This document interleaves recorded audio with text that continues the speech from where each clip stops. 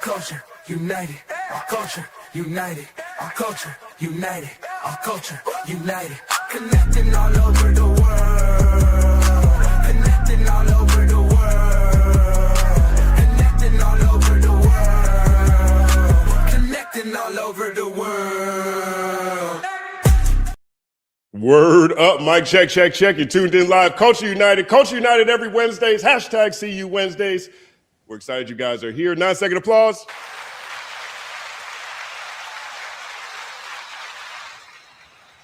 Word up. Yo, this has been a crazy content week. So much to dive into. And we have the perfect panel, in my opinion, to tackle these topics. Joining us for the first time today, someone that you guys have been asking about for a while now. I really appreciate his honesty, his incendiary commentary. His channel is really, really fire. The one and only Challz Brown. 9-second applause. Salute. I like that word, incendiary. I think it's the perfect description. You know what I mean? Like it is an exclamation point out here, and I appreciate it. I love it. Word up, word up, word up. Also joining us today, another favorite within our community, one of the hosts of one of my favorite podcasts, the Rap Roundtable. And he went viral this week because one of his J. Cole takes has picked up steam since J. Cole's been doing a lot of talking. My brother, great friend of mine, the one and only Jarv. 9-second applause. Good to be back. Appreciate y'all having me. I'm ready to spar with the homie Challz tonight. Should be fun. I think it might be a fiery conversation. We shall see get how this goes. Everybody keep it respectful, and then everything is all good. Always. Also joining us this week, a mainstay on the show, one of my favorite strategists, marketing people, media people. Also a member of the F&F team, 1st and 15th, the one and only Elle Challz. 9-second applause.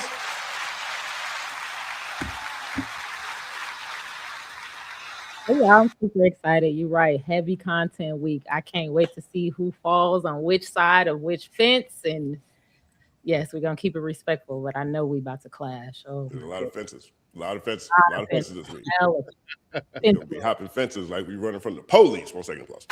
Also back on the panel this week, one of my favorite fresh young voices. Her channel, Look at the Material Pod, is undefeated, in my opinion. Always comes with what absolutely needs to be said when everybody else ain't saying it.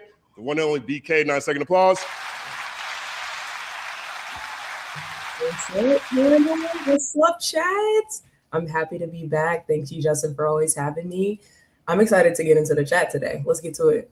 It's going to be dope. It's going to be dope. And also back on the panel, it's been maybe a month. And I think long overdue in my opinion. Hey, sometimes that's how long technical difficulties take. My brother, my partner, one of the co-hosts of the Third Verse podcast, along with DJ Mormilly and myself, the one and only Stat Quo. 9-second applause.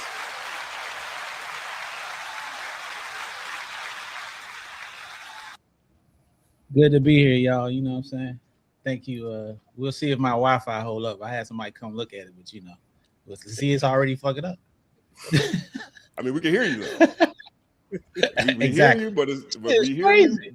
That's a fire little animation. You got to play into it like they trying to suppress my voice. That's what it is. That's exactly what it is. That's what, it'll hold up. Thoughts are physical. We're going to be straight for this episode. As always, everybody, we have a 2-hour main discussion where we'll focus on the main topics for the day, the 2 biggest topics, or at least the main topics that we talk about. And then after that, we answer questions from the super chats. Everybody on the panel, you're more than welcome to stay after the initial 2 hours. If you look at people's lower thirds and their bios here, there's some cash apps that are listed there. If you rock with what somebody's saying, go ahead and break them off your appreciation directly. And if there's any questions, let's go ahead and rock. All right. Now, as Stat, you can still hear us though, right? Yes. Okay. That is progress. That is progress. Bear with me as I'm sweating. I think it got hot in LA faster than my AC was ready. So it's all happening. Now, this week we have seen J. Cole go outside and start talking. And I've been looking forward to this for a very long time because when we think back at the Shakespearean shakedown, this greatest rap battle in history between Kendrick, Drake, and J. Cole, hip hop has never seen anything like this before. And regardless of who you are out of that trio, your experience going through all this is a one of one in the world. And so whatever these brothers have to say, whenever they decide to really start talking about this, is our first real insight into what actually took place and the feelings that were associated with, in my opinion, one of the best moments I've ever seen in my life, hip hop or otherwise.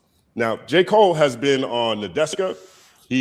And today he was on Cameron, finally with Cameron.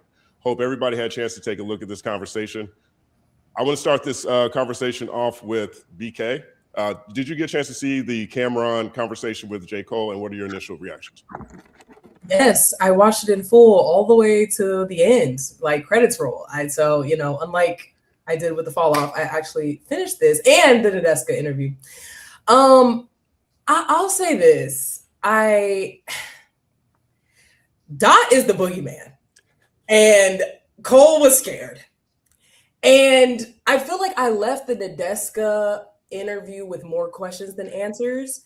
And then listening to the Cam interview today, I was like, okay, he went into a little bit more depth. I don't know if he just felt a little bit more comfortable in that setting. I know at the beginning of the Nadeska interview, he said he was like quite nervous, despite being like in his childhood home and stuff like that. So I felt like it was a little bit word salad-y. Like I was like, okay, this could have been an email. This could have been a shorter. I don't know. Like there was a lot of filibuster, I felt like, from him. But in watching the Cam interview today, you know, he said that he had two reactions when Like That dropped. That this shit's hard and damn, this is inconvenient. And I feel like a lot of the theories that we had surrounding Cole that I had were kind of proven to be true from that interview, that he already had the fall off queued up and that the beef pushed it back. What he also revealed in the interview with Nadeska is that My Delete Later was already queued up. Like that was the day that dropped, it was always going to drop, and that he just like tagged on 7-minute drill to that. But I guess like the larger, you know, point he was making about like his decision, the apology and stuff like that was like, he was kind of coming off writer's block. He wasn't really inspired. He didn't want to put out, he wanted to put out the fall off, but he was just like, oh, let's get this over with. And he just kind of put some bullshit out. Like, that's basically what he said. Like, he was like, he did a 7-minute drill, and it seems like they just went with the first thing that they recorded and they put it out. He said he just put it out just to be like, hey, like I did that because I know what people are going to say if I don't say anything. And I just wish, hearing that, it's just kind of like, I wish he would have been more strategic about it. Because I think from a writing standpoint, a 7-minute drill was god awful. It was ass. Like you could tell he was like experiencing, you know, writer's block or whatever. Like him giving that context made so much sense because it just was trash. Like what he was saying about Kendrick's work, comparing him to The Simpsons, like it was lackluster. And so to hear like that his mindset was basically there, I'm like, okay, well, you should have just not put it out.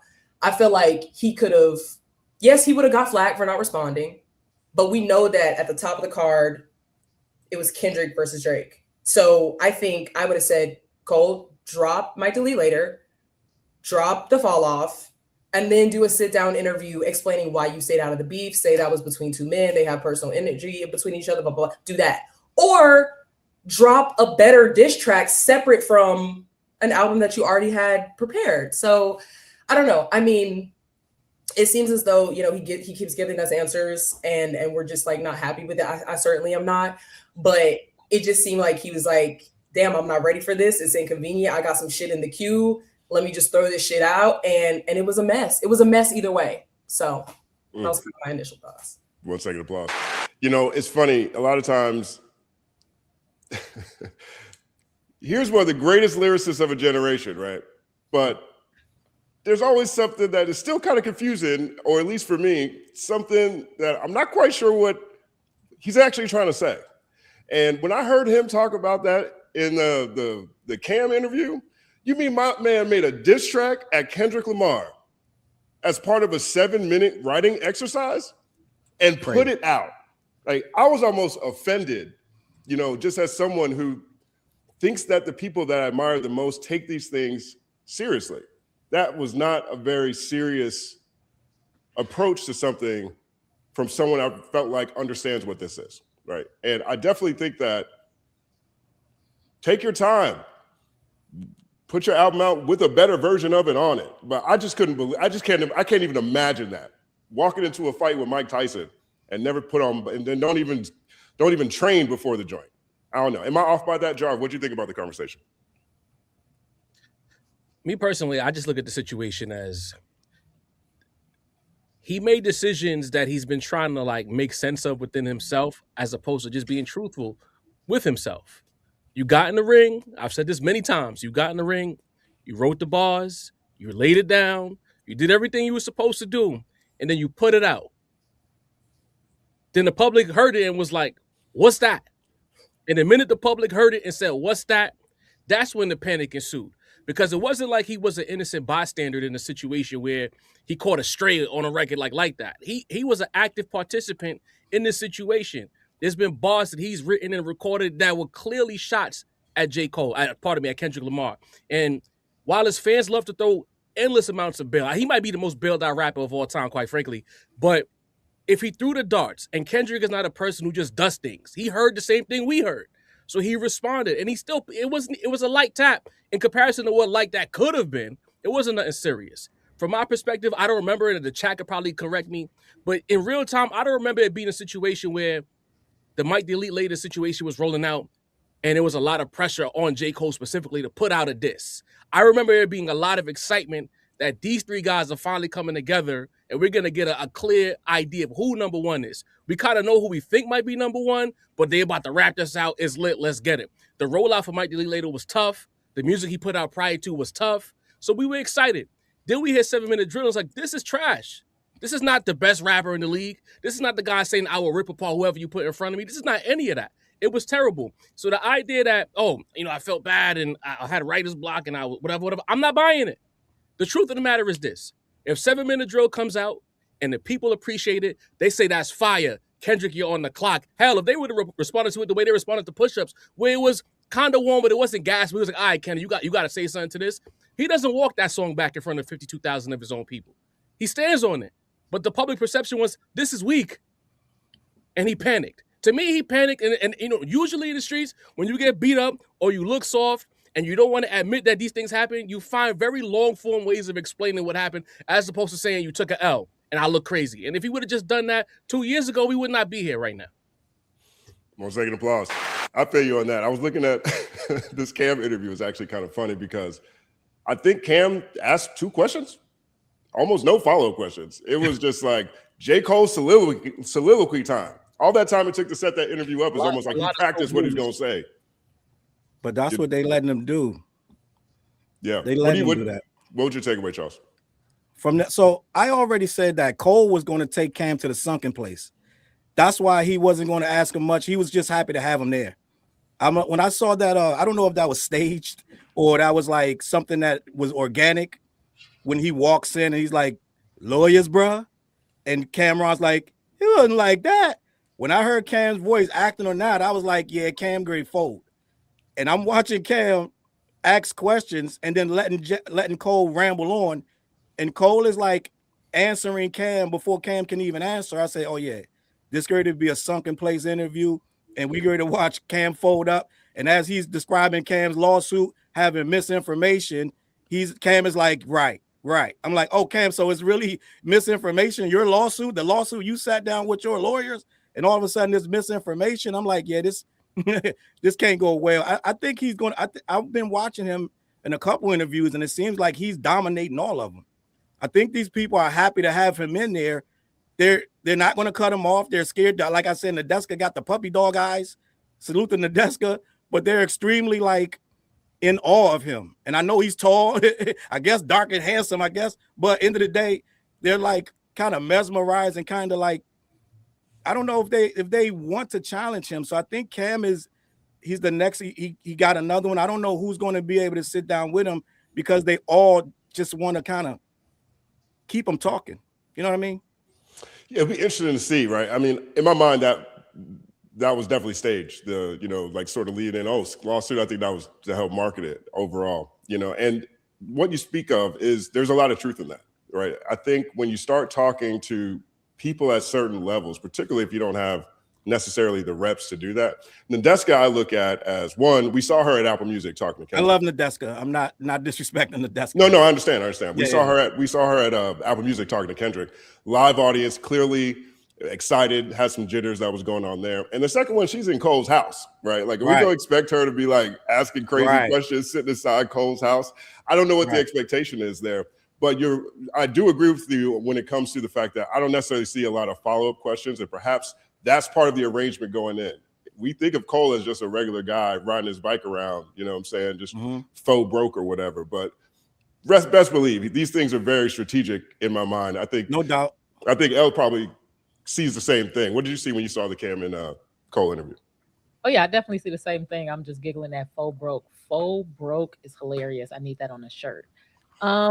I think that nowadays, since it's so hard to get interviews with what was formerly known as the Big Three, everybody is going to walk on eggshells when you talk to them. And I almost kind of feel bad for them because it's like the public wants them to push back. But it's like if they push back too much, then it's probably not going to come out or they're going to lose opportunity. So it's like, really, we're just watching theater in some way. But what I think is interesting is Cole keeps re-explaining the same thing and people still do not believe him. Like I think people refuse to believe him. And I kind of go back and forth two ways. One, I imagine, what if he's telling the absolute truth about how he feels and he's almost being like self-sabotagingly honest. It's hilarious that people are still like, nigga, no. You was embarrassed because that shit was trash and you tried to take it all back. Because it's funny how a crowd can just be like, no, nigga, I don't believe you, even if you're trying to be honest. Then on the other hand, it's like, I do think he's a little bit being performative about, because he just keeps saying I love. It's so monkish, modest, but it's manipulative, yeah. And I wonder. I don't know. I wonder so many things at one time, and I watched like 45 minutes of the Cam thing. So these are all like fresh thoughts, brand new thoughts. Remember I told you I'm gonna take that from you. Brand new thoughts. But I wonder, like, maybe he doesn't even know he's being performative. Maybe you reach certain heights or you get certain successes or you start feeling like, oh, I'm so introspective and I'm so in touch with my feelings that maybe he's lying to himself. I just know the boogeyman shit is true. They'll never get over this. This shit is crazy. 1 second applause. Yeah, I mean, I feel like he's had a lot of practice, right? Port Antonio, that was a draft. You know, I think Birthday Blizzard had some lines. Let's see how the public reacts to this. There's a few moments on the fall off. You know, I used to love her. A few others where this topic gets a little bit. I feel like he should be better at this. Stat, what was your take from either interview that we've seen so far? I know we talked about this weekend's interview on the Third Verse this week. I'm gonna say this because I don't know how many people familiar with Cole and Kendrick's relationship. Like when I first heard Kendrick, Cole came to work with us to write a record for Dre and Snoop. Before we started writing that record, he played us Kendrick Lamar. Dre had heard Kendrick, but what I'm trying to say, how much he loves Kendrick. He loves Kendrick. You going in with Dr. Dre, you could be talking about your stuff and all this type of shit. The first thing he played was Kendrick Lamar. He played that music. He's like, yo, you got to do this. You got to do this. He was pushing Kendrick to be signed. We end up, all of us wrote that song together for Dre and Snoop. End up going on the Game album, whatever. But I bring that up to say that I think he genuinely loves Kendrick. I think he was very surprised by the diss record, but he knew the details of the record. Like Kendrick's supposed to be on the song. So I don't know if y'all knew that either. That was Kendrick had the song for some. Oh, damn. Oh, dang. It just got good, Stat. Just got good, Stat. It's breaking up. Oh, you're back. Say it again. Say it again. Okay. Yeah, I'm sorry. It's terrible Wi-Fi. This happens every time. Justin, no, this is like a repeat. Y'all like, damn. But anyway, I thought we had it fixed. We went through a whole I had somebody come over here and paid him a ridiculous amount of money, but clearly he didn't do a good job. Anyway, Kendrick wasn't feeling it. Okay. Fast forward, J. Cole's on it, whatever. It comes out. I really think Kendrick felt like they attacked him because he didn't get on the record. I don't know this. I'm not confirming this because I didn't talk to Kendrick or anybody. I'm just saying Kendrick's perspective. Are we talking about first person shooter? Yep. Yes. Kendrick is supposed to be on that song. If y'all don't know, for a long time, every time Drake do an album, he would send Kendrick something to get on it. So this is going on behind the scenes. Like, I'm just letting y'all know. So anyway, but Kendrick has not liked Drake for a long time. I don't think I'm going out like on a limb. You know, when Drake was championing Baby Keem and he was trying to get in the studio. That was not happening. Why do you think that wasn't happening? Okay, anyway, so the song comes out, Kendrick hears it, does his verse, boom, I'm gonna knock you the fuck out, boom. J. Cole should have shut the fuck up, not said nothing. He decided to jump out there, When he realized, like y'all said, that the public didn't like it, he pulled it back. If that song would have blew up, that shit would still be up in DSPs right now for us to enjoy, all of our families to love. That's the question that should have been asked by either one of these interviewers. Hey, what if we reacted to that song like we reacted to Not Like Us? Would you have taken it down? You wouldn't have taken it down. You took it down because there were some other things at play that Justin, me and him talk about all the time that we're not going to say on here that you didn't want to get to surface because information is what wins these battles, not lyrics. And if your house ain't clean, not saying it's house, I'm just saying if there's something for someone to throw out there about your crib, that's when you start shaking in your boots with a battle. I don't believe for 1 second that wifey was crying and all. It was some other stuff going on behind the scenes that you're not talking about. And I'm not mad at you for not talking about it because that's why you didn't get in that battle. So if we're going to leave that alone and go on from that, you know, glad my camera not working. So not these secrets. Plausible deniability. All this AI, it could be anybody. We don't even really know. It's not even me. It's not me, J. Cole. I love you. I still do. But you know what's going on. You're lying. Well, take an applause. I mean, you raised a good point there, Stat. Like, you know, there's a lot of questions. I think we're all in the same cipher when it comes to the way these interviews are playing out so far. Because I got a bunch of questions I would love to ask. I legitimately want to know what, from Cole's point of view, the thought process was with first person shooter. Did he think he was going to be able to say those things and not have Kendrick, his brother, he talks about him, he loves him so much, did he not think that Kendrick was going to take any of that personally? Now, I would love to hear his answer to that. You know what I mean? I would love someone to ask him if someone actually came up to him at Dreamville. That'd be amazing. Can we get confirmation that actually happened, or is that just a thing that people are still talking about? I would love to know, like, you know, even stuff from the standpoint of the fall off, right? In that Cameron interview, he says this battle inspired him again. Well, why are you still marketing the fall off like you're retiring? Why are you still doing that? You know what I'm saying? So there's a lot here that I haven't heard anyone ask yet, but all of this is still really fascinating to me. You know what I mean? Open floor for this next question. Do you think that Cole, when he made first person shooter, knew what he was doing or expected Kendrick to respond the way he did, just from a peripheral standpoint? He had to know. This is my thing. He's telling the story in a vacuum. He's acting like, whoa, Kendrick came out of nowhere. He's not talking about him always talking about how I don't care who it is, stand him in front of me, I'll end you. I'm the Muhammad Ali of the big three. Whenever you know this man may control, whenever you know this man, like, you know the profession in which you're in.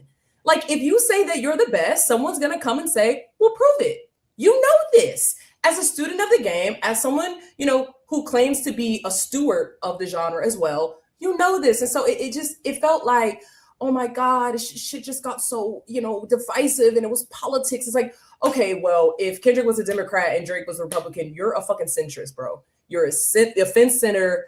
You're clearly lying. We're hearing some like background information about this stuff, and it's permeating through. And I just felt like him acting like so naive and so clueless and so like that anything he did or said couldn't be seen in a certain way. They shot like a massive video for a first person shooter, and it was all these 2-player games, yet you're talking about the big three and you being the top of that shit. Like, of course you knew that. So him telling it in a vacuum like that and not having pushback, like to Elle's earlier point, it's kind of this aspect of like access journalism. It's like, well, if I push them beyond the vetted questions, am I going to be in this room again? Which sucks. And I feel like neuters journalism, because like we don't get real answers to these, questions like, to your point, Justin, like you want to ask, okay, did Q or whoever really pull you to the side and say something? He already pre-answered that question by saying, it came to me from the heavens an hour before I went on the Dreamville stage. I don't believe that. And that he felt super relieved. He told Nadeska that he felt super relieved and didn't care what anyone else had to say when he did that. What? Like you're being manipulative, and there's not, it just makes me feel like, and then also to make fans and enjoyers feel like dirty or something for participating. It's like, yo, it's beef. We're battling. Like, I'm gonna ride for my guy. Like, I grew up, a lot of my formative years are listening to Die. Like, this thing has been brewing. This lore has been building up. This didn't just come out of fucking nowhere. So I don't appreciate him acting like that. And also, like I always say, so much good came out of the beef, in my opinion. Like, yes, we could talk about stands and negativity and shit, but to act like that's the total sum of this is really disingenuous to me. Like, us meeting, like, my favorite writers, my new favorite writers, creators, like all the music we got, all the lore, all the history, like, sneaking to the bathroom at work to listen to the shit because he dropped it on a Tuesday in the middle of the day. Like, that was exciting. And so, I don't know. He's acting like his hands are clean in this, like he didn't sneak this, like he didn't sub, like he didn't put out first person shooter, like, speaking in this vacuum. And I don't appreciate him acting like we're fucking idiots or evil for like enjoying the beef. I don't either. 1 second applause. Open floor. It's like I said before, it's a situation of manipulating the scenario to where you have so many fans that if you say enough of the lies enough, and those millions of people pull up and they say, yes, that's our guy, he would never do that, based on the persona he's curated. I don't know him behind the scenes. Shout out to Stat. But I'm just saying what I've seen as a person who takes in the music, there's a persona that he's created that he's been trying to like uplift through these explanations. Like, I'm the nice guy. I'm J. Cole. I'm essentially the Mr. Nobody, at the same time Mr. Everyman. I meant no harm. But it's like, bro, you can have your friends on the block and your friend want to cut ass, but he don't want to put a name on it. At a certain point in the night, yo, you making fun of me, And there's a lot of bars that he has like that where he says something and it sure sounds like he's talking to Kendrick, but then when you ask him about it, oh no, I didn't mean it that way. That's not what it is. Even the line on The Secret Recipe where he's talking about everybody steppers, the studio steppers, or whatever the case may be.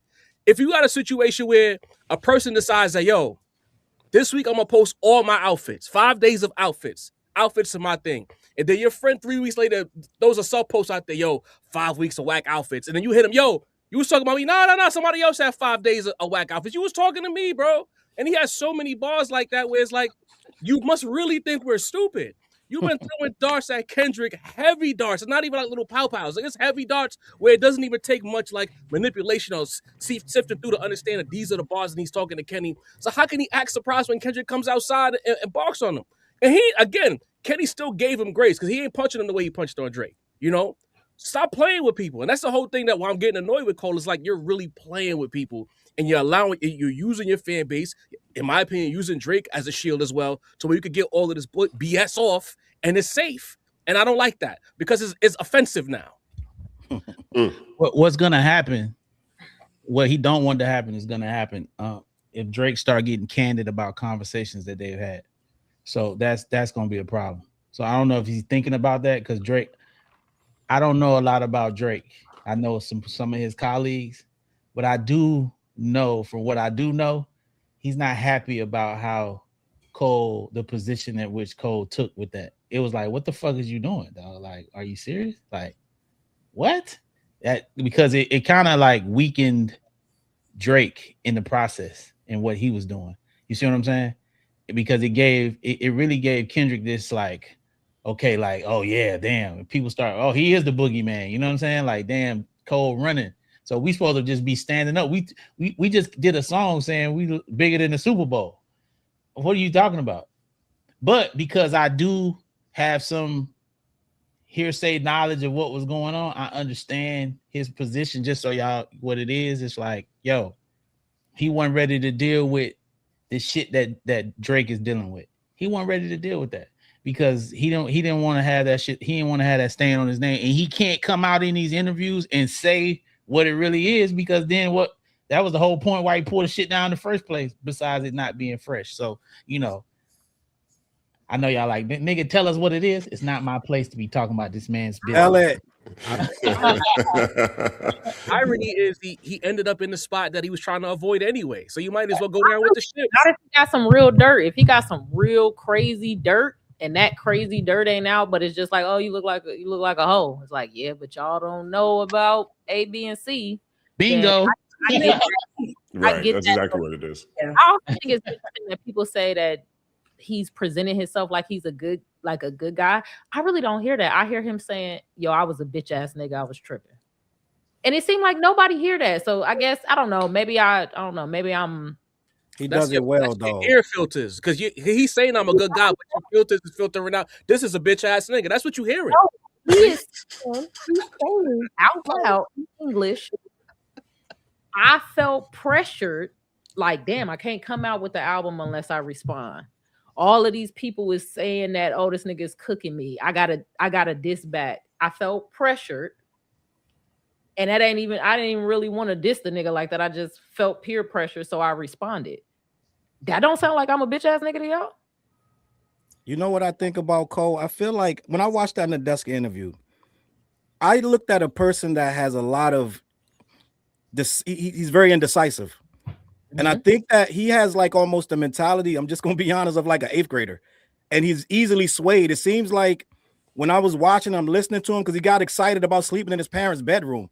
And it's just silly stuff. Like if you listen to him talk, it's like the most mundane shit excites him. And he's like, yo, I got to spend a weekend in my Honda Civic with my boys, like that I used to chill with. Like, it's like the most like childish stuff moves him. And I think he's still, even though he's a grown man, and what is he, 41? I think J. Cole mentality is under that because he moves. If you listen to him talk, it's like he moves on what he thinks hip hop wants him to do. You know what I mean? So I think he dissed Kendrick because he feels hip hop wanted him to diss him. Yeah. So it's like, I got to do what hip hoppers do. I think he does what he thinks rappers are supposed to do. And then he has the main character syndrome where he always has a reason. It's an excuse. He's very manipulative because you're looking at him like this big ass 15-year-old. So you soften up. you know how people can disengage you. I think when he comes into these rooms and these interviews, he can disengage you. He has this what's the chip tooth smile or whatever you call it. And I think he's very like, he disarms people. And so they lean in and they're like, okay, tell me more. Like Nadeska, she leaned in. I just saw Carmelo Anthony. He leaned in. And Cole, some people can use that. They know that you're disarmed. So he's talking for you and answering your questions before you can answer them. He has the excuses ready. It feels like he already knows what you're thinking. Like he broke down the thing with LeBron James having the record. I don't know if y'all saw that. Yeah. Where he explained that record was for me. So it's like he knows what you want to hear, and he's going to tell it to you just how you want to hear it. You won't even have to ask. You won't need a follow-up because even your follow-up will sound like redundant because he just answered it. So it's like he can manipulate the whole conversation, and he's been doing that with us for a long time. And I know I went years like forgiving him for the most ridiculous and egregious shit. It's like, yo, like we give this guy so much bail, it's crazy. People are still in my comments daily. Like, Charles, you're just like a Neanderthal. You don't get it. This guy it's like he's this kind of monk with the walking stick, walking the country on some kung fu, right? And it's like we let him do these things. Like most hip hoppers won't get away with this. But for some reason, I think the first time he was even that hip hop rejected him was 7 Minute Drill. And his knee-jerk reaction was to apologize and delete it. Right? It wasn't this moment of clarity, and people are like, yo, he grew. Like he kind of understood what no, it's that the hip hop rejected that song. Literally, I don't know if he's ever been rejected like that. Hip hop rejected that song, and he deleted it, and here we are. And now we're doing interviews, and he's not even letting the interviewers talk. So it's like he's very good at getting in front of the narrative and making things sound really good. It's like a guy that can really, really talk to you, and you know what I'm saying? It is what it is. I think. Oh, go ahead, Jess. Go ahead. No, you got to go ahead. I think you guys on this panel, everybody on here, you guys have a magnificent way and to know how to speak and to speak your opinions where it's not offensive and it doesn't hurt someone's feelings, especially somebody like such as himself. But I want y'all to know that artists generally are the most sensitive people on planet Earth. And the most celebrated artists are the more sensitive they are because they get so much love that they're not They have not built up the callous to accept that the criticism. So the way you all talk, how you're able to say your express your displeasure without saying this nigga's ass, you know what I'm saying? Like, and disrespect him. Generally, the public doesn't know how to do that. So when they speak about him, that shit keep him up at night. Like it make him feel away. So like you just said, Challz, like this motherfucker, he did that and ran to the hills immediately. Like it was the beach. To the beach. Oh, excuse me, to the beach. He ran to the beach. But you know, I just want to say this because my partner is like one of his best friends. I can't go too hard. He gonna call me. So I rock Cole. I rock with you, baby. But you know, like I say all the time, Justin, we all know how to fall. We all walk, but we fall sometimes. And he even falls, you, even me. Too soon. Too soon. Too soon. Too soon. I think it's just that, you know, I guess for me, I don't want to speak for the panel. You know, once he kind of transitioned from his early career positioning as the college guy, and there was a lot of people I could say in my personal life that I came across who weren't necessarily rap fans, but they were J. Cole fans, right? Then he got into his best rapper bag. He's cooking. He's talking a certain type of language that we like, and he was leaning into it. So it's difficult for me to now hear this. It's a lot of sucker activity that I'm hearing from him. I gotta call it what it is. When you position yourself as the best guy and you were actually performing it, so it's like, what was all of that fake?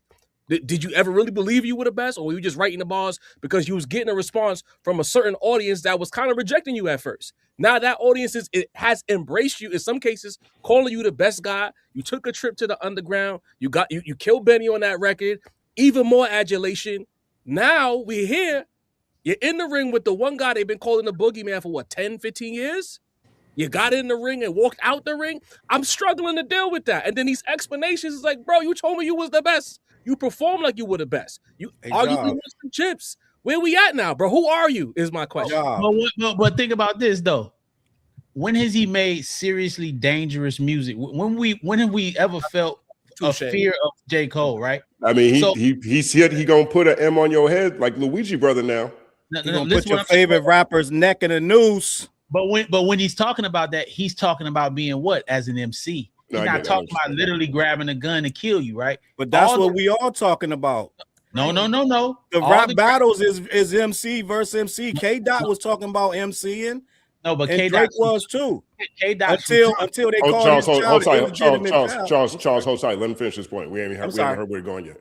K Dot from Compton, and we clown Drake all the time for trying to be hard. I'm saying when we talk about the greatest of all time, generally these guys are talking about drugs, killing people, and that dangerous stuff, right? So if I'm sitting down writing a record, right, and I know I'm not really street, I got to provide some element of danger in my raps to keep, because you know this is what America, we thrive on violence and the danger. So he's throwing that in the rhymes. I'm the illest MC. I'm gonna kill you lyrically. I'm gonna murder you lyrically, and he just wrote it so crazy. And now when it was time to murder and kill someone, he had a difficult time, because in this day and age, like I said, it's not about your rap skills. It's about information. You know what I'm saying? Kendrick did kill him lyrically, but the information is what really took us somewhere else. You know what I'm saying?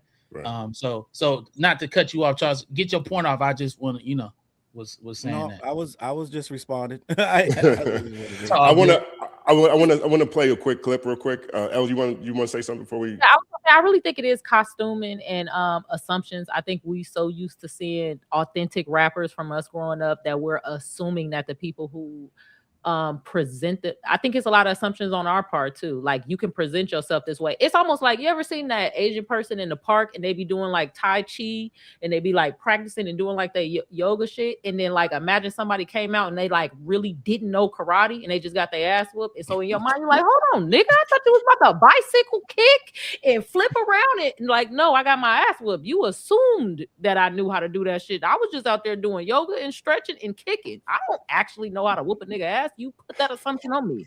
And I think that's going on a lot with a lot of these rappers. Like, we assuming, yeah, y'all thought that old ass nigga at the park really was gonna kick all them 6 niggas ass? No, they stomped him out. Some of that is what? Like, it's posturing. And I think the old guy ain't say he was the best martial artist in the world, though. Maybe he did. Maybe somebody walked up and was like, man, how he like, man, I've been doing this for 30 years. Yes. Cole say he's the best. Right. One second applause. He was doing it. I want to play. Oh, my bad. Oh, I didn't mean to cut you off. I thought you were. Go ahead. No, it's fine. I want to play this quick clip because this moment right here in the J. Cole interview, to me, is this. It encapsulates why J. Cole confuses me so often. He is a phenomenal MC. He is one of the best wordsmiths of this generation. And I always find myself in some situation where I'm not sure I know what he's talking about because he better not be saying what it sounds like he's saying. And this is from today's conversation with Cameron. And so I'm gonna play this and I would love to see everybody's reaction to it. Let's see, is this one? Yes, this is one. All right. Really analyze the situation. I'm like, now I feel like the only person in the Can you guys hear that, by the way? Yes. where it's almost like it's a much more mild example, but it's the only way I could think about it. I'm like, I think of Dell Curry. Like, imagine Seth Curry was the star basketball player for whoever the team he was on, the Hornets. Right. And then Steph was the star player for the Warriors, and they met in the finals. Right. And then Dell has to watch, like, you know, he has to watch this battle. Somebody got to come out a quote unquote loser. Somebody got to come out a winner. It's like, I'm the world right away. The world became like politics. You either did. Okay, it goes into the part we saw as a clip, but I watched this and I was like, did my man just say that both Drake and Kendrick are his sons? Is that why? Is that? Did anybody else get that? Because I listened to that and I'm like, wait a minute. You had all this time to figure out how you wanted to approach this. We saw the reaction to Port Antonio. We saw the reaction to Birthday Blizzard. You knew you was going to sit down with people. You knew people were going to ask about how you felt during all this. And your example is Dell Curry watching his sons play in the NBA championship. That's your example? Tomato. Am I off? What do y'all think? No. And I did not see that part of the interview yet. That is a terrible example. He really don't get it. That's why I'm telling y'all. He's posturing. He doesn't have that knee-jerk understanding of like, do you hear what you just said? You just called yourself Dell Curry. Oh my God. But I think he be knowing. Like, I think he be doing this. You're right. And I'm gonna tell you something. I used to genuinely be indifferent, like, to Cole. Like, I would criticize some of the moves he made, right? Sure, like in isolation. But watching these interviews back to back, I'm annoyed and I'm so cool off, bro. I really feel like Whacked Out Murals, and I see why Whacked Out Murals like came out, and that wasn't just like at Cole, that was at the Fence Sitters. That was, I mean, he called out Wayne, he called out Snoop. Hope it was the edibles, nigga. Like, Whacked Out Murals is like, it's just so. When I went back and listened to that yesterday, I was like, oh my God, this just aged so well. This man knows what he's saying when he says things. He knows that when he says, I wouldn't have lost the battle, I lost a brother. He knows it could be interpreted as, I wouldn't have just lost the battle, I would have lost a brother, or I wouldn't have lost it if I would have did it, but he knows what he's doing. Again, he's a wordsmith, he's a writer. He knows what he's saying. And I feel like he likes to kind of fake dumb or something like that. And to describe himself, again, he's now saying, like, these are my sons, I'm the Muhammad Ali, he's saying the same thing over and over and over again. But when it was time for him, why do y'all refuse to believe he's dumb and lame and don't get it? I just think he knows what he's doing. I think it's, you know, I'll say this. I think it's because he went to college. I think it's because he's 41. And he was a communication major, and he's an MC. I think the three of those things, because to me, I'm starting to get over there. I'm starting to be over there where you are, Elle, when it comes to this. You know, I don't think I ever want to. Maybe he's not as great of a communicator as a college graduate communication major, big three MC, one of the best of his generation, you'd think would be. Wait, it's just a bachelor's degree, right? He don't have no PhD in communications, right? Brother. I don't know. The issue is that the things that he says be too on the nose of like offensive to where I can't just grant you the blie of, all right, this is a dummy. You know what I mean? It's like I said earlier, a few times you say something, it's like, all right, maybe that's him.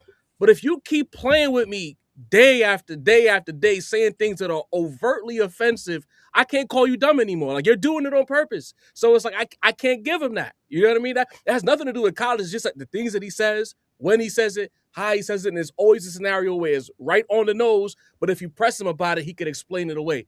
I don't think that's a dummy. I think that's a manipulator. So you think, let's just use this last example. You think he was purposefully saying these niggas is my sons, or yes. do you think he's missing the cultural understanding to know that I'm going to hear that? And you, Dell Curry, we have pictures of Steph and Seth on Dell Curry's lap. Oh, wow. You're making a good case that he's dumb. No, wow. I feel you're making a good case that he's just dumb. I can understand that. She's making a good case that he's dumb.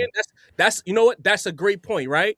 But if it's dumb. a situation where you have on yellow, and every day I talk about yellow every day, you know, I don't like yellow. I don't like bananas. I don't like anything that's yellow. You're not gonna be like, yo, what's up with you, bro? At a certain point.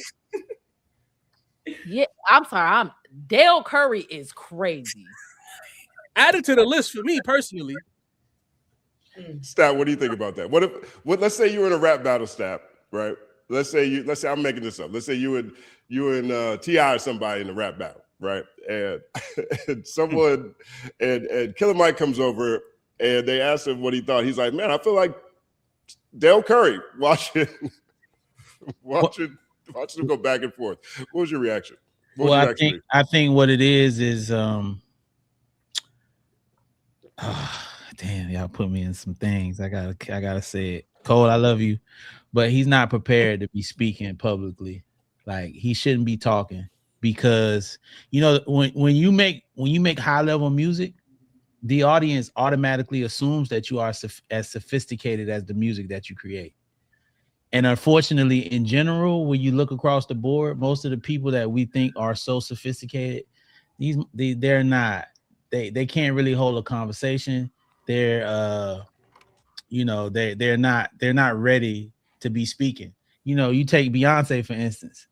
Her music and then her probably don't match. So what her team is smart enough to not have her all across doing all these interviews where she's not actually prepared for the questions that's coming, so she can say, I'm sure Cameron did not send over questions for J. Cole, and they were just going off the cusp.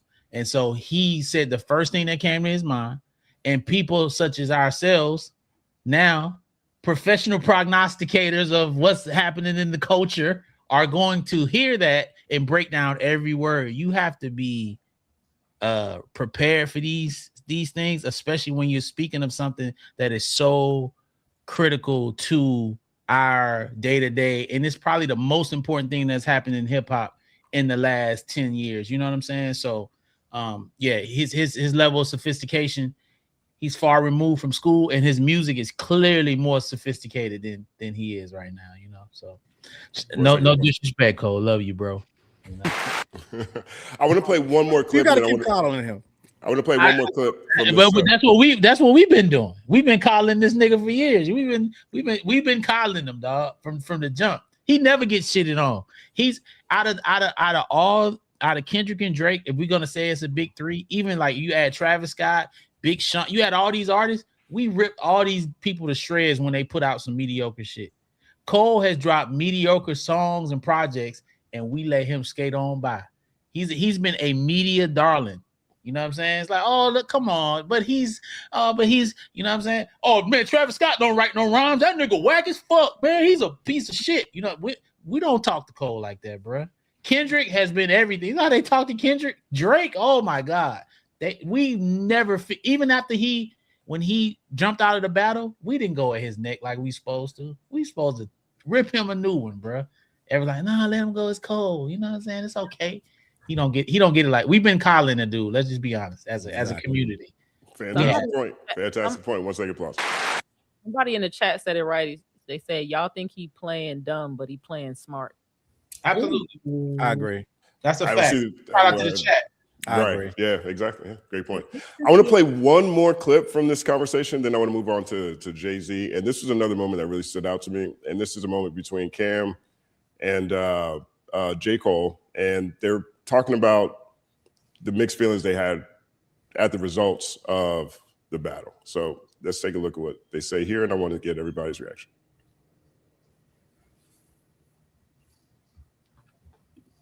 All this shit with me, like I'm not even writing anything good. I'm still not writing nothing good. Right. And then one night I was in the Bahamas, me and T Minus, a studio out there. I'm just like, yo, fuck it. That's why it's called 7-minute drill. Me and Wrong clip, my bad. Did T Minus do 7-minute drill? Yes. Yeah. Oh, I gotta go. We're gonna have him on the third verse. We see if he talk about it. It don't exist no What more. you just said.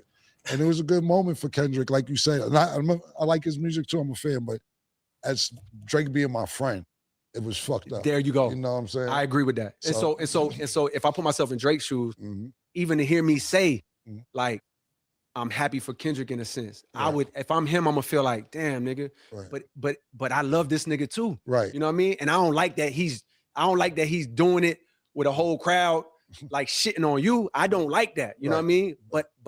But shit, that's not my place to necessarily judge. And if that's how he felt, he had to go with it. You also engaged at the same time. You know what I mean? Like so I absolutely hate and have always hated how they try to like do that to him. And I genuinely pray. It's like, nigga, I'm a fan waiting. Like I be telling Eve, like, man, I hope this Iceman shit go crazy, and I hope he kills that shit. Now, I played that clip because I think it's actually really significant that Cole said, yeah, but you engaged too, right? And the reason why I like this clip as a transition to the Jay-Z conversation, because we're going to get over there too, is that there's this idea that rap battles have gone too far in 2026, right? We've got Hove over here talking about this. J. Cole has been describing this as disgusting and all this stuff without talking about any of the positives that came out of it that BK broke down so eloquently at the beginning of this conversation. And throughout all these discussions, people act as if a rap battle happens. This is a Fight Club. This is Gladiator. This is the final scene of Idiocracy, and you got to go out there and fight for your life. But there is an option to just simply not engage, And J. Cole, to his credit right here, I love the fact that he actually points this out, regardless of all these people that, in my opinion, seem to be treating Drake as if he's literally wheelchair Jimmy, as if he's literally a Make-A-Wish kid, and we've got to put him back together for the sake of something I don't understand.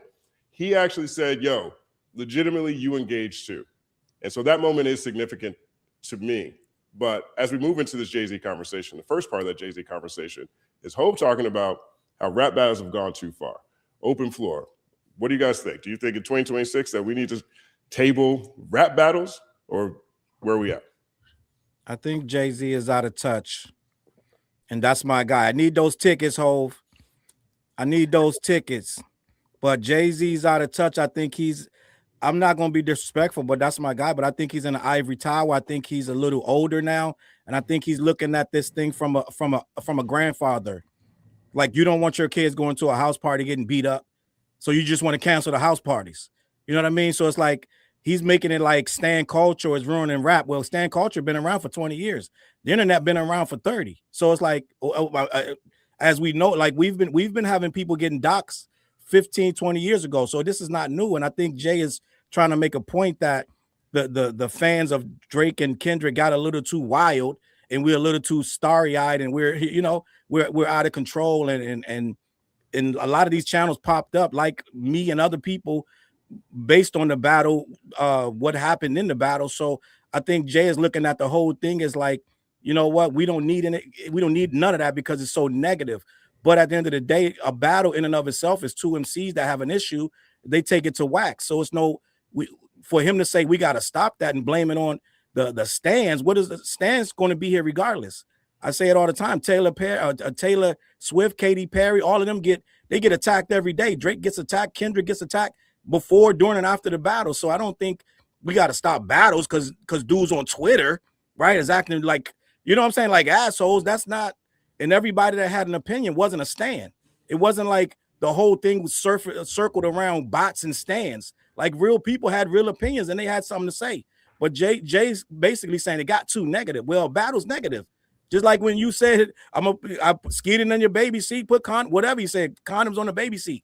Like, and I know that was a long time ago, but Jay, you did that, and you was upset that Nas came at you and you want to defend yourself.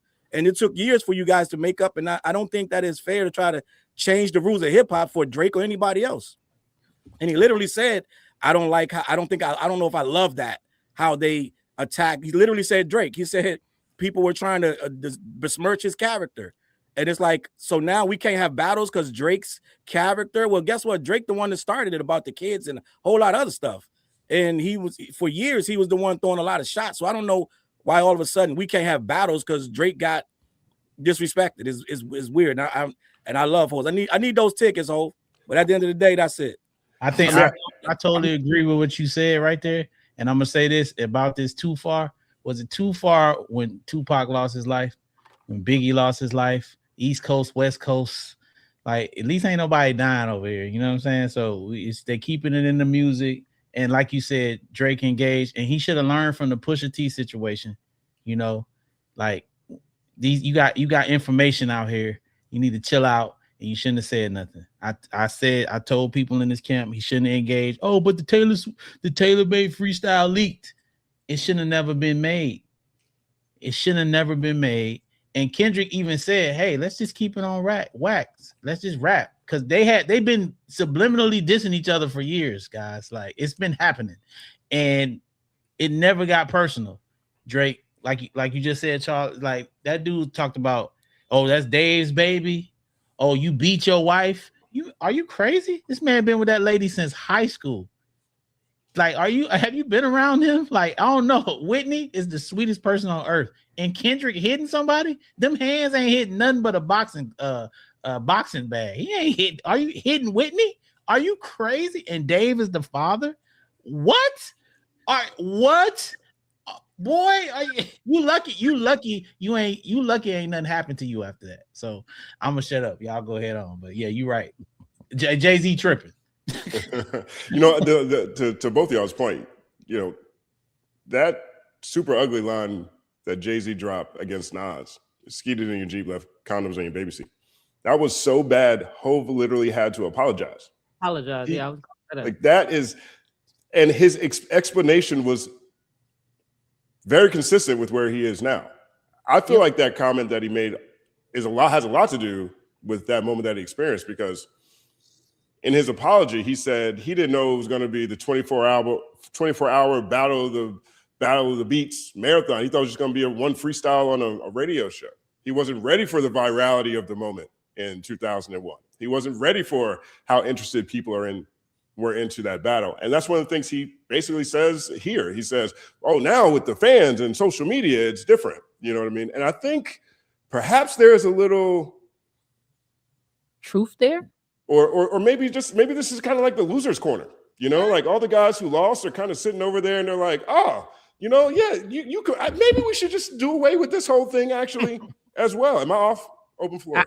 I don't know if you off, but I do think that listening to people's comments on what Jay said, I'm just like, I feel like they misunderstood what he said. First of all, he didn't say battling needs to be over.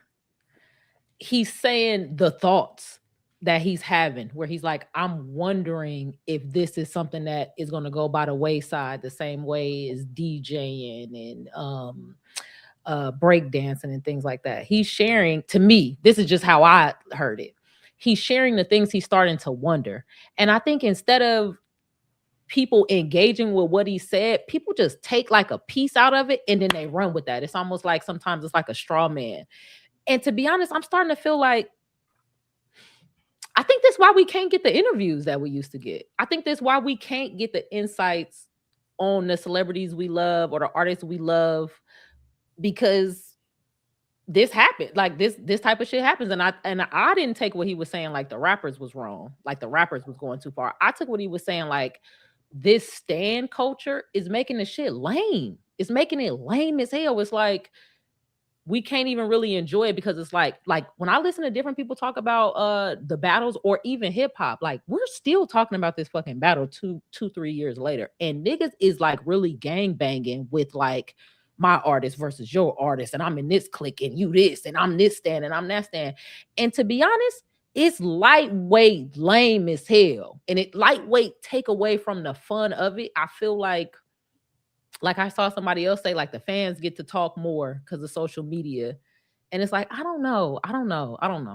It is a little lame, but I don't think that he was flat out saying, do away with it. Fuck this shit. It's over with. I think he was just saying, sometimes I wonder, like, damn, should we even still do that? Like what you said with the house party. Like, yeah, when we went to the house party, we would fight, we would jump people, you would get jumped or whatever. But like, what if niggas start burning the houses down at the house party? Like, yeah, we locked everybody in there, burn the house down. Then maybe you would be like, I don't know, nigga, maybe we need to party at the park, nigga. I don't know. And you know, so I just think people not listening to what he's saying literally is just like what they heard, and they just running with it, because no, we don't want to get rid of battles in hip-hop. Hell no. Also, I do like the idea of maybe the battle should be posse cuts. Like, could you imagine if it's like they had the same hook and then everybody had to put their verse on there? That I'm not mad at that, or at least I'm interested to see what that would sound like. So I don't know. That's just how I took it. When it comes to what he said, I believe that there's too many people who are in a rush to be offended without actually ingesting what's being said. Like, let's just be mad. He said this. We want battles. Like, nah, it's not even all of that. His perspective at a guy that's pushing 60, not to play the ageism card, but like, the older you get as an adult, the more that you're reflective on your own actions as well as what things could be. And I think that was the position he was speaking from, as well as owning the fact that he was being hypocritical. I don't even understand, like, to use the super ugly as a gotcha moment. It would be useful if he was wagging his fingers and ignoring his past. He let it be known that he was being a hypocrite in real time during the interview. So I can't be overly offended if a guy that's done it, it's like a former athlete, if he's done it at the highest level, he's lived through it, he has regrets, and he has lessons that he took away from it, I might want to listen to that guy more so than a prognosticator. AKA, I'd rather listen to Jay-Z than listen to me talk about Jay-Z in this regard. So if he's saying what he's saying as far as the angry mob, and the angry mob, especially in the internet age, it just makes everything a little bit more than what it actually is. The angry mob has carried this battle more so than the rappers themselves. The rappers have stopped, for the most part, rapping. There's still a little stray bars that you catch here and there, but the actual battle's been over for 2 years now, right? And the angry mob has carried it for the last 2 years. So if he's sitting back from his ivory tower and he's like, yo, this is kind of corny. Like, the people are overdoing it. The stand bases, the Club Paradises, the Kendrick fans, the people who are not necessarily super fans, but stands who just take it somewhere that don't got nothing to do with rap. It's not even hip hop. We don't want that. That's why I think he led with the 4 pillars of hip hop, like what battling is and how it impacted the people doesn't simultaneously engage itself with what the stands are doing. Like, when Club Paradise takes one fact about Kendrick and then adds 9 lies and tries to put a story out there in a little group, that's whack, bro. If a Kendrick fan or the Kendrick stands, if you say anything that's relatably positive to Drake, even if you're not even a Drake fan, they calling you OVO and they banning you and they trying to dox you, whatever the case may be, that's also corny. The Cole fans jumping out the window 2 years after he did the corniest thing ever when the Fall Off dropped, to stick their chest out, try to bully people into liking the album, that's corny. And I think that's what he's speaking about. So from that perspective, I hear it. But I do also agree with Challz in that this is what the league is now. We lost the right to control how we ingest this.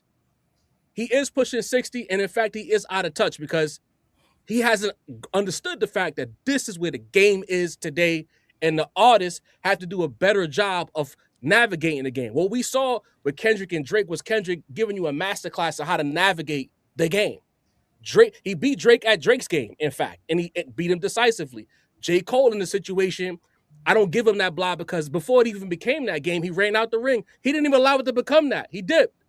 So his situation, he got cyberbullied because he dipped for 2 years until the Fall Off dropped. Now we got the warring factions. So it's a combination platter of both things can be true. Yes, Jay-Z is out of touch, but the Stand Wars is also whack to me. 1 second, plus. I do want to I really like that point that you made that, we're just in a different era. And this is the super fan era. So much so the entire industry is now pivoting to cater to the most emphatic fans in everybody's base. I say it all the time. The super fan is a technical term, a term referencing anyone who is willing to spend money in 7 or more different ways on an artist, right? So If that is the environment, Hov knows that. Tidal went direct to fan 2 weeks ago. They say, hey, we're going direct to fan. It's fine, right? And what we're talking about here is natural interactions between artists within hip hop. And truthfully, just human interactions. People are going to have conflict. They don't even have to be rap beef. The super fans are going to do the same thing. If an artist gets up tomorrow and says, yo, I've been waiting in this TSA line too long, fuck Delta. Delta going to feel it. You know what I mean? And so that is the macro landscape. So is there even a purpose to be like, oh yeah, I mean, should we even do this? That's kind of how I feel, is that, well, I almost wish that like there was an interview where he only talked about the battle, like, and it wasn't just like one question, because there's a bunch of conversations happening, and it was like he fit a lot of ideas into one, which is why we're kind of extrapolating, being like, well, I think he meant this, and I think he meant that. So I think the point is, hip hop or not, battles or not, this is the landscape. Stand-em is the landscape. And I think we can have a larger conversation about the environment, how like, okay, once Elon purchased Twitter and hijacked, you know, the algorithm, you can now pay for verification. That doesn't even really mean anything on the app anymore. Like, we can talk about how right-wing billionaires have like made our algorithms insufferable and made echo chambers more loud, and that influences bot behavior and like stan behavior and stuff like that. Like, I think we could have like larger conversations, but like the pop girls have the same issue, sports has the same issue, hip hop has the same. It's not exclusive to hip hop. And so I feel like both Jay and Cole separately in their interviews kind of super triangulated hip hop. Of course, we're talking about hip hop, but kind of made it seem like, okay, this is inherent to battling, or this is inherent to hip hop. But I guess the other side of that conversation is he having a larger critique of battling in general? Because he said, quote, I don't know if battling needs to be a part of the culture anymore, which is separate from saying Stans ruined the beef, right? Like, he talks about the pillars. He talks about how, like, you know, graffiti is gone and breakdancing is at the Olympics, so that's gone. And the DJ MC relationship is kind of gone, even though, shout out DJ Mesbalon, who is Dochi's DJ, right? One of the like preeminent acts has that going right now, which is awesome. And I saw them live and it was great. We got to see like Ms. Milan do her thing too, and also and everything. So I think maybe we can add rules to the new space. We can, like, as a culture, decide or whatever, like what are the new ground rules for this space. But to say, I think people latched onto that declarative statement of, I don't know if battling needs to be a part of the culture anymore. Like, I don't know. He's like, and then says maybe in turn, have the guys hop on the track and then you battle out. And then you've got Joey Badass being like, well, niggas don't want to hop on tracks and get out rap by each other. And so, like, you know, and that's why you get strays, which turns into beef or whatever. But I want to like stray away from just super hyper focusing on like hip hop specifically and the policing of that, and maybe just have like larger conversations about how, you know, media consolidation and rage bait centric algorithms can hijack anything, and not you know, being so exclusive to hip hop. Because I feel like Cole really drilled down on that too. Like, I felt like putting out 7-minute drill, I immediately was playing into the divisiveness. It's like, okay, well, like, it's inherently divisive. Like, that's kind of the competition of it all. Like, you know, so that was kind of, I just wanted to make sure too, it wasn't straying towards that, where it's like, well, this is inherently, or we could take it there and say, is playing the dozens and ragging on each other and doing it in this way, is that bad? Is putting women and children in their victimization as a punchline, is that bad? Like, that's a larger even cultural critique. So a lot of interesting conversations to have, but I think, you know, every part of our culture is feeling that, and it's not just like a hip hop thing. So, 1 second pause. Made such a good point about, hey, you know, this isn't just hip hop. I think that is a great point, because they definitely have stand-em and everything, boxing, all of that.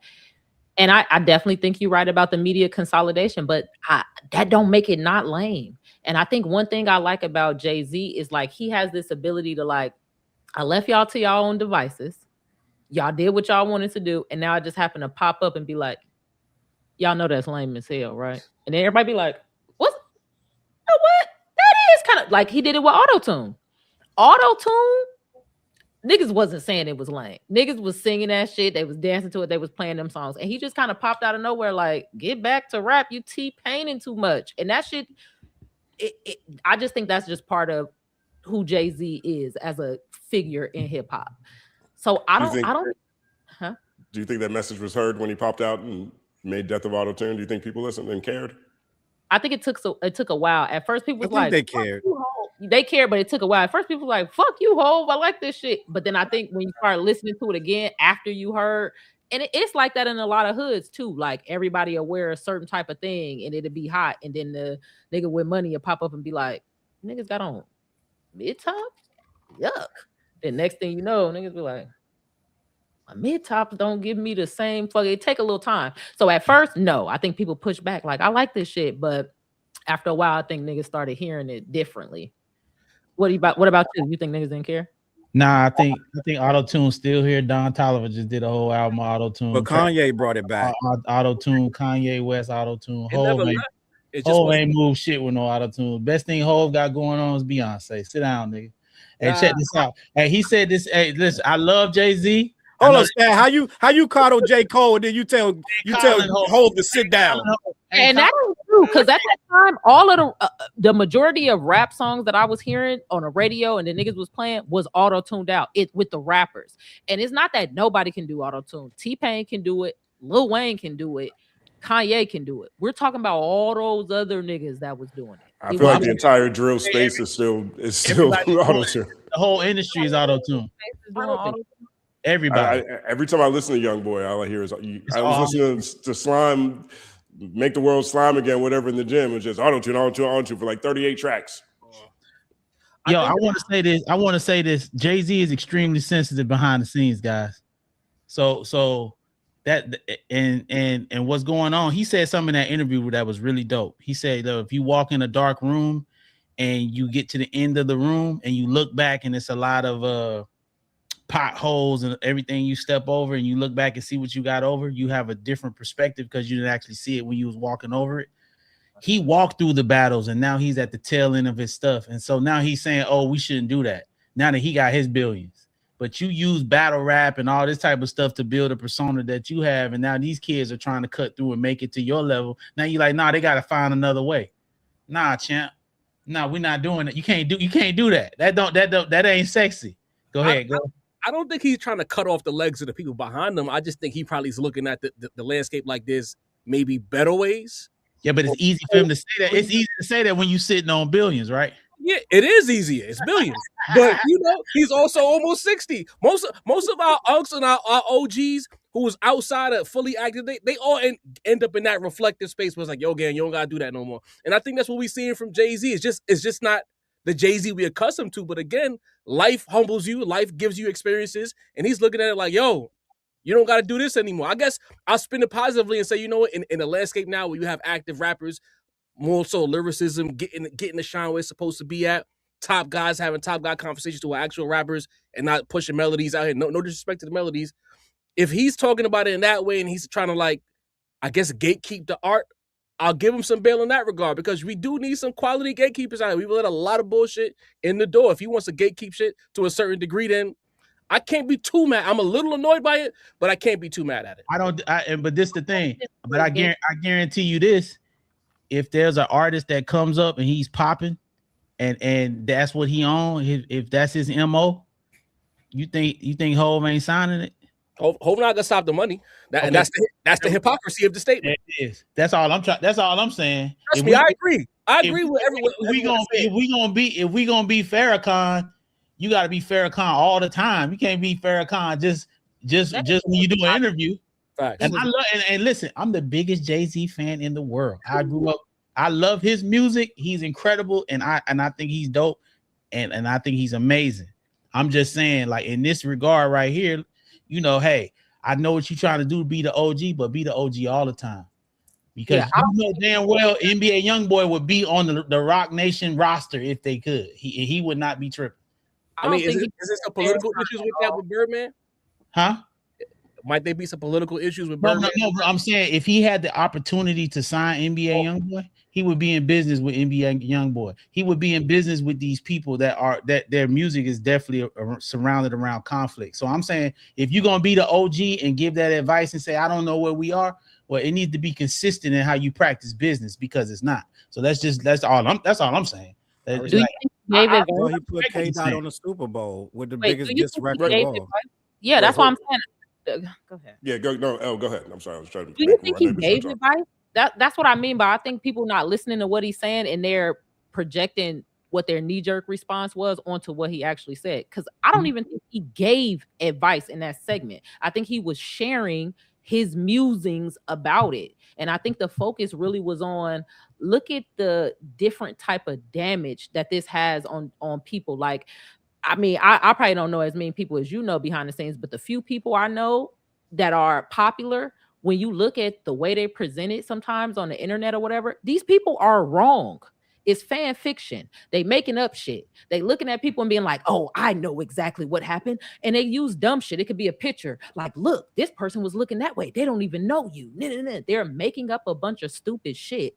And they're repeating it over and over and over again, getting a bunch of fucking bots to make the story bigger. I mean, shit, they didn't change some elections using social media, and because people aren't the brightest.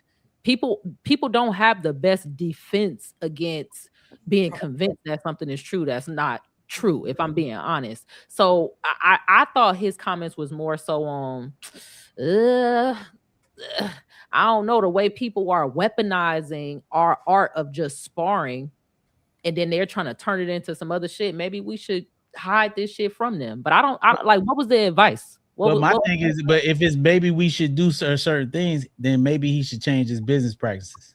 And he's not gonna he's not gonna change his business practices because he's got to pay all those salaries of the people that work for him. That's all I'm saying. My question is he allowed to have an opinion and just be wrong at the same time? Like Drake, he's Jay-Z, but that don't mean everything is gospel that he says.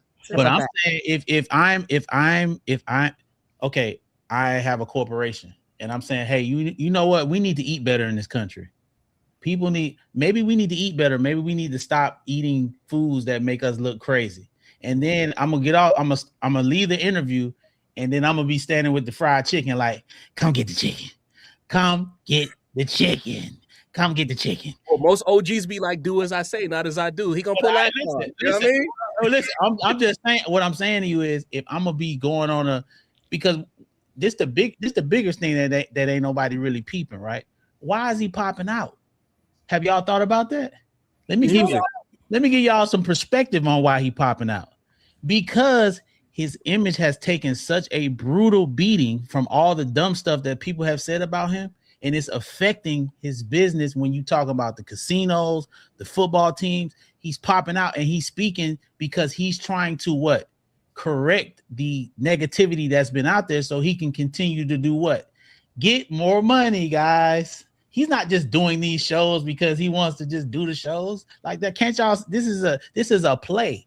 Jay-Z ain't just doing no interviews.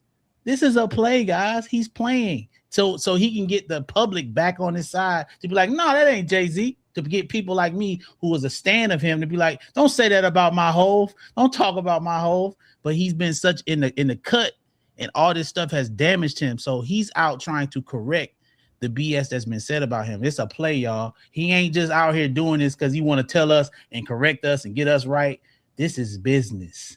You know what I'm saying? He got 3 shows. This is business, guys. Business. I mean, that's really not no. I mean, no shows is gonna sell out without interview. Sorry.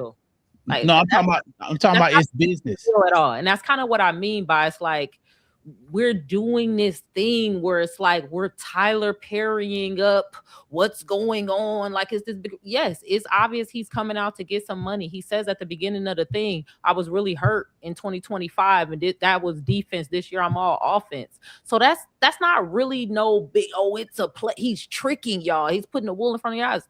Not really. He's kind of coming out and saying, yeah, I don't like how motherfuckers was treating me. It was fucked up. It was something fucked up I had to go through. That shit was hella fake. Right. So yeah, now I'm on defense. I'm about to pop back out and show y'all how I get down. Yep. You know why he lost the casinos? Of course, it's about the money. We're talking about Jay-Z is always about the money. When it's Do you know why he didn't get the casino that he wanted in Brooklyn? But can you respond to what I said? I understand we move into something else.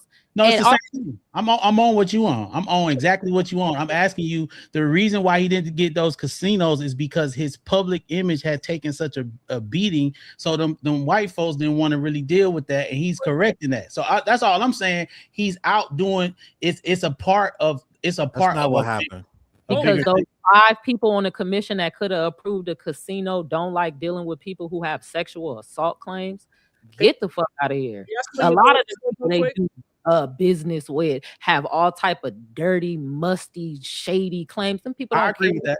I agree with that.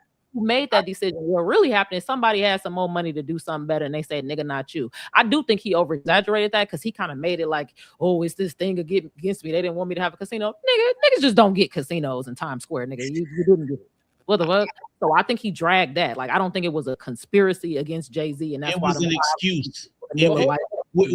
With us, they'll use any excuse to not put us in a position that. Hold on. My thing is, how can we weaponize you in this case? Weaponize him trying to clear his name? Like what part? What part of the game is that? Should he not clear his name? I'm not mad at him. Listen, he's doing the right thing. You saying like he's coming? No.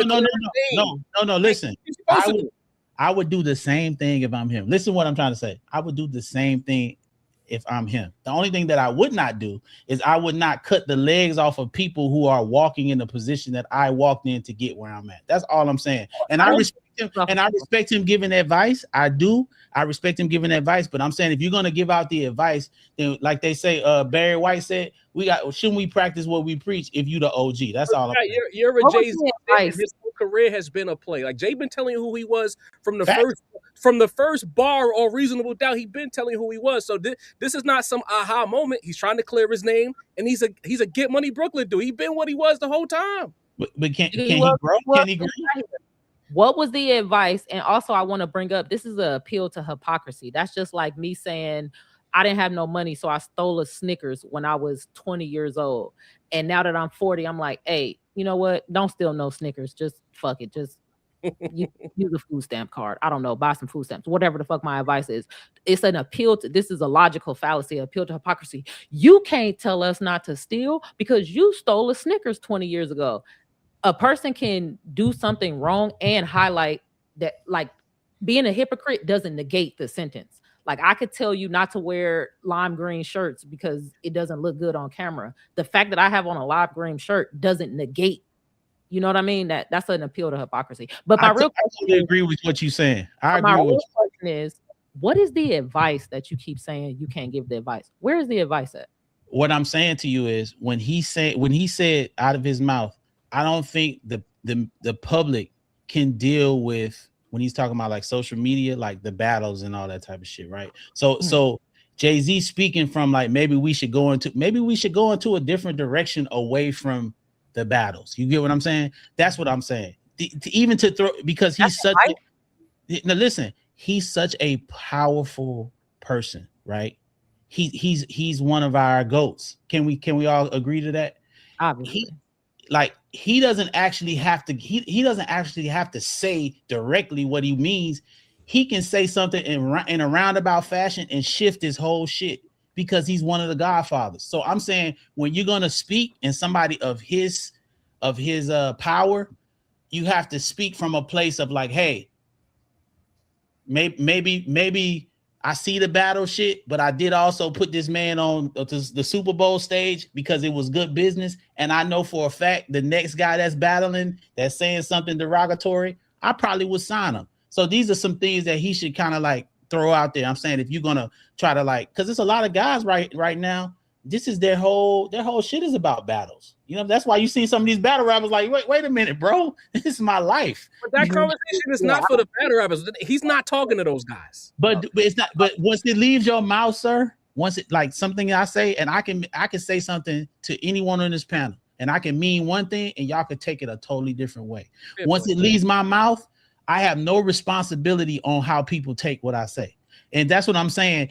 When you're gonna speak to somebody like him, you gotta know, bro. Because it's gonna be spun a billion different ways, especially everybody got these shows, everybody gonna take it a billion different ways. So he has a responsibility because with much is given, you got more responsibility when shit come out your mouth. I can say whatever, ain't nobody gonna say nothing, but that is Jay-Z. Like, come on, you can't just be saying shit. Can I interject? Absolutely. So a few points about that. Let's start with you just said the battle, and Jarv said he's not talking to them, and I I've been having people in my comments saying Jay-Z is not talking to the guys that do battle rap for a living. He said the culture is beyond battling. That, like, we can interpret it and try to spin it and say what he didn't mean. But if we were going in the legal court of law, Jay-Z is saying battling, period. So I mean, we can like context matters. Real quick. I want to take this one moment. I want to shout out the Culture United Clips channel. We have a Culture United Clips channel, so you want to catch this conversation, but you don't have time, your friends don't got time to sit through the whole 4 or 5 hours that we do. Just go over to Culture United Clips channel, and it'll be there. Also, I want to take this moment too to actually play this Jay-Z clip, because right now we are all sort of talking around this whole thing. Let's hear what Hove actually said in this moment. All right, so I'm gonna share the screen right now, and then we can continue right where you were, Challz Brown. I just want to make sure everybody, especially everybody watching, understands what was actually said, and then we can move on from there. So here is Hove on Kendrick and Drake and battles. We love the excitement, and I love the sparring and the music you get. Mm-hmm. But in this day and age, it's so much negative stuff that comes with it that you almost wish it didn't happen. Really? Yeah, because it's almost like it's a final thing. Now people that like Kendrick hate Drake. Yeah. No matter what he makes, no matter what he says, and it goes far too. It's like attack on his character and his thing, and it's like, I don't know if I love that. Yeah. I don't know if it's helpful to our growth where the fallout lands, mm-hmm. especially on on social media, which takes place every day. Yeah. And now you have these pods of cult. The Stan armies fighting. Yeah, and it's like, it's too far. Yeah. It's like bringing kids in it. Yeah. And it's like, I don't like that. Maybe I've grown in a space that is probably, I sound like the old guy wagging the thing. But I think we can achieve the same thing as far as like sparring with music, with collaborations more so than breaking the whole thing apart. Yeah. It could stand it before because there was no social media and there was no thing. And, you had the battle and it was fun and then you moved on. Right. Right now, I don't know if it could stand it with the technology that we have. Because it takes up so much oxygen. It takes up so much oxygen. Yeah. And now it's just like every day they're just trying to still talking about it. It's not just talking about it. Not like, yo, this song, I like this. Yeah. No, it's like trying to tear down the people's life. Yeah, yeah. It's like trying to, wreck this guy's marriage or this guy's relationship with his child. And it's like, I don't know, man. I don't know if it's worth it at this point. Yeah. I don't know. That's interesting. Again, I love the idea that we got so much music in such a short period of time. Great music. Just everything around it was just like, man, it's like taking us a couple steps back. Yeah. And we just grown so much that I don't know if, I guess I'm gonna say it, I don't know if battling needs to be part of the culture anymore. Interesting. There it is. I have this point of view. I do, because I know what it sounds like. I know what it feels like. I hate it. That's what Hove had to say. Well, can I say one thing real quick? Go ahead.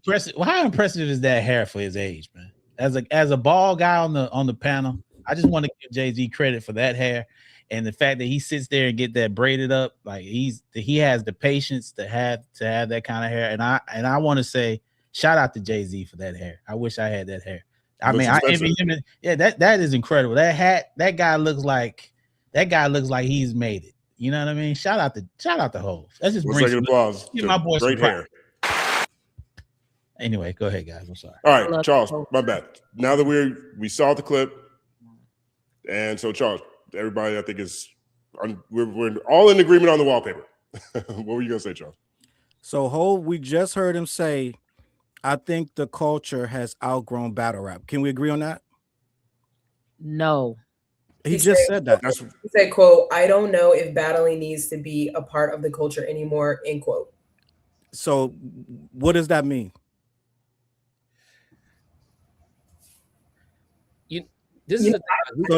So wait, but so if I say to you, dangerous game, I don't think battling needs to be a part of the culture. He didn't specify what kind of battling. He just said battling. He said it's negative, this, that, and the third. Hove is conflicting internet stand culture. Yes. And he's making that into battle rap's problem. Yes. He's making beef records a negative thing because stand culture, which is there before stand culture. Stand culture was there before the battle. It will be there after forever. Talk it now. So we're not going to. We can't just say stop battling, guys, because it's getting nasty. It's been nasty. They were talking crazy about Hove back on allhiphop.com in the message boards. Facts. So this is not new. We are not in uncharted waters. They've been calling Hove the most heinous stuff. They've been talking about Blue since she was a baby. Before Blue was here, they were talking about Jay-Z, calling him the Illuminati, camel nose, everything. So this thing is, and with the, if I go put a post up about Jay-Z right now, 45 Nas fans will come in. If I say something about Jay-Z and Takeover and Ether, which is what, 25 years? How long ago is that? 2001? 45 Nas fans will come. I just did it.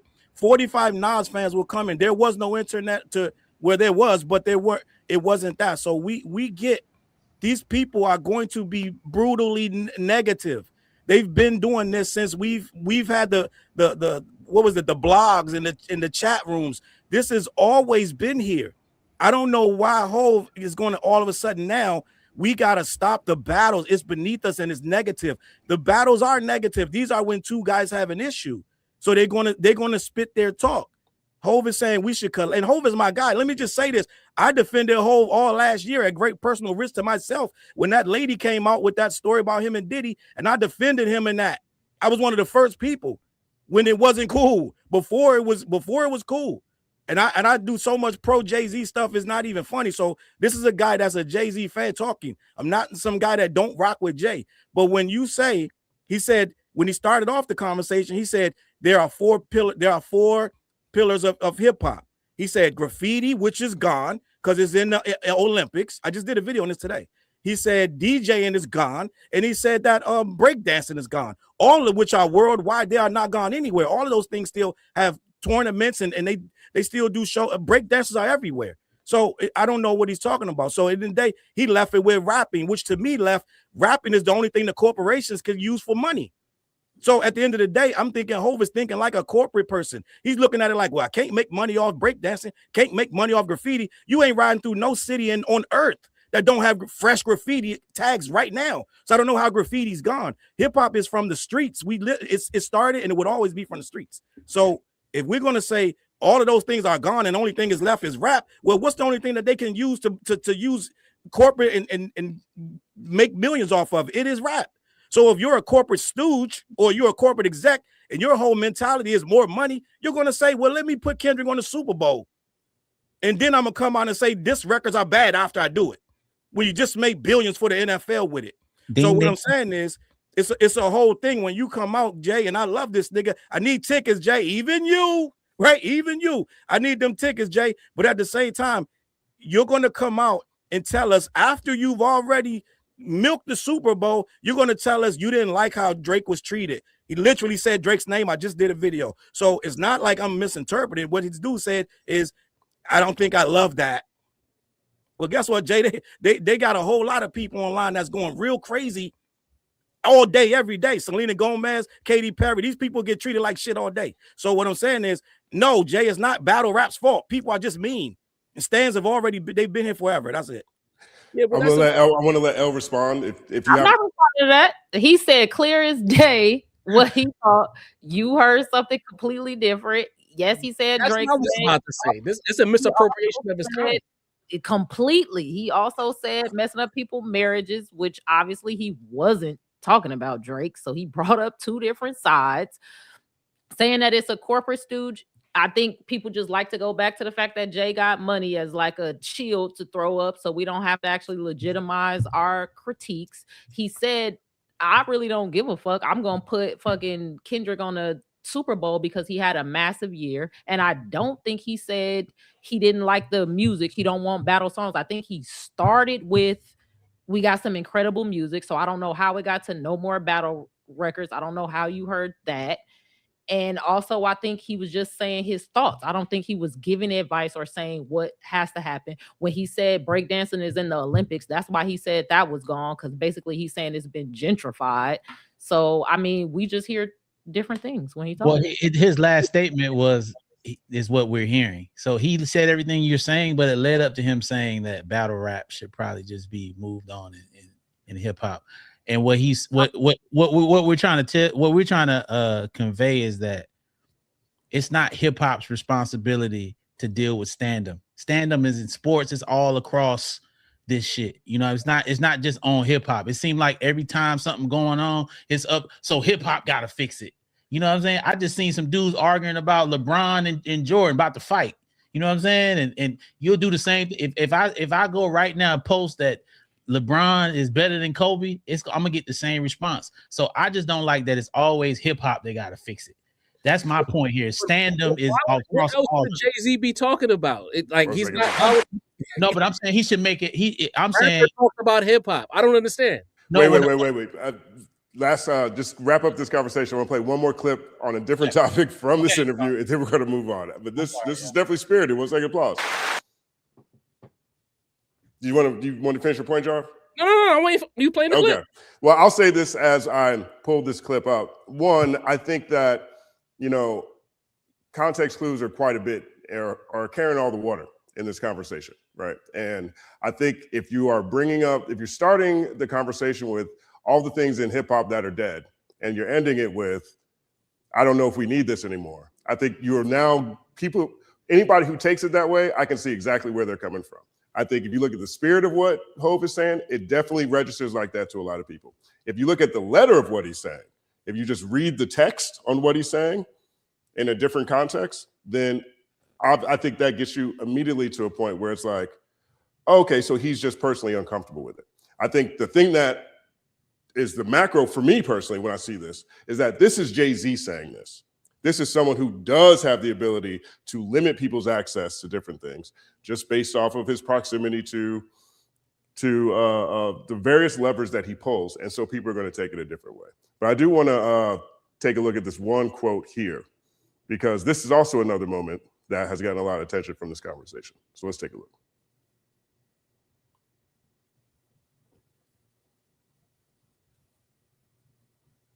To talk a little bit about this idea of like you said earlier, like the things that you do for the culture, the ways that you put on, the ways that you try to protect and move forward, but kind of the pushback that you get sometimes about like people throw capitalists at you in a derogatory sense. Yeah, I think in that verse specifically, the only thing I heard coming up was the American dream until we started being successful. And it was like, wait a minute, you're selling out because you're making money. That was the first thing that was put on musicians. People had this law for the struggling artists. That's a mind game. What we would call back in the day for tricknology. It was like, no, I'm not going for that. Like, no, I make art first. And then I make sure that I'm compensated for my art. I didn't take advantage. I didn't get here by taking advantage of people. I didn't take it. No one. That's not my reputation. That's not what I do. I didn't get here by taking advantage of people or taking advantage of, the loopholes in the system or some wrinkle in like a capitalist structure. That structure exists, and I just see the world for what it is, not for what I want it to be. I'm a realist, not an ideal. It's not idealistic. People speak about the world how they want to see it. You're never going to win like that. Reactions. I want to start with BK on this one. When you saw this particular part of Jay-Z's conversation, and he is essentially reacting to people who criticize him for being a billionaire, and my interpretation, even though I didn't hear him say it, it makes me think of also people questioning how he became a billionaire. What's your reaction to this, BK? Yeah, I actually I read the interview. And I didn't watch the expressions or the tone or anything. And so when I read his statement about seeing the system for what it is, and he's like, this was the game. I just played the game, and you can't win when you're being idealistic, and you just kind of have to see the reality. I actually read that section a couple times, And I hit up one of my friends who's also a journalist, and I was like, did you also kind of like peep that? Because it didn't sit right with me. I think you can be a realist about living in a capitalist society while also envisioning something more and something more distributive, something more ideal. I think that like anyone with ambition and dreams is an idealist and is a little bit absurd about like making something out of nothing. So I don't like the messaging of like kind of dismissing people who are idealistic and not having rose-colored glasses or being naive about the reality, but saying, I know this is the reality of our system and I want something better. It sounds like Jay-Z's very comfortable in, the spoils of his labor, and he's not looking to change the system from the inside out, as a lot of people say that he does, or, gain access to the billionaire class in order to like be some sort of revolutionary. He's like, this is just what it is. I see the system for what it is. And like, that's how I maneuvered through it. I think he also says he bought into the American dream and this idea of like bootstraps. I don't know if he said bootstraps in this clip, but in the article, he said, pull yourself up by your bootstraps. And right, so, exactly. Yeah. And like working the system as it is and not seeking to change it. I feel like he's saying I am a capitalist, but then gets offended when like people use that word. And that word is not a slur. That word has a definition within the system of capitalism. And so I thought he was basically just like, it was the American dream. And then once Black people started to like access it, it was like, you're selling out, which is like a bunch of conversations he's kind of wrapping into one. I think making money is fine. That's how you eat.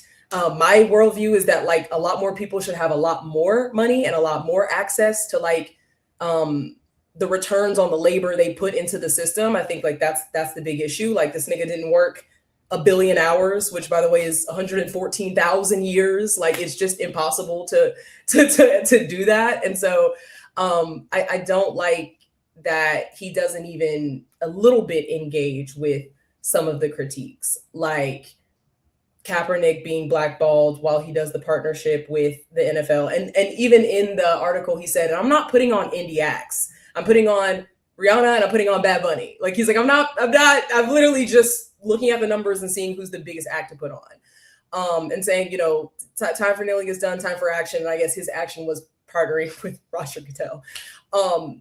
Not engaging with the fact that, to have $1 billion is inherently exploitative, because someone can't work that. You literally have to extract labor off people who are making less than you. I did see a couple of former interns, maybe they're disgruntled employees that are lying on him, that are saying like, hey, I did a lot of free labor for you. That's how Roc Nation kind of got to this point. Or you did use the unpaid labor of people to make your vision into a reality. And so I think to not engage at all with being ultra rich, to not engage at all with the fact that like the billionaire class has a lot of solidarity with each other. They hoard the wealth. They want to do everything possible to make more and not distribute. I think to not engage with that is a misstep. And I think, it's very typical of a billionaire. Obviously, like he cares about getting his money, building his family, building his businesses, and that's it. Like he's even often said like, hey, it's too many of us up here. Like, no, I don't want everybody to come through the door. It's only a couple of us up here, and I like it that way. So I think, and especially recently, I think that was last fall, where him and Beyonce were at the table with Ivanka, with the Trump Kushners. And it's like the Jared Kushner guy is the guy that's literally like pitching beachfront property like in Gaza on the bones of dead Palestinians. And so you could say like, well, we don't control the seating arrangement of an event that Hove co-hosted with Meek and Michael Rubin. But I just think it is a misstep to not engage with the politics of being a billionaire and what the critics of that have to say. But it's also kind of, I think even the question was like posed as like, there's this public perception that billionaires are bad, or like, it's kind of this kind of like opinion, instead of looking at like the definition of capitalism, the definition of communism, or like a critical, like a critique of a capitalist system that has roots in chattel slavery, which was like perfect capitalism. So I think to not have a critique, or to not have anything to say about those critiques in 2026, when like the billionaire class is like doing whatever the fuck they want to do right now, it obviously doesn't sit right with me. So yeah.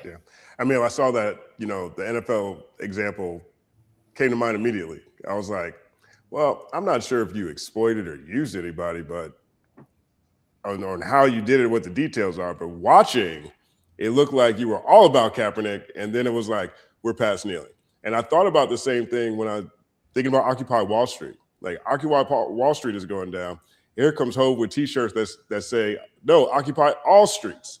You know what I mean? I was looking online and people are like, you literally sold crack to your community, right? Stat, am I off by this? Am I wrong? Is Hov someone who, in your opinion, isn't exploitive of any of these things? Or is this just a guy over here saying these things for the betterment of the next step of his career?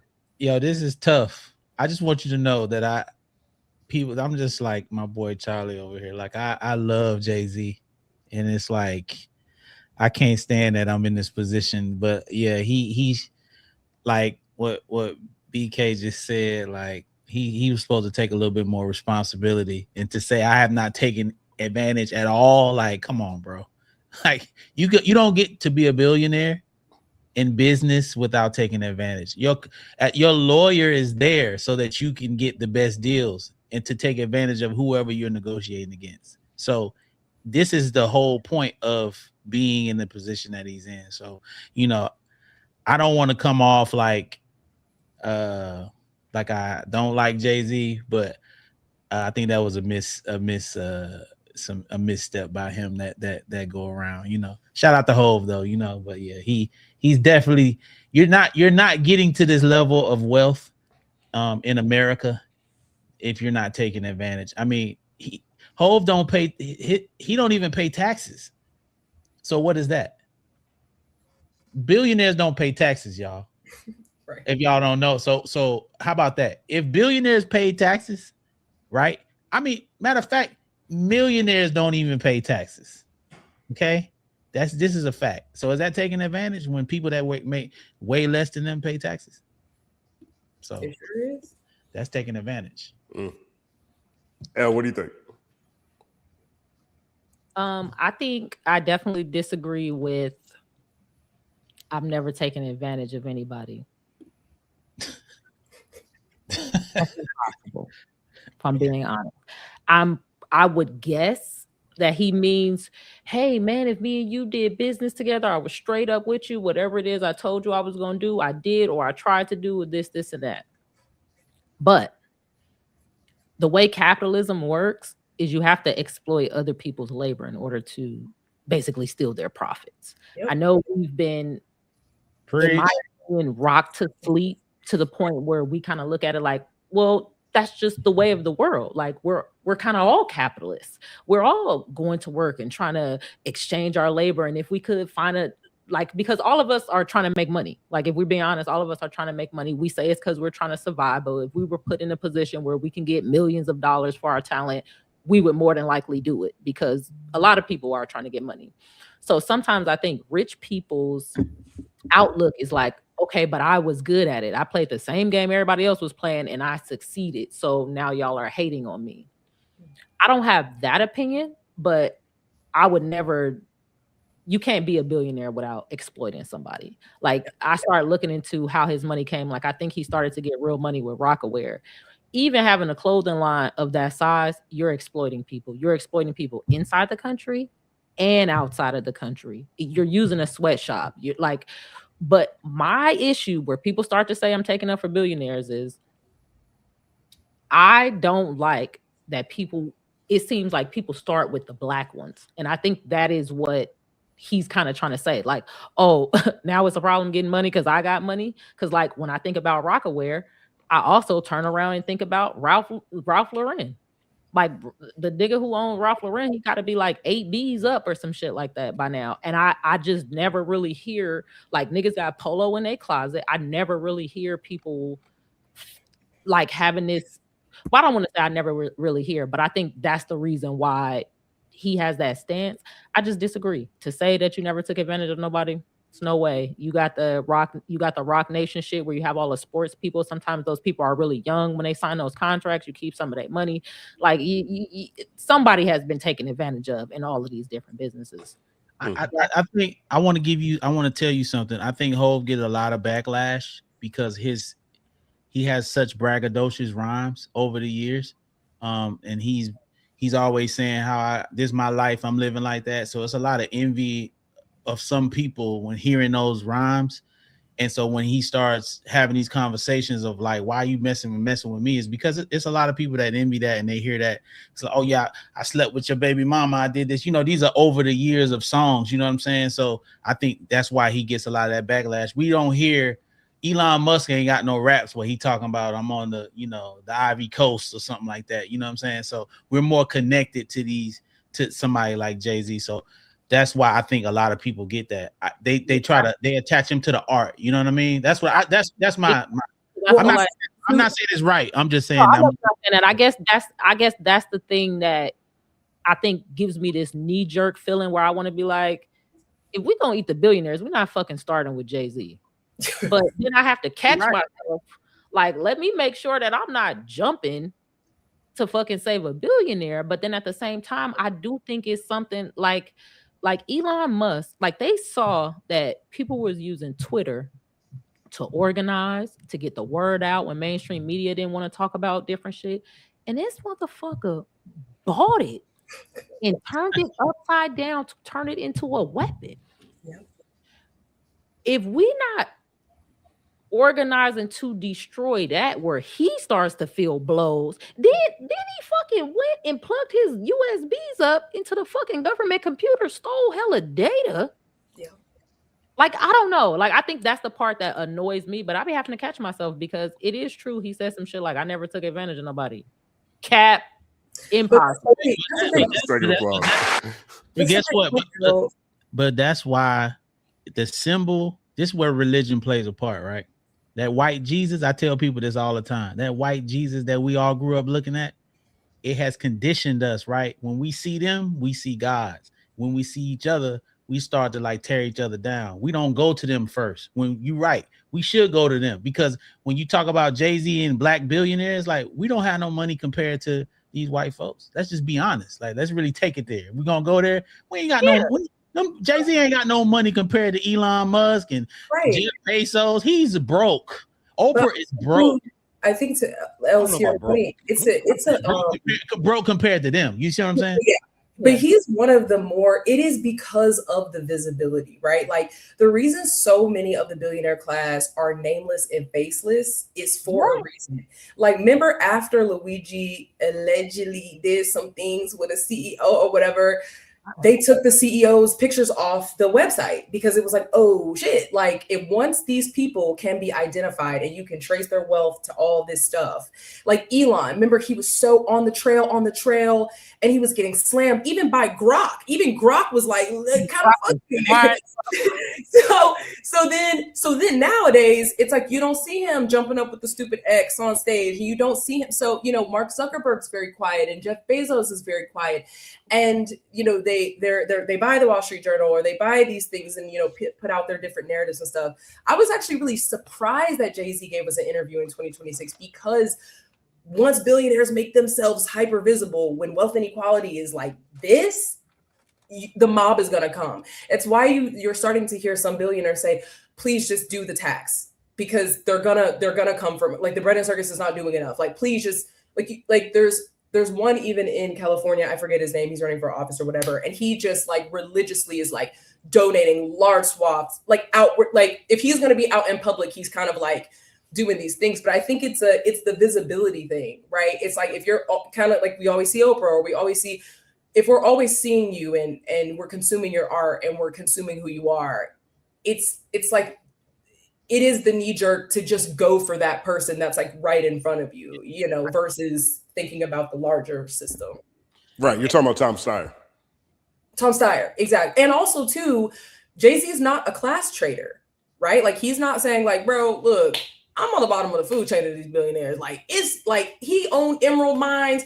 this right-wing nut job just bought Twitter to like sway our elections. He just bought the last 2024. Like he's not calling out, he's not like trying to distance himself from that class. He said, I think it's a cop-out to fixate on this one group of people. It's like, whoa, like, so. I don't know because like, okay, let's say the NFL thing, right? And I'm being open-minded. I know y'all gonna attack me anyway, so fuck it. Let's get the conversation out. We are not attacking you ever. We love you. Go ahead. Not you, the comments. We're gonna have another crash out later. Real quick, there's a fantastic video. There's a fantastic video on the Culture United Clips channel if you haven't watched it. It's called Don't Call Elle a Capitalist. And it was an epic rant where she explains to all y'all on Culture United Live why you're wrong about her. We're gonna get a part 2. I vote for it. 1 second part. I hope not. I've tried to,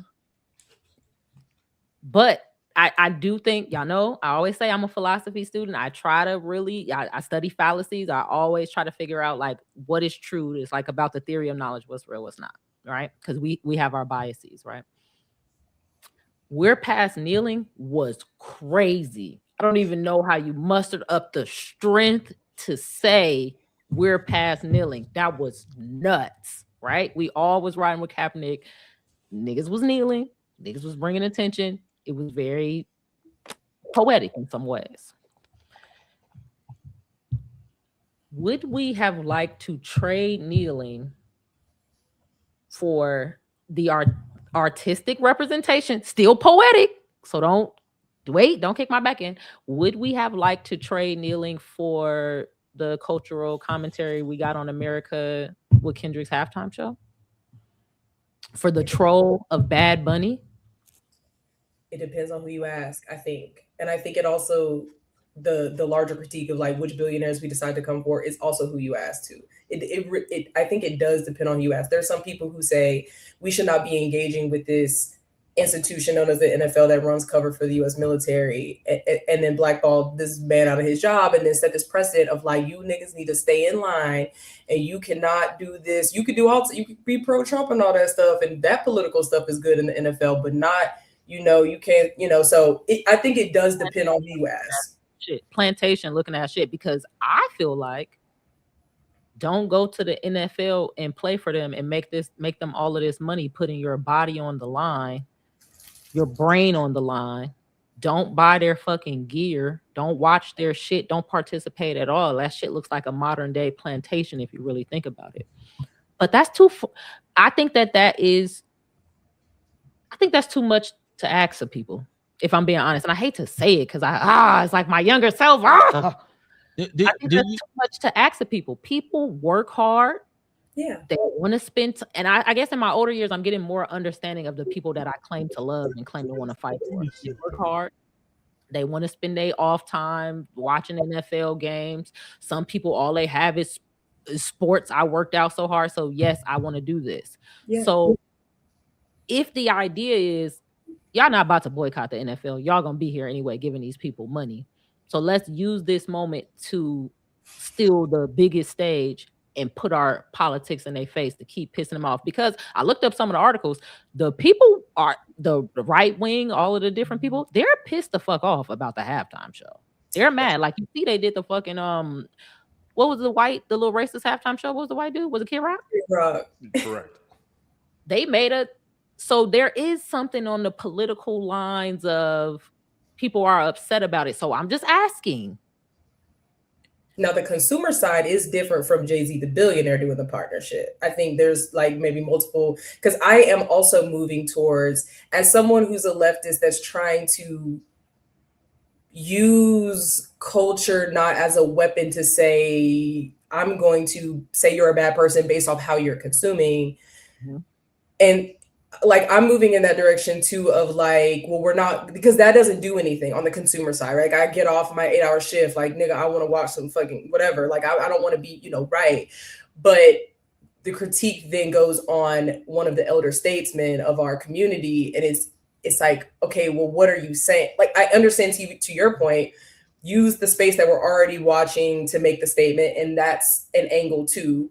The other side of that is you should divest from that. And what, I don't know, do something. I don't know, and I think this is good for us to muse on and talk about. But I think like he has a little bit more power and sway, and it wasn't a good look for him to be showing all 32, being like, "All right, Cap, time to get up." You know what I mean? So, can I say one thing to y'all? And I'm gonna say this, and then I'm gonna leave because Justin probably don't want me to get deep because this is gonna get us all in trouble. I just want y'all. I'm gonna ask all y'all one real question: who runs America? Who runs Jay-Z? Who runs YouTube? Who runs the NFL? Who runs the NBA? And it ain't them white boys that had that show. Justin, give me the applause and get up out of here. them kid cut it. What's the kid? What's his name? Kid Rock. Them ain't the people that run America. Stat quote. Not second applause to stat quote. My brother, thank you for coming on, man.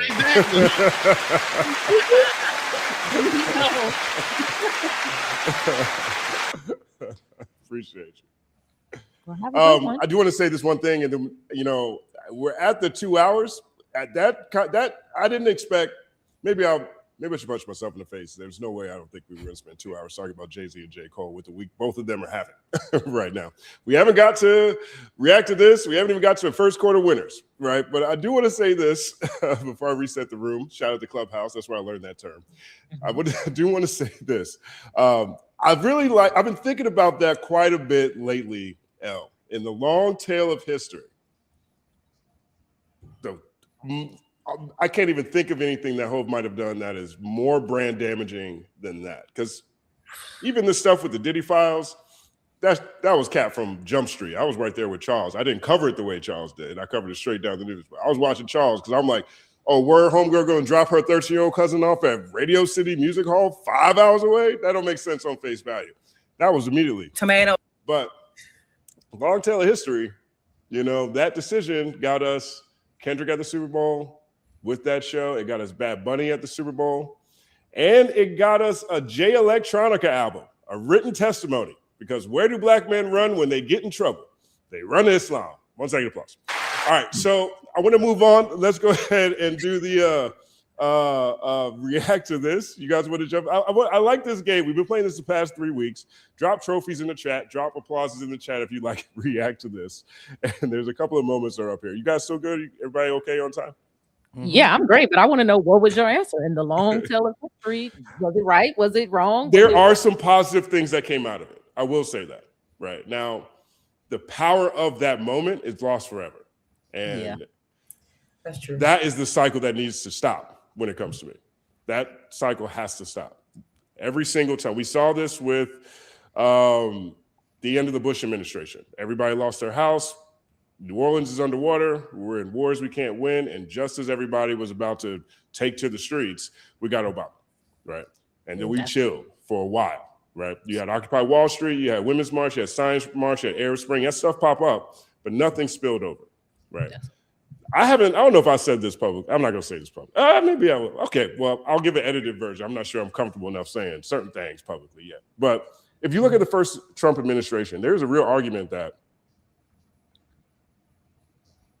it would have been better if Trump won, if Biden never showed up, right? Because whatever power that Trump was able to amass, whatever lore he was able to add to his army of sycophants, that wouldn't have existed, right? Black people, me personally, when I look at stuff, black people, we only get stuff when a lot of white people are in pain. Right. I'm talking legislation. I'm talking tangibles. It takes a civil war for black people to get stuff. It takes a civil rights movement, which is right there next to the Vietnam, for black people to get stuff. And Trump was killing white people at record speed. If you get another 4 years of Trump in office with COVID, could have been a revolution, baby. Could have been a revolution.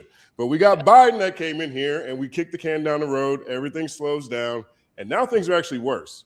And I look at the stuff that's going around now, and all I see is a bunch of people that are happy to be as corrupt as possible, steal, enrich themselves and their family members who have no intention of getting rid of or leaving office. That's the only thing I see, right? And so it takes people, particularly the majority population, to be really upset and a whole lot of pain to go outside and actually do something about it.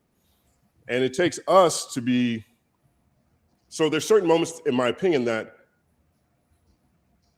I look back in history and I'm like, if we had stood tight then, if we hadn't been swayed by the allure and charisma of our leaders when it comes to certain things? Could we have gotten a lot more than a couple of dope Super Bowls and a Jay Electronica album?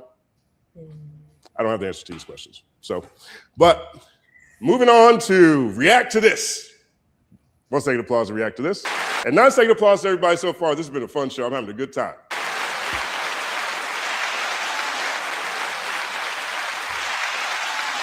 All right, react to this. We're gonna start off the bat. This is my favorite. I had this one a couple of weeks ago. And so I want to bring this one back right now. We're gonna react to this one right here. I was so impressed when I saw this. It made me feel like I might be living in the wrong place. Check this out.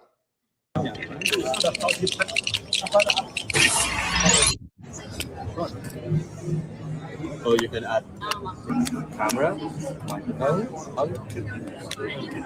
so that the whole thing.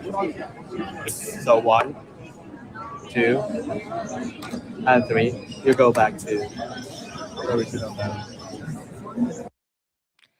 I saw this. This is right up my alley, but it also reminded me of when I built that big ass thing with the Legos, and then I accidentally dropped it, and that shit just went fly. I'm gonna drop my phone thingy. That was dope as shit. That is a phone, a camera made out of batteries. Wow. It's extra memory too. Some of them things. Oh, I don't got no more memory on my phone. Magnetize some more memory on that motherfucker. That is crazy. Apple got a neon, guys. You can get a MacBook Neon, which is a slower version of what you already got. Is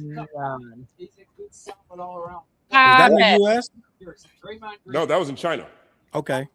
Well, that makes sense. Now, all right. Now it's coming because I was a little baffled by the whole thing, but they usually get creative things relatively first.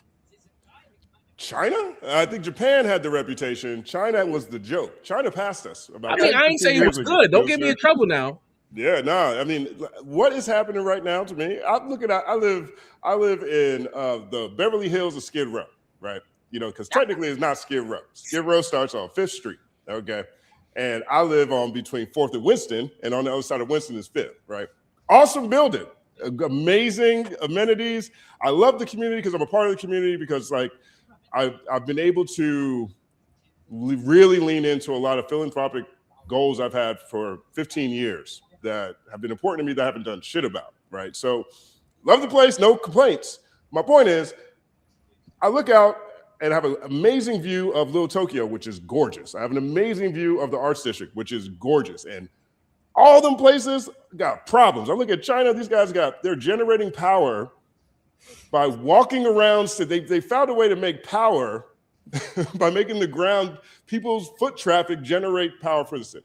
I don't know. I just thought that was great. Now they got flat batteries that turn into full-size cameras. 1 second applause.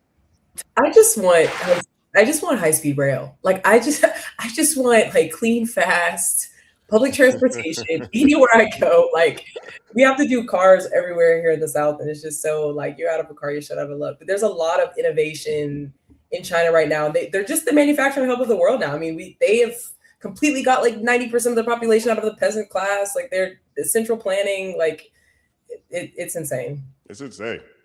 All right. They did it by enslaving their people, though, right? No, well, I mean, they didn't have chattel slavery. No, I think it's about the Uyghurs, right? No, I don't think it was just them. Like maybe I'm misunderstanding history, but I thought China basically tried to copy America, and they just picked a bunch of people that they were like, you're going to work where the fuck we tell you to work. You're not going to get shit. Some of them died, or whatever, and they became a superpower in 50 years. Is that not what happened? Well, they did. I think you're talking about the Uyghurs, that population, and they definitely exploited those people something crazy.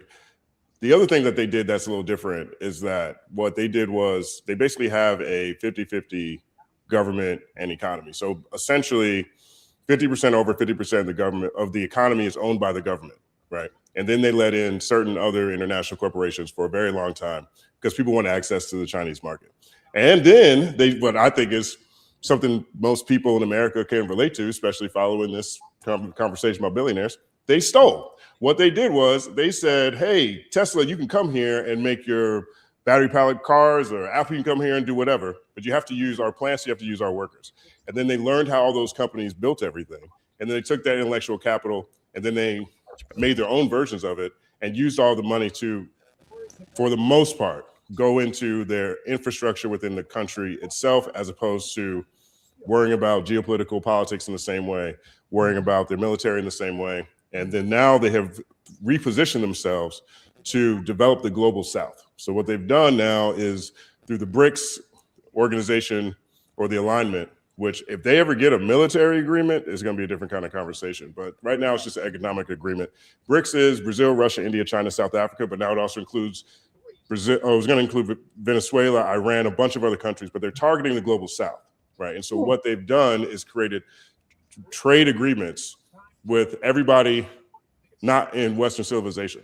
Right? So it's really the rest of the, so they put themselves in a position to spearhead the movement of the rest of the world against white people, basically, right? Yes. Now, I know people say, hey, Russia's pretty white, but it's also pretty Asian. And Russia is different because Russia tried to be a part of NATO, and NATO said, no, we're not going to allow you to be in NATO. So Russia said, all right, I'm pivoting east. So if you think about it, it's the entire world is getting together to figure out, you know what, I really don't like these white people contracts. You like these white people contracts? I don't like these white people contracts. And then that is now an economic block, and they have cool cameras like that.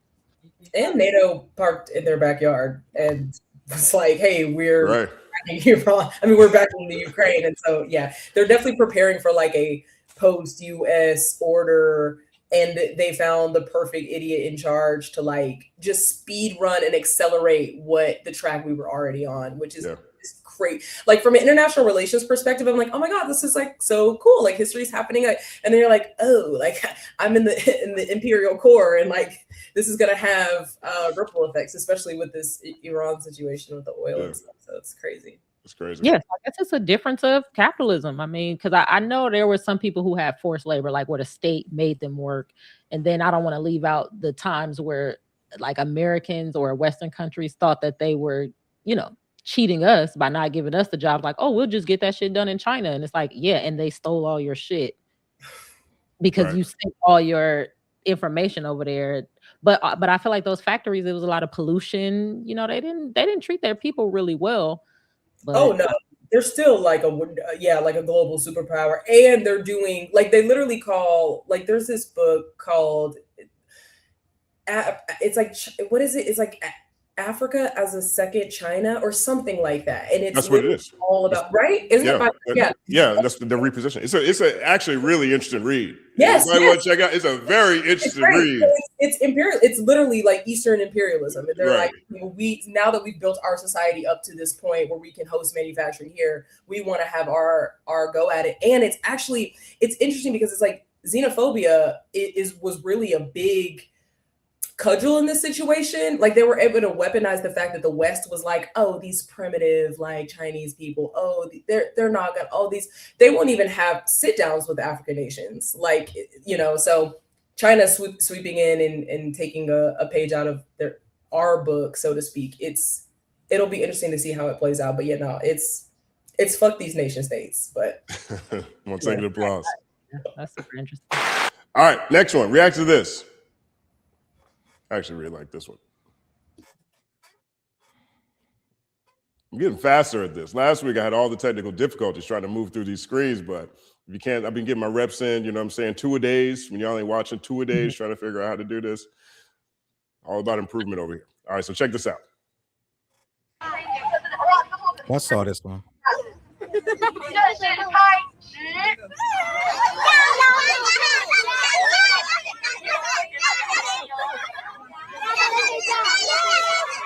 Come on, Rabbit. Break the stereotype, Rabbit. Don't repeat history, Rabbit. Rabbit, you let me down, Rabbit. You let me down. You let me down.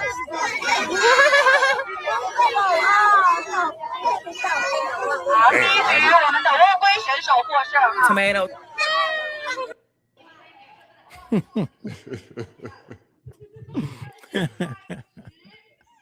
I like that. Sorry, keep going. Are turtles deaf? The turtle's here. I feel like the bunny was distracted. Like it was going on. The bunny was like, bruh. And the turtle was just like making my way down. That's crazy. That's I feel like so that turtle funny. cheated. I always thought that was just a fable. I didn't know that was actually a real thing when I saw that, and it's actually a real video. It wasn't AI, so like it was kind of crazy to look and see. Oh damn, there is something to this. That's why it's a fable. You know what I'm Did saying? we shout out My FD childhood has been ruined. All right, we got the next react to this. All right, so this one, I'm not going to read the whole thing, but I'm going to read a part of it because I do think that there is relevance here for this conversation today. So this is Challz Brown right here. And he says, Joey Badass randomly says, Cole wants no smoke with Jid. What the F is going on hip hop? What the F, right? And so here's part of what Joey Badass said. He said, think about it. If someone at the top gave somebody coming up an opportunity to come after them on a record, you know what would happen? Niggas is eating their food. Off top, rent is due, bills paid expeditiously. Public perception of who's the best would be dramatically different if this were a regular occurrence. This is exactly why you didn't see Jid on the fall off. He would have overstood the assignment. To me personally, it made no sense why he wasn't on there, but hey, maybe that's just me. By the way, I love the album, but let's be for real. And here's why I shared that one is because what he's talking about is Jay-Z's idea that battles should just happen on collaboration. And he is talking about the very real environment we live in where a lot of artists don't want to work with artists who aren't signed to them, who aren't paying them to do something, who might outshine them. That is a very real part of this conversation. And his example is Jid not being on Cole's album. Now, I think there might be some other things to that. I think maybe Jid probably doesn't want that because at different points he's talked about how he wants to kind of get it on his own. But open floor, react to this. I think this is a good thing to happen because at the end of the day, the competitive lyricists are having conversations about being competitive as opposed to, I think, especially when you look at Joey Bad and he's kind of outside of the sphere of the super standard and everything like that. He's more about proving you the best, competing to see who's the best. And I think he took a positive conversation or created a positive conversation out of what Jay-Z said because, you know, we could get caught up in certain aspects of it and, yeah, he's a capitalist, whatever the case. What about the rapping, though? That's always what I default to. If it's about rap, let's get into that. Yeah, why wasn't JID on the fall off? That would have been a great look for him. One of the most anticipated albums of the year. Let's get into that because it defaults what? To rap. Because JID probably would have outshined J. Cole on the fall off and created a legendary moment. I think that as we get into the rest of this year, there's always going to be Star Wars. There's always going to be people who probably misconstrue statements. But, like, the rapping needs to be at a high level. Y'all got what y'all wanted. We got what we wanted. High-level lyricism in front of the line. Now we have to connect. And part of high-level lyricism is competitive bars. So if this is what comes out of it, Joey Badass wants to get taking bullets for people, I'm willing to see what comes out of it next. 1 second applause. I think what's going on with Joey, he's like kind of he's trolling a little bit. He came out of nowhere with this. It's like random, like we haven't heard from you in months. Like what we doing? And I think that the Jay-Z thing triggered him, right? And I think that he feels like, okay, this is my moment to. I think he feels the way about Cole because he already attacked Cole back last year when he said, I won't delete later. Cole might, but not me. Da da da. So it's like he came at Cole, came at Kendrick, and he came out of nowhere with this random ass, like, you know what I mean, long ass tweet talking about Jid and this not. But he had a point. He said that if you supporting Jid the way you're saying that he should be platinum, then why wouldn't he be on your album? And to me, like, it's a million ways to look at it, but why wouldn't he be on the album? Like, I can't explain. You know what I mean? It just don't make no sense not to have him on there unless you don't want to get 8. But I also read that they have a 15-song album that they did.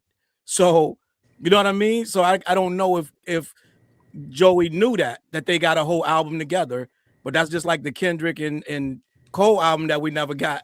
You know what I mean? So that could be a fable. That could be a myth that never happened. So I don't know, but I think Joey, he gets in these moments where last we heard it was mental health, right? He canceled his tour. He was mental health, and he he was out of the limelight, and then he got triggered by the He said it. I'm only saying this because of Hove. He said it was so he got triggered by Hove. So he only moves when, you know what I mean? When big people move, big kings and lions move, then Joey decides to move. So Hove got him worked up, and he decided to target Cole again. But I don't know how accurate that is because, like I said, they got an album together allegedly. So we'll see. Well, I mean, allegedly Cole retired. Right. I mean, as long as it comes to some raps, I think he's trying to get Cole attention. He wants some static with J. Cole. He wants J. Cole to get in the booth. That's why I'm looking at it as competitive rap. Like I'm trying to this year specifically not to psychoanalyze artists anymore, because a lot of times you could say something that could be dead accurate, then they'll get on the interview with camera on and say some other things. Then that's Cole. Right. You know what that's I mean? Cole that'll do that. So it's like I'm in a situation where I know Joey Badass wants maybe this is a clout chase, you know, but he wants competitive fervor with people he believes that he's in the same class with. And if it means I got to club lang them and keep yelling until they come outside, then so be it. I'm okay with that. My thing with Joey though, Joey pops out, then goes dead silent. Like, you know what I mean? You did the tour. We was people was looking forward to the tour. Then who was looking forward to the tour? Who's the people? Well, I mean, I did a video on this, and apparently the first and second shows were sold out. What's he only did not? He only moved 9,000 copies of the album, but he's trying to build that momentum. Second show sold out. I don't know about the rest of the shows. So they were like 3,000 seaters, 3,600. They were sold, but again, I don't know about the rest. He claims it was mental health, which it could have been. He just won that battle, and you know what I'm saying, just a lot of stuff was going on with Joey. And the babies, I think he had the baby. Maybe it's 2 babies. I don't know if he had twins or not. So he had a lot going on. So I don't know. I mean, it could be interesting though. Well, just outside of what Joey's intentions were with this, et cetera, et cetera. Something that Unrivaled brought into my life was the 1v1 aspect that they added. They added a 1v1 tournament in the whole like game or whatever. And it's 3-on-3 normally, but they have like a 1v1 tournament. And to see some of like the greats get their ankles broke and like when they go 1-on-1 with somebody, it does blow the brain because it blows your mind because you've built these people up to this point, but to see them go like mano-a-mano with someone, you know, that maybe has a different skill set as them and maybe a little bit more like laterally agile or whatever, that is very interesting. So I would just personally love to see it, like a 1v1, whoever he's talking to. That would be very cool to see Joey and Cole go back to back, you know, with each other. But I don't know, that just made me think like whenever he was like, nobody wants to get like exposed, or like he basically said all these GOAT conversations would be a little bit different if we really just went like 1-for-1. I don't know. That just made me think of Unrivaled and how I don't think we would take Cole seriously with anybody at this point.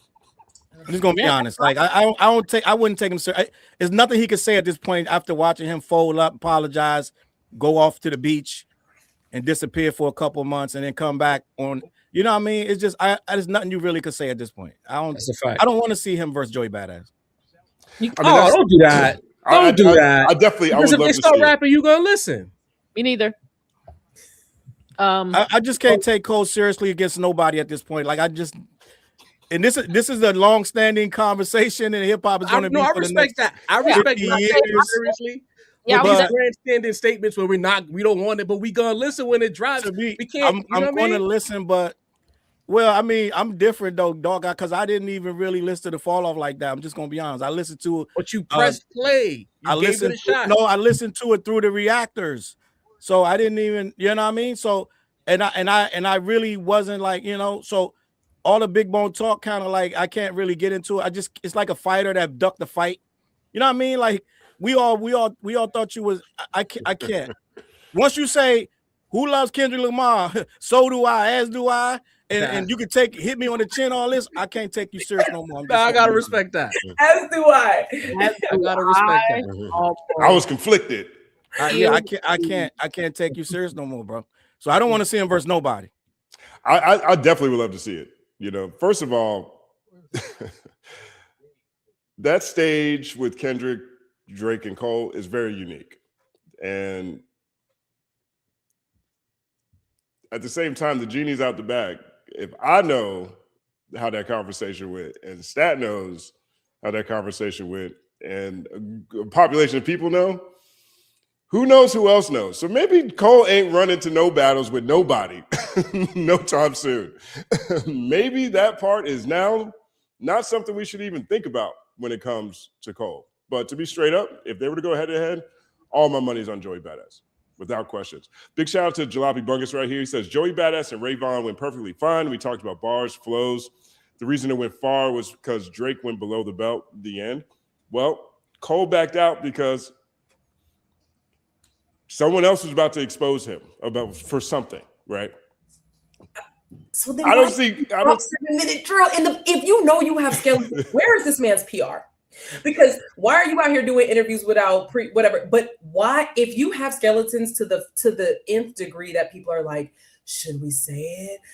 He knows, we know. Then why would he even jump out the gate? I'm just really confused. My hypothesis is that you feel like you've been getting away with it for hella long and you've been able to hide it for hella long, but you tripped and fell into some real shit, some authentic shit. And it was like, oh shit. So I'm not going to be able to play it off and turn this down and stop this and trade this and do the like, no, you fell off in some authentic shit. And he was like, oh no, I got to get the fuck out of here then. That's my, somebody just said something in the chat that I never heard. That's interesting that J. Cole may have a child and he didn't want that out there. I never heard that. It's crazy. I never heard that either. I never heard that. That's silly, but I'm like, you know what I mean? Like, you're a battle rapper. What we talking about? But if there's a child and he don't want to hear K Dot, if somebody's like, yo, he gonna say something about your child, but you know that going in, so why would you know what I mean? It's weird. Wait, who's a battle rapper? I mean, not a battle, but J. Cole has been saying, I'll put your favorite rapper neck in a noose, right? So he knows what comes with he knows he can get exposed. So for him to, if he did the 7-minute drill, he knows there's no rules in this shit. So Kendrick could say something about the child. So he should have known that before he did the 7-minute drill. Know that, okay, if K Dot knows about the child, he could actually expose you.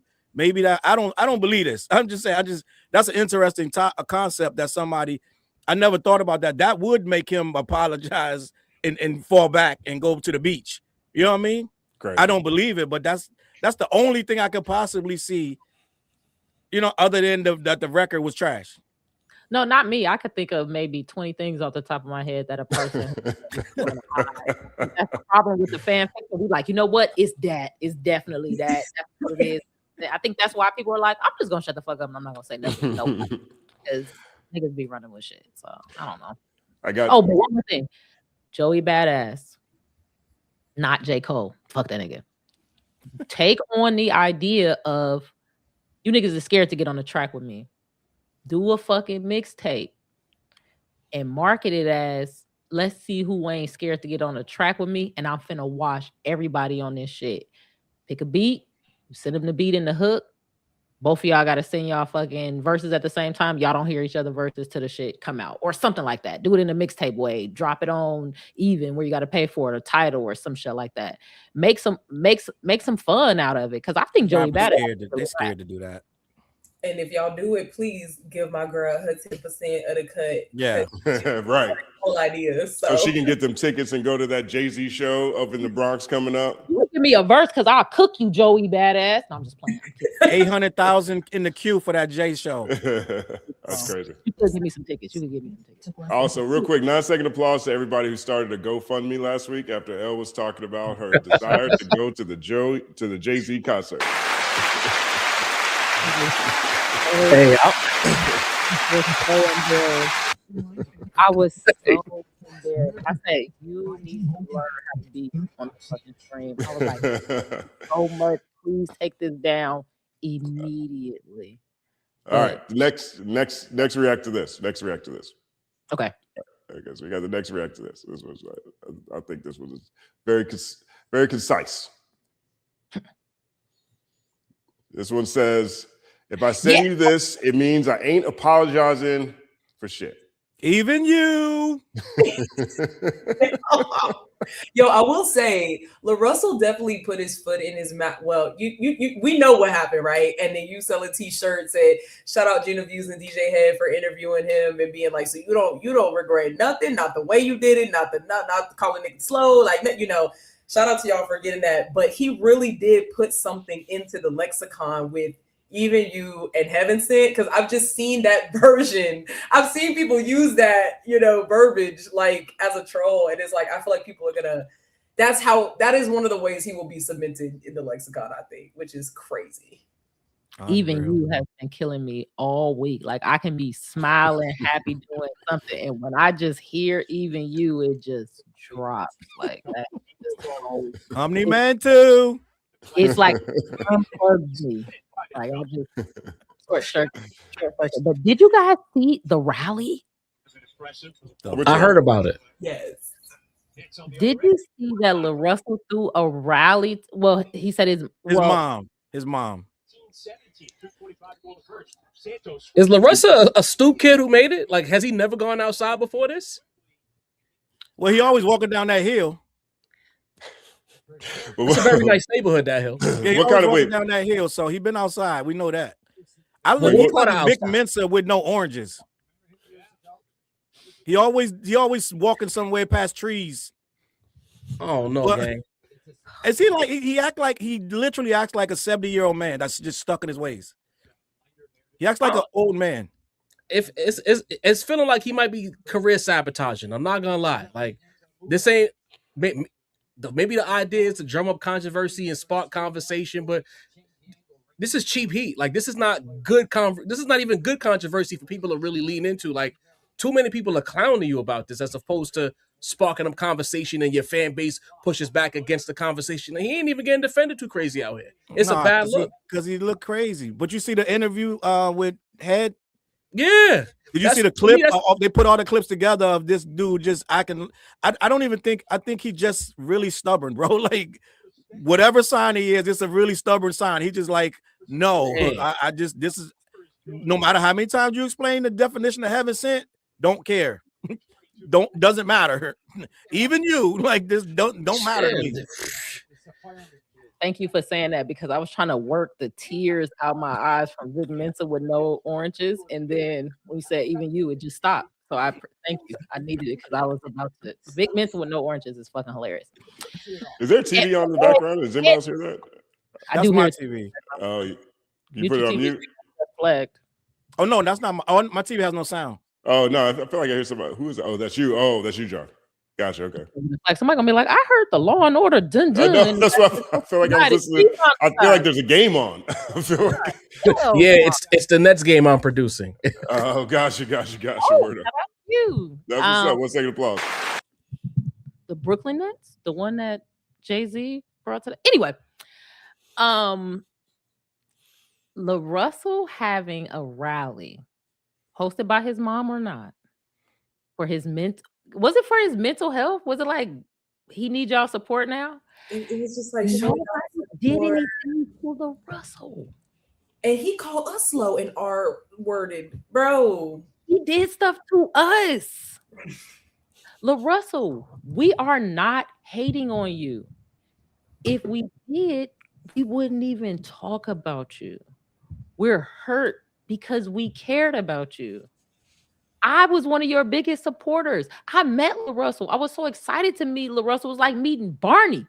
It's like, yo, what the fuck is up? I felt like a 5-year-old at a birthday party. You know how you hired a person? I'm like, oh, it's LaRussell.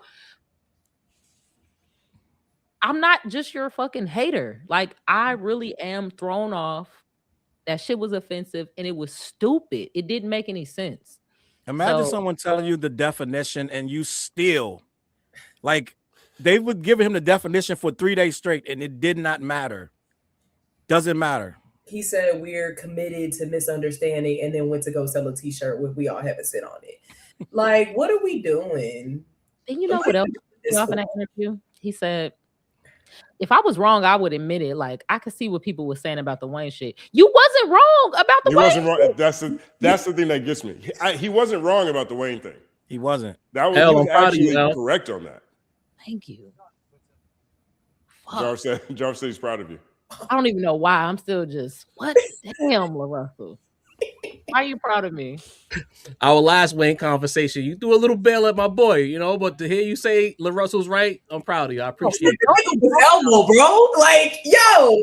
Elmo is funny. No, he don't be talking about shit, but he be spitting. I don't believe that you got to be talking about shit to be spitting, but he definitely don't be talking about That's a good. I mean, you know, the spitting is you know, you use it a lot of different ways. Yeah, can you imagine being introduced to? I really was literally introduced to him. I've heard his name for like 2 years, but I really was introduced to his face and who he is after these two things, the Lil Wayne thing and then this. And this is how I get to know who LaRussell is.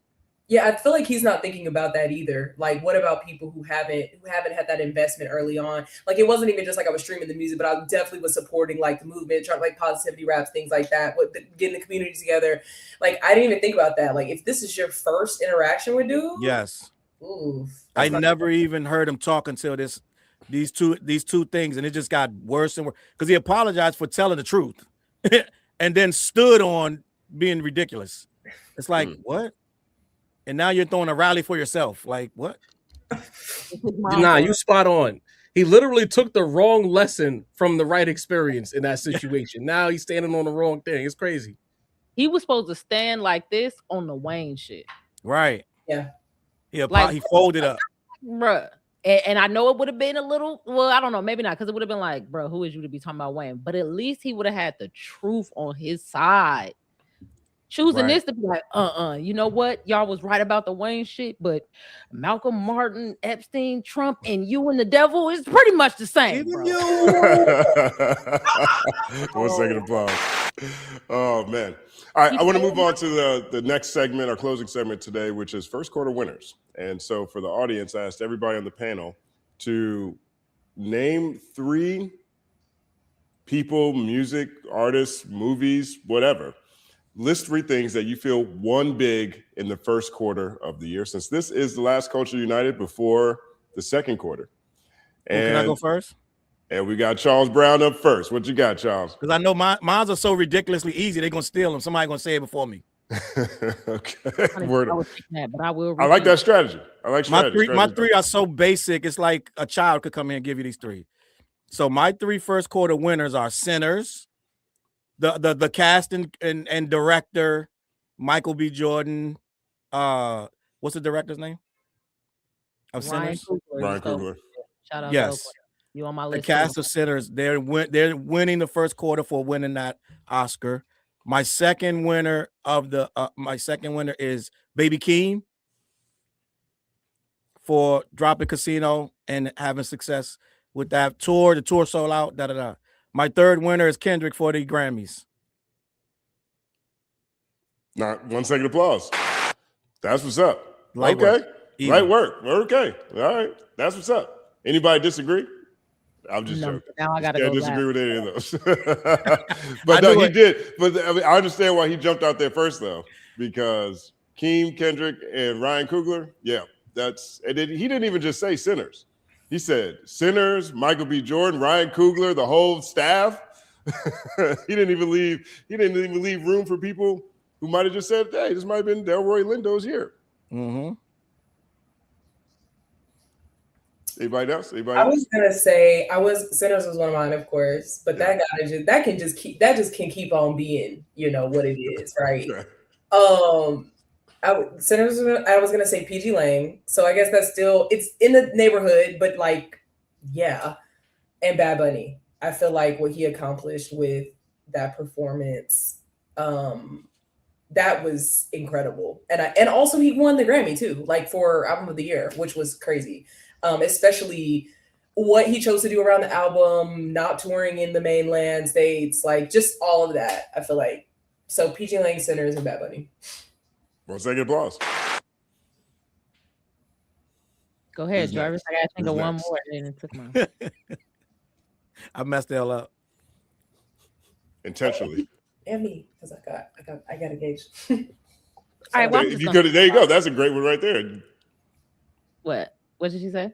Elle got engaged. I thought she goes, yeah. You know, I thought you were gonna say that up front. Got engaged. Yes. Oh, 9 second applause. Okay. Boom.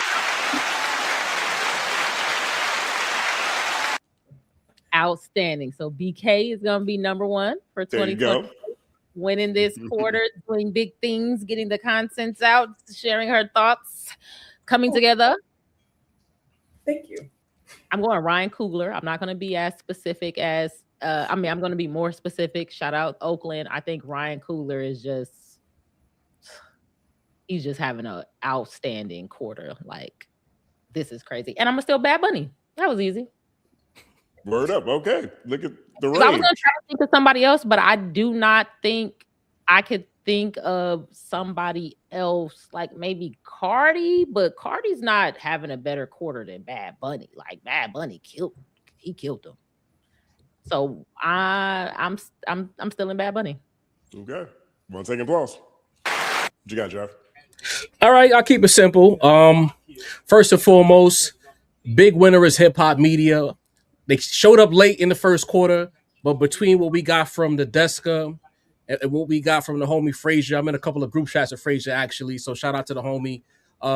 That's a big look. Even if we don't like the line of questioning and the talk on the internet is like, I guess they want people to push back. Like, in my opinion, these artists maybe got the camera on interview, but in the Nadeska, in the Frazier situation, I'm pretty sure the questions were filtered through. Company man can speak to that. There's things we're not going to want to talk about once we get on the air. So the idea that we even got those conversations, especially last year when the rhetoric was hip hop media is dying, and that was kind of a felonious opinion, in my opinion, to see that right there and to know that, again, I say what I want to say about Cole and I kick his back in often. I do have to give grace and credit that he got in front of it. He allowed the questions to be asked, even if the answers weren't the greatest. He did it. His two contemporaries outside of the Super Bowl scenario haven't really said anything. So I'm gonna give him a little crumb. You know what I mean? Shout out to hip hop media for that. I'm gonna go to New York radio fans. No shots at Rosenberg. Mero. No shots at Ebro. But having Mero in the morning and the team that they Kaz and the rest of the team they put together, you know, I think that Rosenberg took offense to New York radio sounding like New York. I don't think that maybe it was a shot because that's we know a shot, man. Come on, man. man. Let me cook. It's a shot in a broad stroking sense, right? But as a person who listens to that show with Ebro in the morning, it stopped being a New York quote radio morning show a very long time ago. The energy wasn't that anymore. So to have Mero and company on there doing that, talking like us, sounding like us, I kind of like that. I like some of the music they're playing. Granted, sometimes I do radio lottery when I'm in the car and I just put on Hot 97 The Power to hear what random old song they're playing. And there's still not enough new music in rotation for me. I'm still hearing things from 09 and 07. That's cool, but there's a lot of new music out there. Get to that. But the voices on the air, I like that. So that's number 2 for me. And last but not least, biggest winner of the first quarter of Jay-Z fans. You know, I'm a Hovenger myself. You know, Bruce Picnic, 3 shows at Yankee Stadium, a potential album on the way. I'm feeling good about life. Do I agree with everything Jay-Z says? No. I don't like how he tried to massage the capitalism conversation and all of that. Like, bro, like I said the last time I was up here and I was talking to BK, there's no clean way to be a billionaire. And the fact that he keeps trying to spin that, like, gang, like, stop. There's no clean way to that type of money. You could probably cleanly get to $1 million, but anything beyond that, you're gonna have to do some things that people are not gonna agree with. But beyond that, musically, I'm gonna be in that building. You know, the Blueprint night, that's a very important night for me. I'm gonna be stand out. It's rare that I stand out for Jay-Z anymore because he doesn't give me any music. But the old music, the hopes of maybe a Rockefeller-esque reunion. You know what I realized, Jarv? I want to ask you a question, Jarv. You know what I realized? What's up? For one, we didn't believe him when he told us how much money he really wanted to make. I think we kind of thought it was like tongue in cheek. And this guy had never, ever lied to us. He always wanted to be a billionaire. Exactly. And 2, I don't know if you heard in that interview that I just did a video on it last night that he said he has made new music, but it's all bad. Did you hear that in the interview? He said he made it, but he don't like none of it. I feel you, but Hov, I don't like 444. Well, let's be clear. I don't agree with everything that Jay-Z does, but the idea of Jay-Z music excites me because you know it could be the spoken word verse or it could be a God did situation. You know, there's in between areas. You know, so I'm excited for it. I just want to see what he has in store, and I'm excited for the situation that the battle has opened doors for even the vets to feel like coming outside and dropping some bars, you know? I'm locked in. Shout out to the whole Avengers, man. You know, we could disagree. Myself and Charles, we don't always see eye to eye with certain things, but at the end of the day, we connect via Jay-Z. L2, you know what I mean? With our powers combined, we are the whole Avengers. 1 second applause. Word up. Those are good answers. I like that. We want your answers, Justin. Right. Oh, you want I might got kicked out, Yeah. though, bro. Always do this. Very much nobody. We need to know I your might answer. got kicked out tonight. Can we do Well, the 3 losers? You said what now? I might have got kicked out the whole Vengeance tonight about saying Oh, right. shouldn't be saying battle rap shouldn't exist. Nah, all you that did it. all that could have been Jay-Z fans disagree on a lot of things, you know? All that They ain't could've been nothing to it.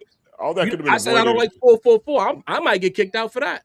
all that could have been avoided if he'd just been like certain types of rap beef. You start saying rap battles and battle rap. That's a whole nother idea that is now entered into conversation. I don't think that Hove is talking about. I don't think Hove is over there talking about Loaded Lux and them. Yeah, and Loaded Lux and them are very upset. You know yeah, what I'm but saying? that's what it sounds like. That's what it sounds like. All right, my big winners for 2026 first quarter. Number 1, T.I. and the family. T.I. and the family jumped outside together. That's a good one. Now I want to see them on tour. I'm excited for T.I.'s album. I think he's rapping better than he's been rapping in forever. But can they get their Jackson 5 on? Can they go outside like the Osmonds or something? I would love to see it. Give me 30 minutes of Damani. Give me 12 minutes of King. And then let T.I. come out, do the whole thing. Love that. Over there. Can't forget about Messiah. Give me some Hendrix. You know what I mean? Huge winners in the first quarter of this year. 2, I'm gonna say Don Toliver and Octane because there's some audio crack, some meth in that I did not expect. I started off in the beginning listening to that album. I was like, oh, this is fire. Then I found myself sleeping, dreaming about that album. Then I found myself like walking, to church and being like, bah, it's just different. It's just hits different. And I know I talked a lot of praise about Leon Thomas. And this is like a different type of R&B that's hit me the same way. And so I think R&B is part of why I picked Don Toliver. I think this is a really good quarter for R&B. If you add Jill Scott's album on top of that, which is really, really great too. You know what I mean? So Don Toliver and R&B. And then my last big winner this year is Glass Malone and this community in particular, because the way everybody jumped on Aiden Ross's ass at the beginning of the year, that to me was one of the most promising moments that I had seen in a very long time. I feel like that was a very hopeful, forward-looking moment for what can happen when we decide who ain't gonna be getting away with certain things. And I hope there's way more of that in the future, because it is a rarity where you have seen us collectively draw a line and be effective at the same time. You know what I mean? So that moment actually meant a lot to me. 9-second applause for all the winners in the first quarter.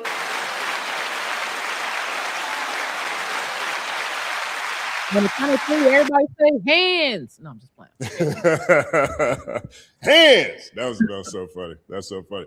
All right, man. You guys want to get into super chats? You got some time for some super chats? Very good job. I got to slide. I got to be responsible on the clock now, y'all. Yo, I just realized that Jarv been in here working the whole time. I've been at work the whole time, but the whole time. The game started at 9:50, so I had an hour and 50-minute window before the pregame. So I said I wanted to get through that before I dip off, Word up. My brother Jarv, Rap Roundtable, 9-second applause. Appreciate y'all. Subscribe to the Rap Roundtable, logging to all things hip hop. Shout out to the panel and shout out to disagreeing, And also before I go, we talked about big winners, Culture United, first quarter, the biggest winner. Yes. Appreciate y'all, man. Appreciate it. Word up. 1 second applause. And 9-second applause. Oh, he left. Okay. 1 second applause. Almost raised the roof. That's dope. That's dope. Okay. All right, let's get some super chats going. There's a bunch of stuff in here that people want to talk about. You missed FD Signifier Company. You say what? Did you see FD Signifier? I don't look at the chat because I get distracted. So I'll pay attention he to put a the super $50 super chat. Let's see what FD said. Let me see. It was about an hour ago. I probably haven't gotten there yet. Let me see. Oh, there's FD right there. Be nice to J. Cole. 1 second applause to FD. I haven't even got down all the way here to some of these super chats. Were we nice to J. Cole? I feel like we No, were we were not nice to J. Cole. Oh, okay. No. I think he was being tongue in cheek. No, I mean, no. Someone was like, there was another comment I put on the screen earlier that said, what did it say? It said, I mostly agree with the panel, but someone called FD to go to bat for Cole. Because we were not going to bat for Cole. And I think Cole is very difficult to go to bat for right now unless you're just personally attached to Cole. Because there's no way in hell I waited all this time to hear what Cole had to say about his side of 7-minute drill. For him to tell me he made that in 7 minutes, put it out, that's what he's saying? But he said that a while ago, though. Tomato. Still. Yeah, it's crazy. It's crazy. It's crazy to me. It doesn't make sense. It's almost it's borderline disrespectful to like the audience and the genre. I feel like to just be like, I just wanted to get that shit out of there. Like, damn, that's, you know what's so crazy? Lil Bill just did a video on like the greatest lie that hip hop ever told or whatever, and I encourage everyone to go watch it because he compares hip hop to a church and Cole and Martin Luther and like breaks down all this big. It's great. But he describes Cole as someone who would fart in an elevator and blame it on somebody else. And then Professor Sky described him as lukewarm water in between the fire of Kendrick and the ice of Drake. And like, you hate niggas that fart in the elevator and you hate lukewarm shit. Like, it's just his heart to go to bat for shit like that. I can't. And FD described him as, if J. Cole's your favorite rapper, you probably like, vanilla's probably your favorite flavor, like spicy vanilla. Yeah. Like, listen to the descriptions people have for Cole. My man from the Carolinas, man, he got to stop, man. Cole's got to stop just for the betterment of all of us from the Carolinas. Because the more he talks, if I got to hear this man say he is Dell Curry, and not even, there's no part of him that's like, wait a minute, if I'm Dell Curry, and Kendrick is Steph, and Drake is Seth, no, you're nobody in that conversation's father. Elle might be right. He's slow. I wasn't sure before, but when because I was listening to his voice, his eyes, nothing. There was no hesitation. There was no, you know what I mean? Yeah. He's slow. That shit didn't even. He thought he was cooking. He thought he was cooking. I know. I've been thinking about this for a while. The best way to describe it is these niggas my sons. Yeah. Tomato. No thought. That's crazy. That's crazy. Shout out to FD. 1 second applause. LTCLO says he sold crack. You bought his album. Stop it. Yeah. Well, you talk about Jay-Z. Jay-Z did sell crack. 1 second applause to buying his albums. Yeah. He's definitely not the type of person that's like, oh man, I'm not doing none of this. I haven't exploited anybody. Dog. You it's made hard not to t-shirts that exploit said somebody as a billionaire. You made t-shirts that said Occupy All Streets. That might be the worst. Occupy all, everyone's outside. Like, this is you have to put this in the context for people who maybe were too young to think about this or just too distracted to think about this. But this, we're literally talking about 2009, 2010. We're talking about without question, the biggest economic uprising of my lifetime, without question. You're talking about an era where the majority of Americans lost their homes or significant amount of real estate. You're talking about the global economy collapsing, and you're talking about a new president who comes in and doesn't punish anybody. They bail out Wall Street. They bail out everybody but the people who lost their homes, right? And you have to think about why that didn't have to be the case. The reason the mortgage crisis happened was because they securitized a bunch of mortgages and they started trading them like they were stocks, right? So they took a whole bunch of mortgages together and somebody bought all of them because people paying their mortgages is literally one of the most guaranteed payments people are going to make. People are going to make sure they can pay for their house. They securitized all these mortgages, even ones that were behind, even ones where people weren't paying their bills. They told investors that these were valuable mortgages that exacerbated the problem, and the entire financial system collapsed. Now, the way they went about it was they gave all the money to the banks and to the billionaires. They could have given the relief to the people who own the mortgages because the majority of the people wanted to own their house. They still wanted the house. You could have bailed out the people who owed the money for the house, and now the securities are valuable again. They didn't do that. And so everybody went outside and was pissed off, and they were in the streets. Occupy Wall Street is happening. And it sounds like it's going to be crazy. Like, this is what opportunities here. And here comes Hov. No. Occupy all streets. Dog. Tomato. I was so mad when that happened. So mad when that happened. So at bare minimum, he, exploited the people who were out here, people who lost their homes, or people fighting for a better financial future. Sorry for yelling. I love it. Lovio Dance says, Jay's comment, b-boying not being in the culture anymore shows he's disconnected. If you know anything about b-boying, it's international Red Bull breaking competition for reference. They're missing his point. They're saying once Red Bull is the supplier of b-boying, it's gone. Yeah, once the Olympics is the supplier of breakdancing, it's gone. No, I did. So I did a video earlier, and like Company Man says, I'm incendiary. So I kind of bugged out on Jay because the corporations get involved, that's everything. But hip hop is always going to be what it is. You still got people doing breakdancing. That's in my city. They still break in every city. They have clubs. They still get together. They still do shows. So it's still our culture, even though it's not one of the most money-making things anymore. It's still our culture. And when we tell the story, we got to tell it, right? We can't just say, well, no, breakdancing isn't hip-hop anymore. And graffiti is, no, it's part of the story. Nas just did a song about graffiti writers, and all of that stuff is part of the story. So Jay to say breakdance because the lady from Australia did a bad breakdance, like, you know what I mean? Like, that doesn't mean we give up on breaking and we give up on graffiti. And he said, what's Drake's DJ's name? Now nobody knows the DJ, so he threw out the DJs. So it's like, bro, come on. Like, I know you're Hov and this, that, and the third, but we can't just throw away our culture. We can't just, it's 50,000 DJs out there right now that are making a lot of noise. They're doing their thing. No, they don't be under rappers anymore like Jazzy Jeff and the Fresh Prince, but they still dictate the culture. So that was my thing when he said that. I'm like, Hov, you can't.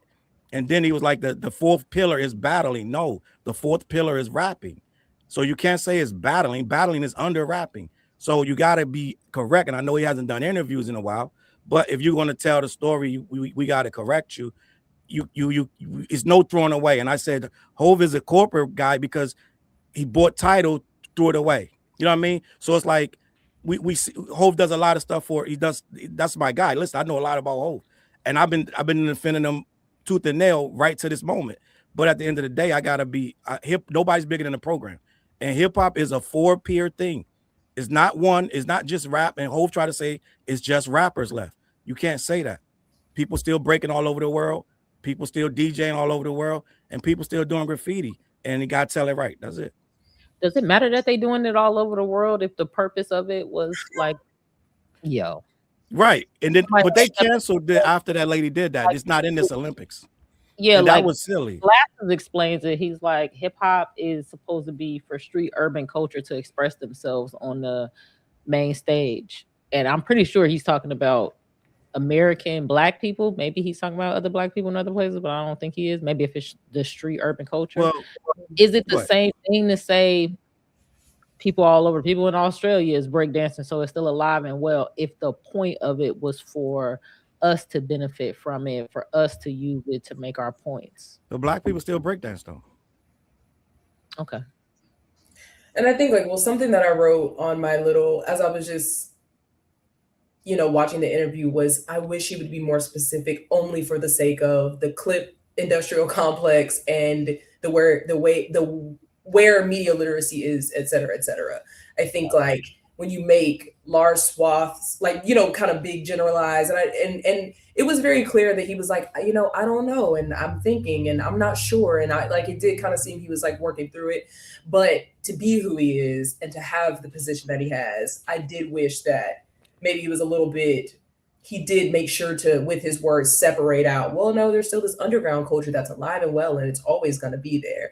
But when we talk about mainstream rap, when we talk about the commercialization of rap, I know that that's a lot to kind of flesh out, but it seems that a lot of people would have appreciated taking a little bit more care with saying something super, you know that's going to be super polarizing when you say, well, I don't think, you know what that's going to evoke. So maybe if it was just a longer sit down just specifically about the beef or whatever, but even in that moment, I think maybe the conversation would have benefited from just maybe extrapolating a little bit more to recognize, hey, Black American culture is always going to thrive and exist, especially in the underground space. Like the people that still, do ciphers, the people that still battle, the people that are still like, hey, which tag is better, are still doing that.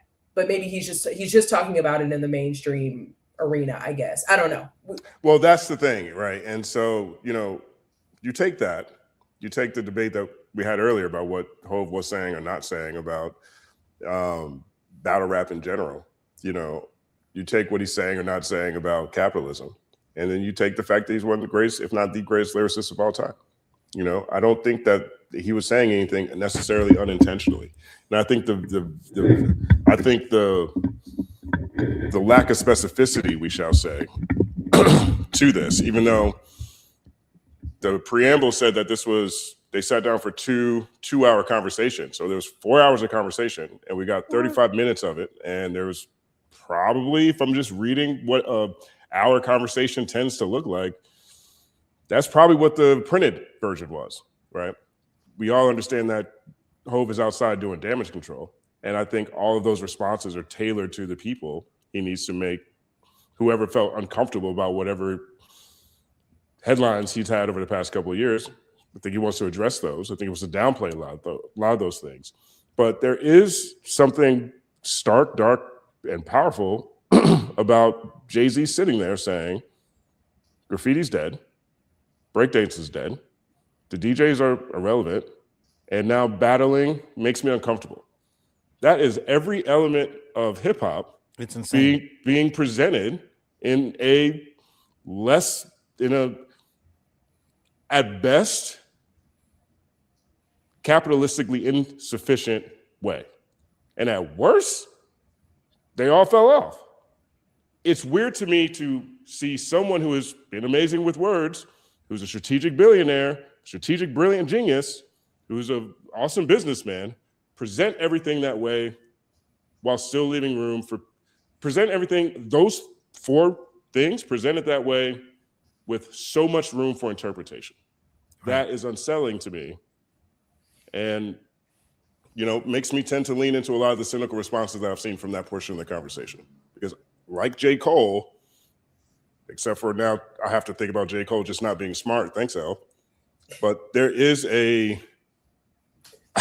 it's just hard for me to believe that Hov said all that, let that fly, then sat down with Frazier and GQ, figured out which 35 minutes they wanted to present, not the 4, figure out which 35 they wanted to present, and not understand that people might take that way. To me, that's 100%. Tomato. What do you mean by capitalistically insufficient? I think at best, if you look at that, when he is saying that graffiti is dead, his comparison was, well, you still find it in places of high art like museums, but otherwise it's dead, right? I can pull up the quote if you want to look at the exact quote. He's speaking on it like you can't make money off of it. Exactly, right? Right. Now, well, and to be honest about it, that is the only element that's legitimately a crime, right? You can't just go outside and start doing graffiti on people's walls. No. But LA's got some of the hip hop is rebellious. But LA's got some of the flyest street art I've ever seen. Like people just continuously commission really incredible graffiti pieces, street art pieces all the time here. Right. So even to present it as if, because what he is saying is that other aspects of hip hop have either fallen off or changed or become less prominent. Now, whether or not he is saying that battling is dead, he is definitely saying he's uncomfortable with battling right now. And as a result of what happened with Kendrick and Drake. So I shot him some bail, though, to be honest.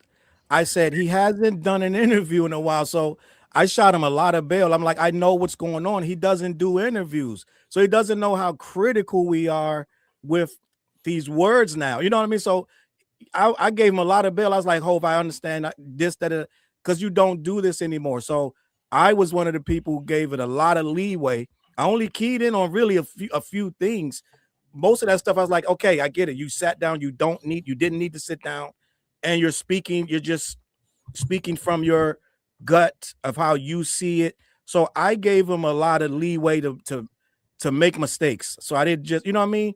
It's not like somebody who sits down every week with, you know, it's not Mark. What's homeboy from Joe Budden? Mark Lamont. It's not this guy, you know what I'm saying? So he's very good at speaking. So Hove don't do that. You know what I mean? So I shot him some bail, but at the same time, I'm like, I feel like Hove is so high up now, he doesn't see that the DJ still, every club has a DJ, and they play, you know what I'm saying? They play whatever's new. So that's very important. That's part of the, you know what I'm saying? It's part of the culture. And just because we don't know Drake's DJ, he said, you don't know Drake's DJ. I'm like, that doesn't mean all DJs are dead. Drake never shouts out his DJ. But but we know Kendrick's DJ is DJ Head. You know what I mean? So it's like, you know what I mean? So it kind of felt like, okay, Hove is kind of discrediting everything that we still call the culture. And when this thing is put into history, we can't say, well, from 1990, whatever, breaking was dead, graffiti. No, because they still do graffiti every day. They still break dance every day, and every city is somebody, even though the breaking has changed, they do it differently. Because I see videos in my feed all the time of guys breakdance. Like right now, black guys, they breakdance. So they don't, it's not as prominent. No, they're not on cardboard boxes, but they still do it. And Hov was very dismissive of the 3 pillars of hip hop to make his point that, and he said the 4th is battling and it's too negative. So what does that look like? Like, Hov, talk to me. Like, what does it look like if no graffiti, no DJs, no breakdancing, and we got to be sweet and nice when we rap? Everybody got to collab. What are we talking about? It's not even hip hop no more. That's all I was saying. He didn't say battling is too negative. He says we love the excitement and I love the sparring, but in this day and age, there's so much negative stuff that comes with it that you almost wish it didn't happen. I just think that's miles away from the way. Can you read the exact quote of what he says about breakdancing, graffiti, and DJing? Can you just read that whole part right there? Spectator, what did you think of the 2024 back and forth between Kendrick and Drake? I'm going to have an answer you're not going to like. Well, I don't know if you're going to like it. That's presumptuous. There are 4 pillars of hip hop. There's breakdancing, graffiti, there's DJing, and battling. Breakdance is not at the forefront of rap anymore. It's actually an Olympic sport, so that's dead. Graffiti, beautiful in certain places, is not a part of hip hop. The DJ was in the forefront. It was Jazzy Jeff and the Fresh Prince, Eric B and Rakim. You don't even know the DJ for half the artists anymore. And the last pillar is battling. We love the excitement and I love the sparring, but in this day and age, there's so much negative stuff that comes with it. You almost wish it didn't happen. In the video version, he talks about Basquiat and these other people that you can see in museums, etc. He names 2 graffiti artists and one of them is Basquiat, right? So there is a little difference between the video and the audio. But I did notice regardless, you say what? I said I did notice that too. The video one is a little different from the way they edited. Because they had a 4-hour conversation. They condensed to 35 minutes for us to watch and whatever they wanted us to read, which makes me think that it's hard for me to believe that Hove doesn't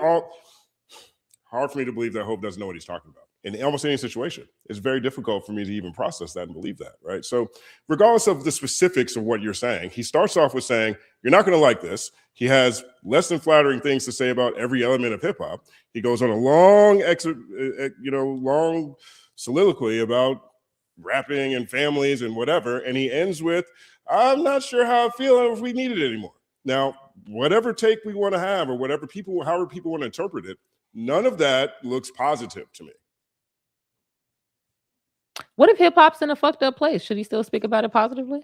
I think that's the case, but I don't think you needed to bring in DJing, breakdancing, and graffiti to talk about battling. I also don't think you need to call battling a foundational element. And not only that, he misspoke. He said it's not at the forefront. He kept saying rap. I shot him some bail. He meant hip hop, but he kept saying rap. He's like, breaking is not at the forefront of rap. We're not talking. No, we're talking about hip hop as a whole. So. Rap is not hip hop. Rap is a part of hip hop. It's not all of it. So this is what a lot of people do. They've been doing this since the 90s, saying like focusing on just the rappers. Once the rappers became the forefront, nothing else mattered. And in the hood and everywhere else, a lot of people started to negate things that were still going on. People were still doing graffiti, and it started to be like, nah, that ain't it. But it's still a lot of people to this day that go and do graffiti everywhere. And it's a lot of people that still break dance everywhere. And people be like, nah, that ain't it. But it is it, because the culture is not going to ever change because of the corporate greed that they can't get out of it. So they move on. So it's like, no, we can't say people don't do graffiti. They still do. We can't say they don't break dance. They still do. And we can't say that DJs aren't a part of it, because they still are. And Every rapper has a DJ. And Red Bull, you know, you're thinking about the Olympics, right? But, you know, Red Bull does an incredible 3 styles, multiple breakdancing events. Now, I understand perhaps he's saying that, well, if he had even said that breaking has expanded to so many other communities, has been deprioritized in ours, and that's where I'm coming from, that would be something I have to agree with, right? But away from that, you know, even the idea that a corporation like the Olympics being a part of breaking is a signal that it's dead, when Red Bull's a part of multiple elements. They've got DJ events. They sponsor all kinds of. Yes, they got the ciphers for MCing. Like, you know, he is someone.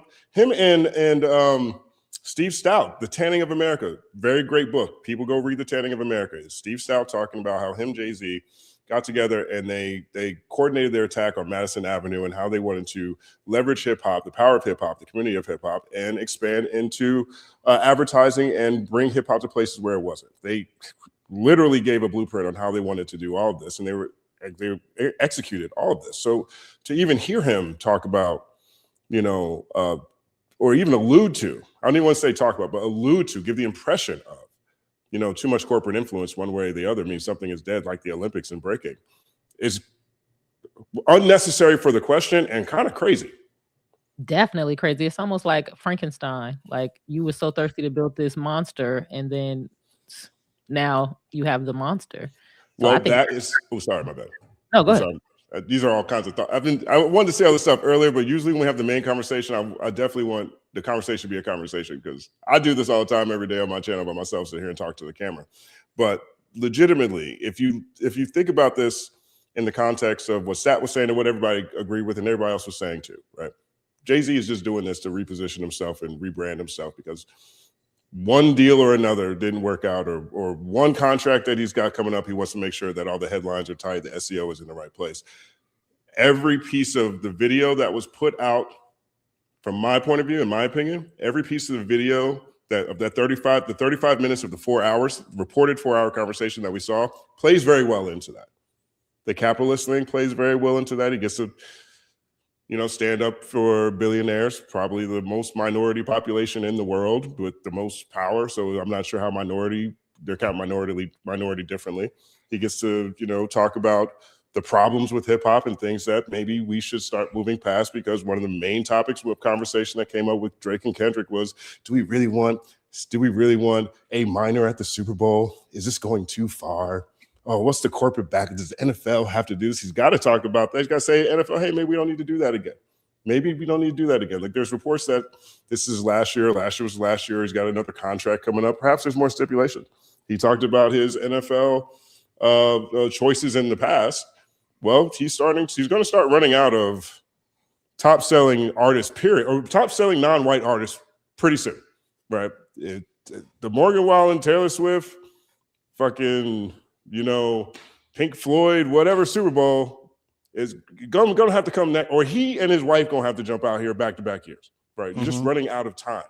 This is fascinating. You know, that's addressed in there.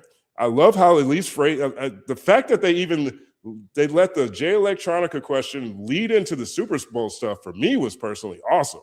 I was glad to see that.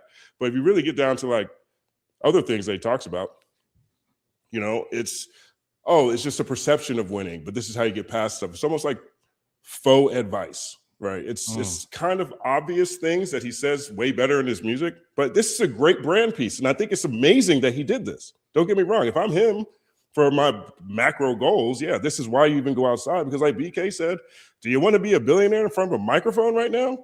It's crazy to say it, to speak highly of billionaires right now. It's absolutely insane. I'm just going to be honest. Oh, so I'm fascinated by you guys hearing that, because I mean, or that being what you guys hear. I definitely do not think some of his business deals didn't go through, so he needs to water down the Super Bowl performances so he can be more palatable. I don't believe that, but can I say something? Elle? I just do not see that at all. And I want to be clear. I'm open to the fact of maybe I just don't see it. So I'm not saying like this is what it is, but I think he got tired of people playing with his name. I think the reason why we haven't seen Jay for so long is because he kind of feel like, I got better shit to do. I don't really feel motivated enough to come out and rap. I'm trying to do this deal. I'm trying to get in this business, this, and that. And I think that last year, that blow to his ego, I really think that's more of the motivator than like trying to clean up my name to do business. I think his name is clean to do business. I think the motivator is like, you know what?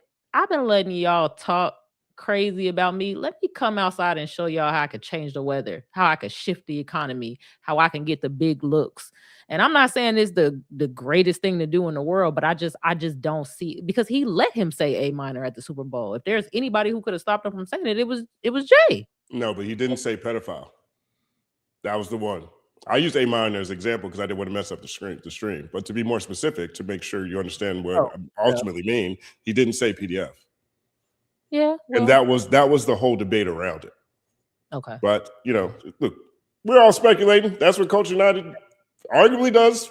Let me speak one more thing on the Jay-Z thing, company, man, real quick. So the thing with Jay-Z, it sounds like a guy like Elle said, he's trying to get his business affairs in order. But I also feel like everything that he said is almost like Kanye doing the Wall Street Journal. Kanye put his apology in the Wall Street Journal, and all of a sudden he's back in LA. He got another US show coming up. He got 2 European shows coming up. He's back because he put it right there where the white businessmen can read it, and now he's safe again. You know what I mean? Like it was like night and day. He couldn't do a show here for years, and now he's everywhere. He's announcing everything, and he's back. Jay-Z just did the exact same thing. Everything he's saying signals well to those. Look at the magazine he's in. Like everything he's saying signals well to that community, just like Kanye. And he's open for business, this, that, and the third. And he's saying everything like, oh, the battle was negative, and everything that you can say. Well, billionaires aren't bad. I rebuke that. Like everything you can, all the dog whistles that you can say to the rich, upper crust, the corporate people, he's saying them greatly. It's masterclass, and we're missing that. What he shouldn't have did was spoke on that battle at all, because that's all we're talking about. But everything else would have read great at the table in the morning at the Wall Street. You know what I mean? Like if you're reading the paper, it sounds really good. So he's repositioning himself. Elle is right. His business name is good because he announced the shows. They sold out, and you know what I mean? So I think the picnic was a test. The waters sold out really quickly. Then he announced the 2 shows. So now, oh shit, I'm back. Like da. I didn't miss a step. And the thing with the casino, I disagree with Stat. I don't think he lost it because it was him and his name was Mud. He was on a committee. It wasn't just him. It was a company trying to do that. And the people that live in Manhattan was like, no, we're not having this shit. So it wasn't because it's Jay and his name is messed up. So I don't think in the business world, it got a little funky, but he climbed his way out with that lawsuit. And then this Epstein thing, these business guys, a lot of them are in them damn things. So they're not going, you know what I mean? And he's got the Desiree stuff. Yeah, so it's like a lot of stuff going on that Jay's clear, but now he's making it even more clear with this interview. I personally believe he really does have music that he's about to launch. Of course, yeah. And he's trying to make it like, oh, all my music's bad, da. But I think there's an album coming, and that's why we got all this commotion. That's what I think. Well, there's definitely an album coming because he did the things that he does when an album's coming. One, he changes how his name is spelled again. Right. Last time he did that was with 444. He added the hyphen again. The time before that was with Magna Carta Holy Grail, where he got rid of the hyphen. You know what I mean? So that's part of it. Bink just did an interview saying that Jay-Z came by and picked up a whole bunch of tracks from him. It was one of my react to this. That was one of the react to this is for this week. So there's no part of me that doesn't think multiple concerts, GQ photo shoot, whatever other public press stuff he has lined up next. Bink saying he got some Jay-Z songs, and him changing his name doesn't equal an album. You know what I mean? Probably get something around it's just, I mean, you know, he loves September. Who knows, right? Yeah, probably September makes more sense. You know, so Who knows? But 1 second applause. Jay's lovely dance. Yeah, lovely dance. Dog. That was probably 45 minutes on this one comment. We got to be more efficient going forward, but that was great right there. 1 second applause. Tamia Punch. Big shout out to Tamia Peach. Big shout out to Tamia Peach. 1 second applause. Says, I agree with Stat on Jay-Z, and he should practice the same thing. Just today I watched him give a dangerous political take, which many people will see. We all have a voice and have to be responsible with it. I wonder what the political take was. Anybody know what that is? I don't. Just today I watched him give a dangerous political take. No, I don't know. I mean, just because she saw it today don't mean it was from today. True. Right. That's true. Yeah. That's true. 1 second pause. Thank you for that, Tamia. Jay getting at that age where he's saying what he feels. You know what I mean? I don't think he's censoring himself that much. I think he's still speaking strategically. I think that too. I think he's always done that. I'm not sure how things could be true. Everything is stratcom. Everything is stratcom. You know what I'm saying? Shout out to Will Thompson Fargo. 1 second applause. He says, Stat Quo, the first quarter MVP on the third quarter in Wolves basketball. I told Jance to keep the song clean, and he dropped 2 Bs. That's the cut of my steak. Is that Stat Quo? I think that's a Stat Quo quote. Oh. I'm gonna text this to him. That's generational. First quarter MVP. Stop. That's his first quarter MVP. Maybe that's the response to our question. Let me text this to Stat to see what he says. I wonder if he's talking about his first third. Stat Quo, the first on the third quarter in the it's Wolves. Hey, man, help us out, Will. Help us out. You can just leave a comment if somebody sees it. Let me know what he says, and we can clarify that. I did send it to Stat though, so let's see what Stat has to say. All right, let's take the next one. I do think he's doing the Super Bowl too, though. I think this is also what this is. Yeah, that makes sense. It could be testing the waters and do it. Yeah. I don't think it's testing the waters either. I think he knew for sure when he announced that shit was gonna sell out. Like it's just so fascinating to me to be like, y'all thought, hey, let's see if people gonna buy Jay-Z tickets. He knew he's gonna buy. Yeah, I think that's Jay-Z. It's like one of them dudes that just. I mean, I think Drake is also at that point too, where like you could just drop and like people are just gonna same with Cole. He's sold out the Madison Square Garden thing. Like there's certain people like in our space that have reached a level, especially Hove, that's like anything that he could literally bag a fart and sell it and it would sell out. I swear to God. It would. All right. I just text Stat to see what he says. He's going to get back. Wait for him to get back. Oh, well, he got back. Yeah, he said he doesn't know what that means either. So help us out, Will. I appreciate you, though. 1 second applause again. K-Way for real, funniest man in the comments section, says the thing is lacking. The thing that is lacking from all this is accountability. The Waffle Princess picked a fight. Lost and sued while being on steroids, having all the answers to the test and paying off the refs. It's mirroring MAGA politics. No, yes. It's so funny. No, yes. The Drake, it was so interesting that Cole was like, it was like politics. It was like Democrat, Republican. And it was like, it's so crazy. I wonder who he was thinking in his head when he said those two things, those two political parties, because a lot of the election denial, like that we saw with MAGA, it was like Drake actually won. The pulling strings behind the scenes, trying to, inflate yourself and inflate your numbers. And yeah, it was going on streams with like aligned people like Aiden or XQC that were literally aligned with Trump during the election. And yeah, that got nasty. It's weird. Yeah. And being a Hell's Angel.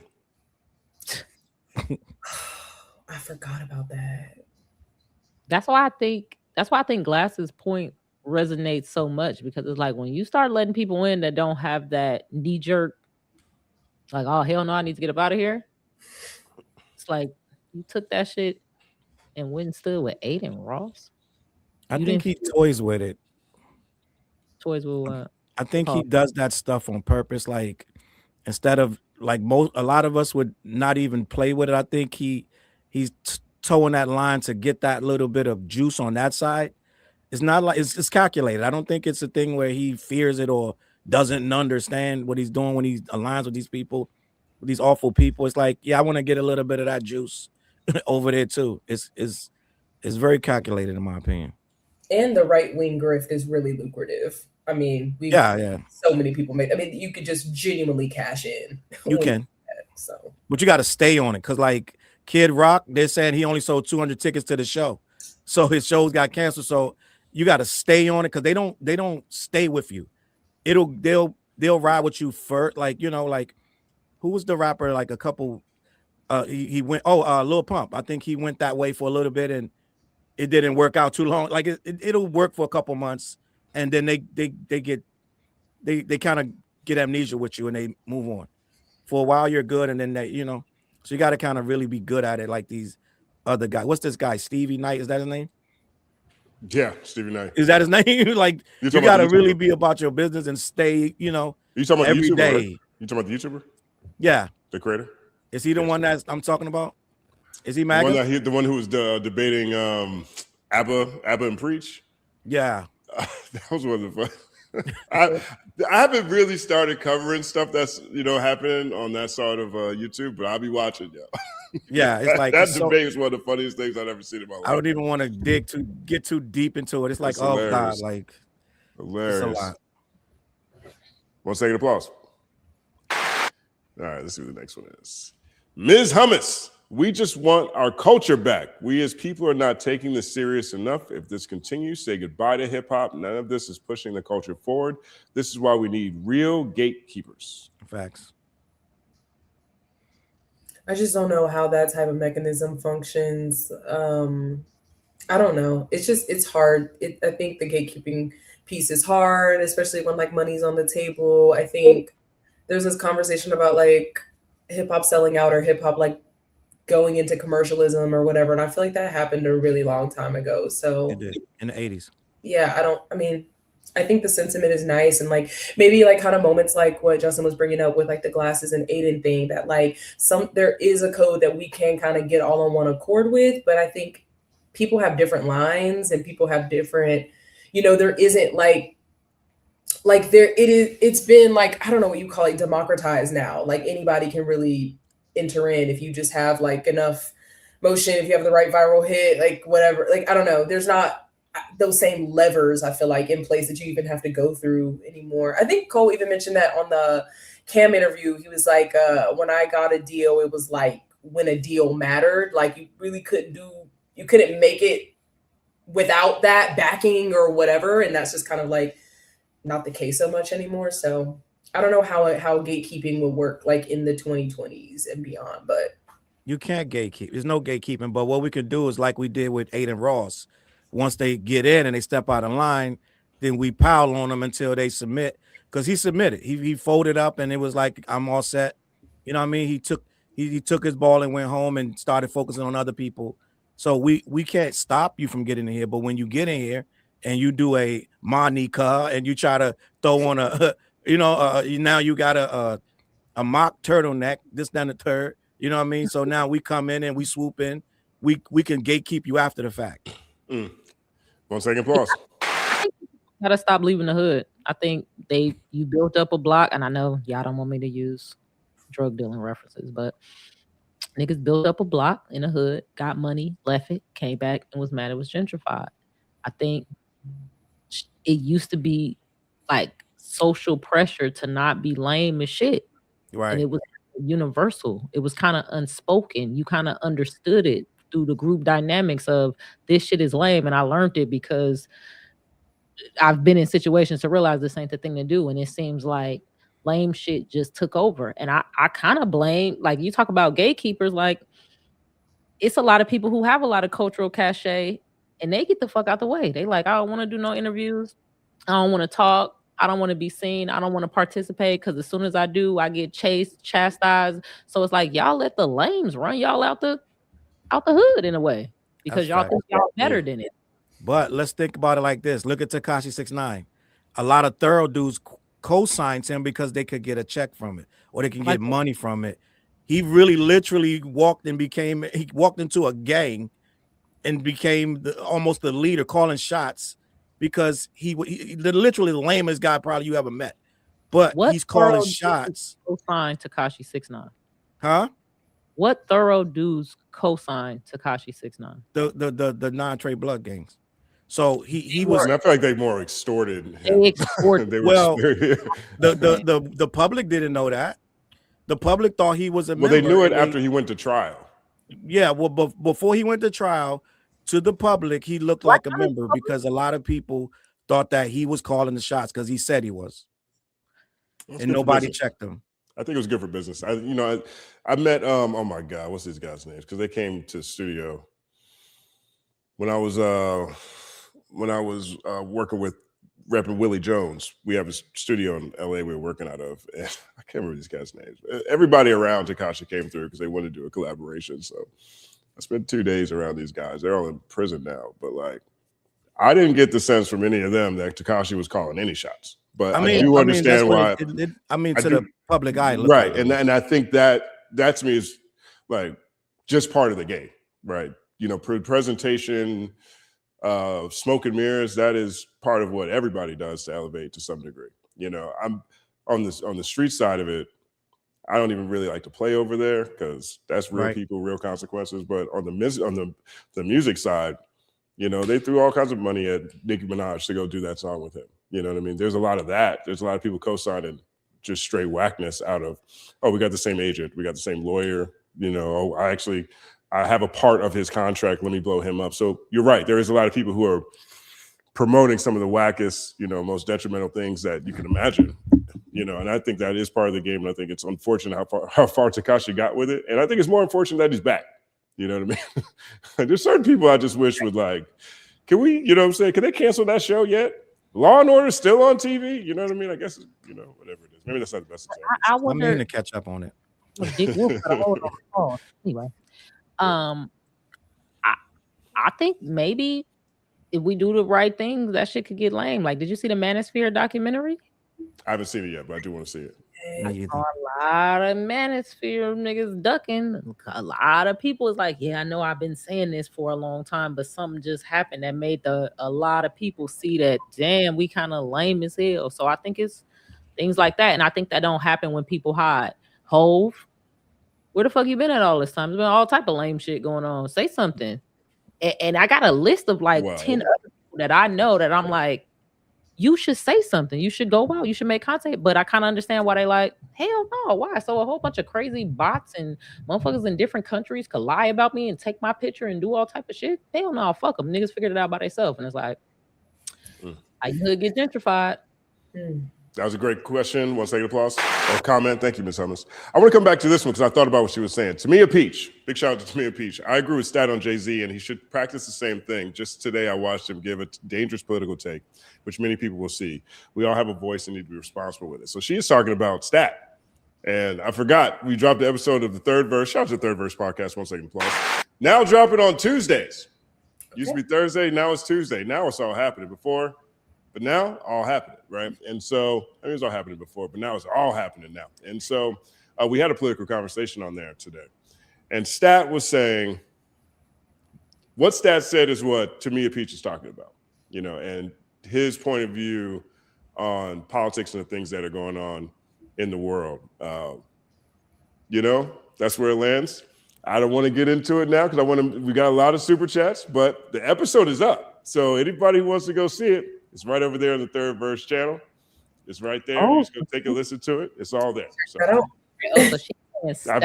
realized what she was saying right here. So big shout out to her. Thank you for watching too, by the way. 1 second applause. Okay. Okay. Gotcha. Okay. So everybody got homework now. Yeah. All right. So let's move on to the next one. Okay. This one is from Tamara White Erst, 8727. She says his wife Beyonce has twin dancers who are break dancers. 1 second applause. Look at that. Look at that. Oh yeah, Look at that. Or Les Twins. They're awesome. Les Twins. Hove no. Hove no. All right. So let's see what the next one says. Next one comes from Mika Red. Big shout out to Mika. 1 second applause. My hypothesis why Cole dropped out is at the 7-minute drill, at the time 7-minute drill dropped, Kendrick hadn't responded, only Drake. So maybe he thought Kendrick wouldn't drop. At some point, he heard Dot was coming. Honestly, I unfortunately, like honestly, all the lore and the theories and stuff, they can still live on. But I do think I am inclined to believe him when he says he knew that people were gonna expect him to say something. He was having writer's block. He goes to the studio. He does the 7-minute drill. He does it, just phones it in, because that's what it sounded like. Because I was thinking too, like, remember when Tupac dropped and people were acting like the narrative was it's boring, it's jazz rap, whatever. That was like a decade ago. So like even like the line of like your first one was classic, last one was tragic. It put niggas to sleep and then they gas it or whatever. That's just like even old zeitgeist talking points. Like nobody around was like, ooh, okay, comparing him to The Simpsons is kind of like the writing on that was really bad. So honestly, I'd like to believe that like this was just some shit he put together in 7 minutes because it sounded like it was ass. Like it sounded like that he just put it out, you know. And you didn't like it. No, but the writing was bad. The hook was bad. The beat was sleepy. Like it just wasn't like, and also if you think about that in response to Like That, which was a banger, went off in the club, but also was like a hard verse, you would put 7-minute drill, tag it onto the end of a pre-recorded album as a response to Like That. Like, I don't know, maybe he did just get nervous with the public pressure, but everything that was his worst fear still came true. The backlash, the vitriol, both of them niggas not liking him.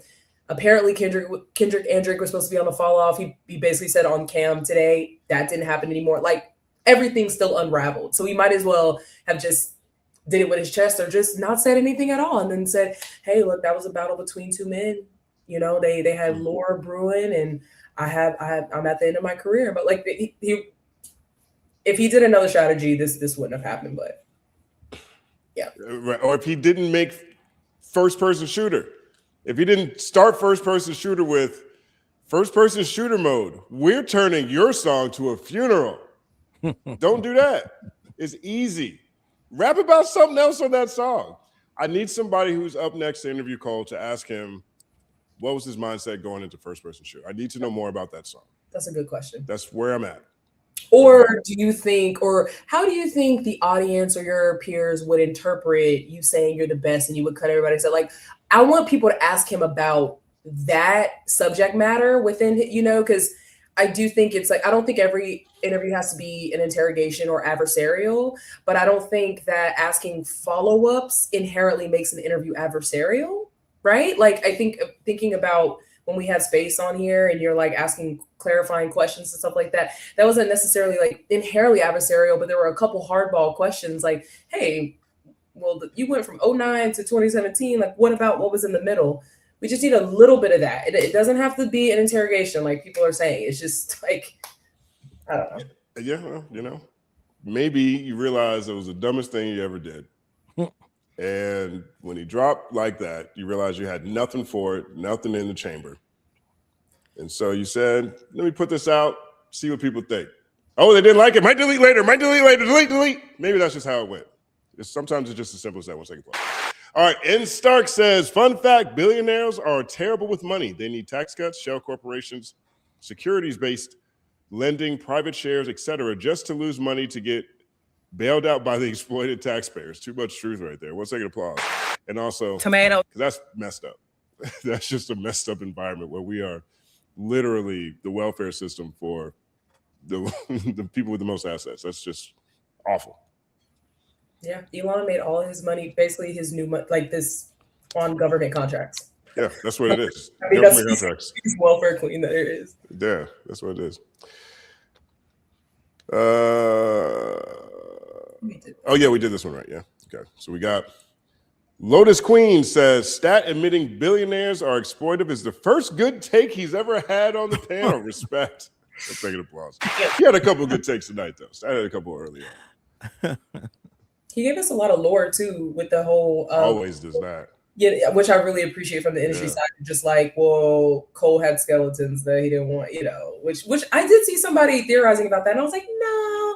I also think that like Cole has been benefiting a lot from the silence and like the image that he's built around himself and kind of the mythos that he's built around himself. Because this is the most that I've ever heard him like talk, like you know, just as someone who's not like a fan that keeps up with him and stuff like that. And I was like, damn, maybe you should do this like less or like more strategically, because it ruined the whole aura about him for me. That was a great point, though, about how everyone else has been getting beat up their entire career, and Cole has been just coasting around on his little bike, faux broke, talking about raps that we've heard in the 90s, and nobody's really said anything. Yeah, he just built this army, arguably unwarranted.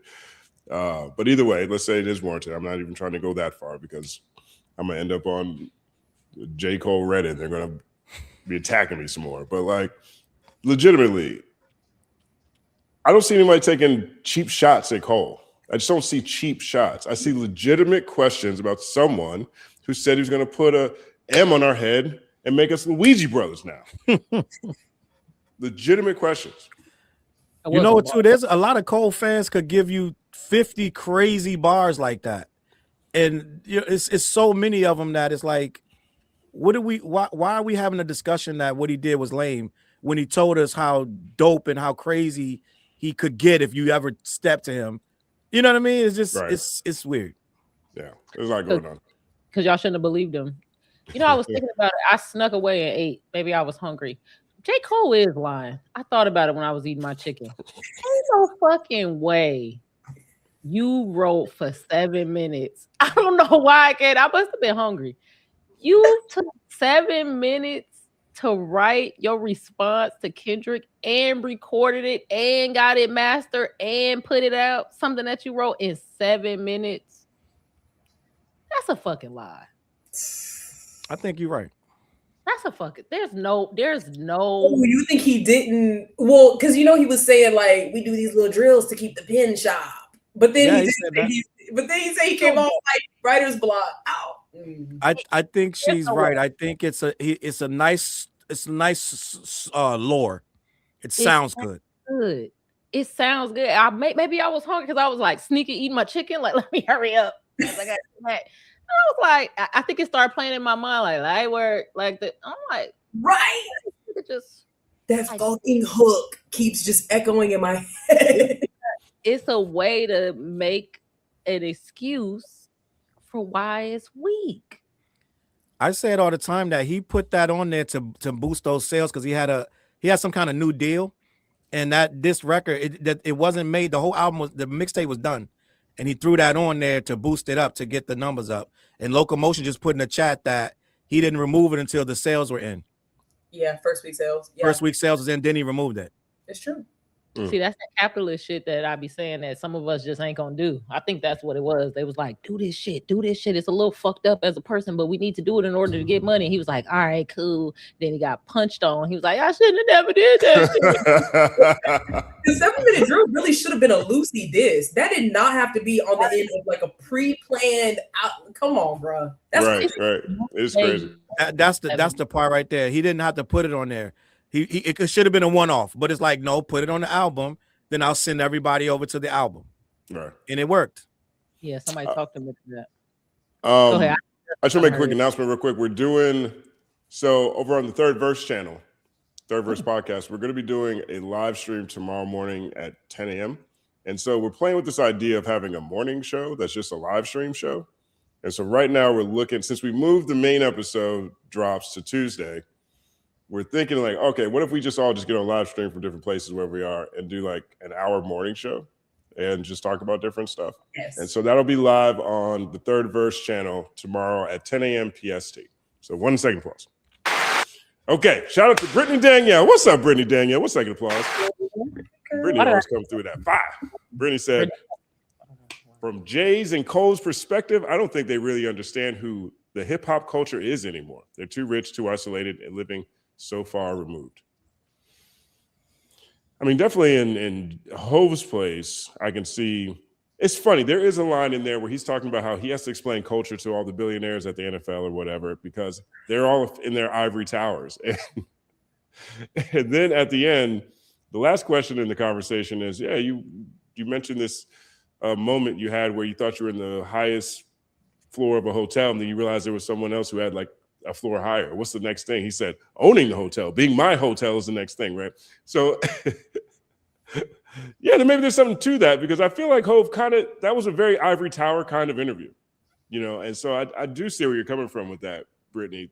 Just the disconnect that comes with not having to pay taxes. Yeah, I mean, if you think about it, the billionaire class, like you're not just gonna bump into these dudes, which is different from Cole, right? He's a millionaire, but they, they're in their cocoon and shit too, which is why, like, every time he was just like, the blood, I'm like, these are two multi-millionaire rappers. Like, no, everybody's just exchanging words. But for Jay, like, that's something that we got to remember about that class. It's like, they don't be really doing real natural, normal human shit. And maybe Jay is kind of the closest to that, where he's like, you'll see him at the movie premiere for Blue, or like he'll pop out for a GQ interview or whatever. But like majority of them, that he's rubbing shoulders with the Kushners and the Trumps. Like they don't even operate the way we operate, or go into the same spaces, or just interact with like society and humanity in the same way. So that's something to always keep in mind for them. Right up. Let's take applause. All right. The next one is Zone Fanfic. Big shout out to Zone Fanfic. 1 second applause. Zone Fanfic. I think Jay's goal was to sit with an honest interviewer, showcase his nonpartisanism, validate the beef, and give his thoughts on why capitalism is good, showcasing good billionaires don't exist. Yeah, it's got me, whether that's his intent or not, at least me and Challz seem to feel that way. That interview, I watched it and read it right before I did it, because I like Fraser's writing quite a bit. Two, fantastic. Yeah. Yes. Two, I wanted to see Hov's facial expressions in the video, and in my video, I talked about how people should actually do both because there are differences between the two, right? But I came away reading this and watching this with like, I would really love to see that other hour and 30 minutes because this is a very curated presentation of what I'm sure had more nuggets of everything, more nuggets of insight, more nuggets of inspiration, which is generally why I go to Jay-Z musically and go to him for interviews in general, more things that might not have been as on brand. I think there's really, for me personally, there's only maybe 2 parts in the interview that really sparked my interest from like just a hip hop history fan and a fan of MCing. The part where he's talking about his pocket, squeezing different words in there. I love that part. The part where he's talking about Ain't No Nigga and how before viral that song really was. I love seeing that. I know there's got to be so much more left. And Fraser, the last time, Fraser's the hip hop guy at GQ for people who aren't necessarily familiar. And so he did the Clips interview, and the Clips interview really set off the rollout for Let God Sold Out last year. Let God sort him out last year, right? And so after the story broke, or I think they got closer to the Grammys or something, Fraser released another portion of that conversation on GQ too, right? And so perhaps we'll see some of that other stuff from the Jay-Z interview in the future. Reading it and watching it, I feel where you're coming from, Zone Fanfic. 1 second applause. All right, next one here comes from Papa Was There. It says, stan culture has always been there been a thing in rap. Being from LA, our OGs was not messing with no New York rappers because West versus East. Jarv said the same about the OGs in New York. They didn't have socials. They also didn't have bots. Like, I think bots specifically and like curated algorithms that create echo chambers that are like controlled by right-wing billionaires. Like I keep saying that, but I think that that's important to keep coming back to, that like you could just be interacting with a bot nowadays. Like the dead internet theory is starting to become like, especially on Twitter specifically, when they did that audit and it was like 70% of this app is bots now. It's like, okay, so am I even interacting with a human being?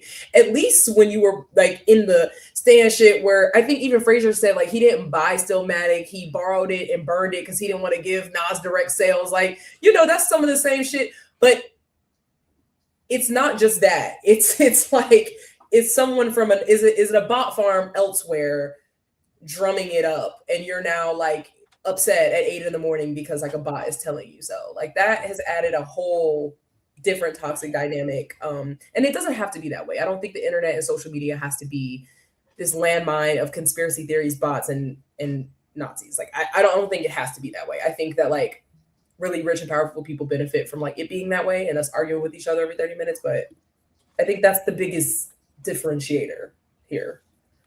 1 second applause. Definitely agree. Big shout out to I'm Your Stepdad, 8792. Dell Curry. It says, everybody steppers, well, F it, then everybody breakfast. And I'm about to clear my plate. J. Cole shot on first person shooter. That's what I'm saying. That's the K. I don't care what nobody says. Don't say steppers. I had steppers in my album. That whole thing. It's what are you doing?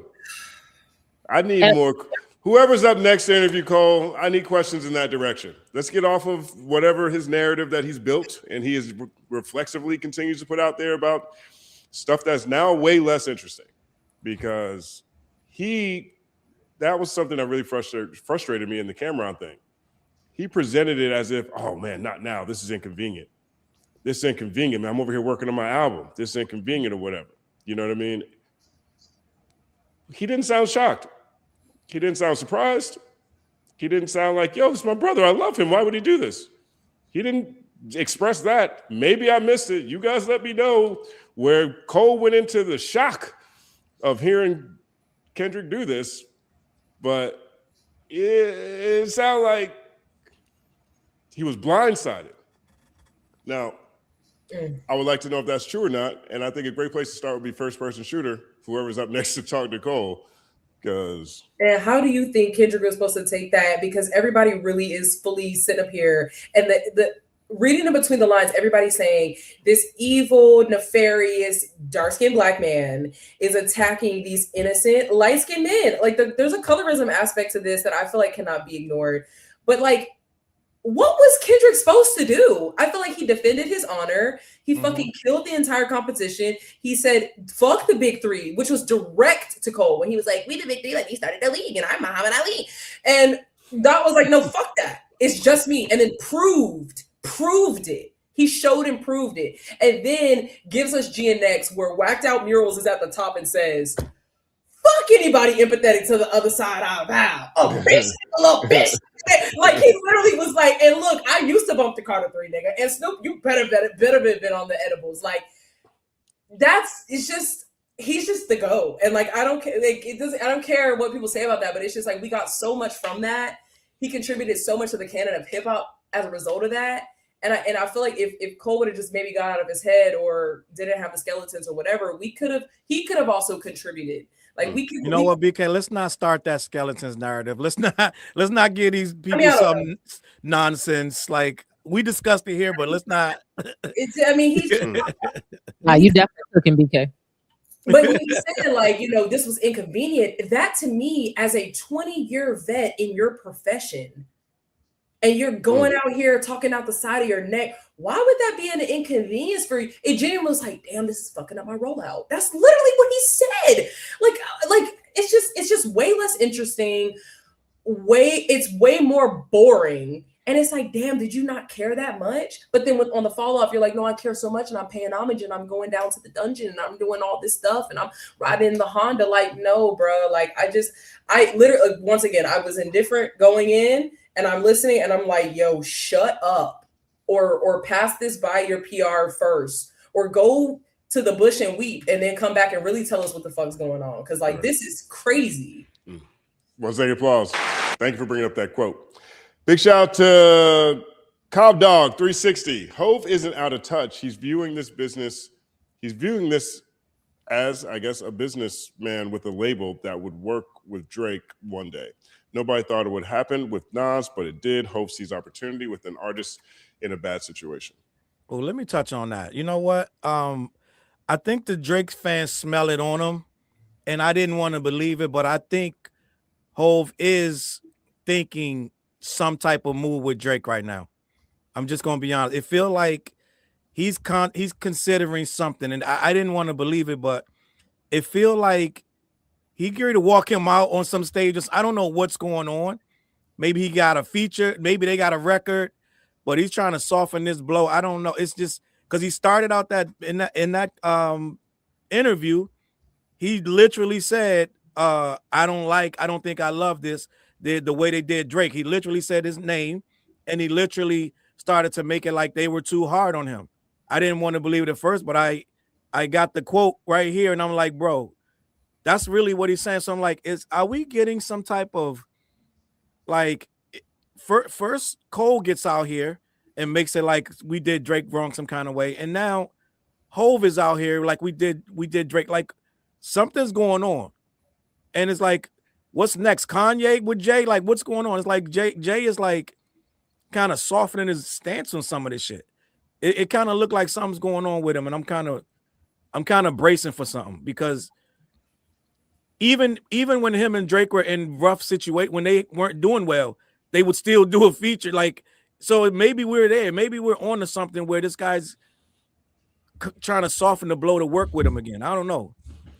I don't think Jay give a fuck about Drake. I know. I want to say that too, but he's talking really.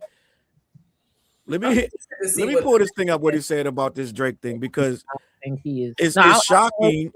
But I'm just saying, I don't think, just to respond, I don't think he give a fuck about Drake. I don't think we are comprehending the massive ego that is floating around Jay-Z as he walks around. No, we get it. But he's still a businessman, right? And we still know he does things to move the needle in business. So Drake is good business right now. He's the #1 stream artist in the world, allegedly. So if Hove want to make that, do them numbers, if he really got an album, he could do numbers, but he can do double the numbers or a lot more if he comes out with a Drake record and Drake is hot again. That might be what he's thinking. You know what I mean? So I don't know, man. It's kind of spooky, man. I'm gonna be honest. This dude Hove said, let me read this quote, because this kind of, he said, it said, now people that like Kendrick hate Drake, no matter what he makes, no matter what he says, and it goes far too. It's like an attack on his character, and the thing is, I don't know if I love that. And I'm like, why? Like, I get it, but everybody got attacked in the battle, not just Drake.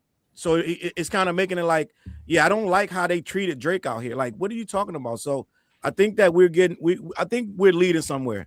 He wants to end battles, like he wants everybody to collab. It's a lot of code words in there.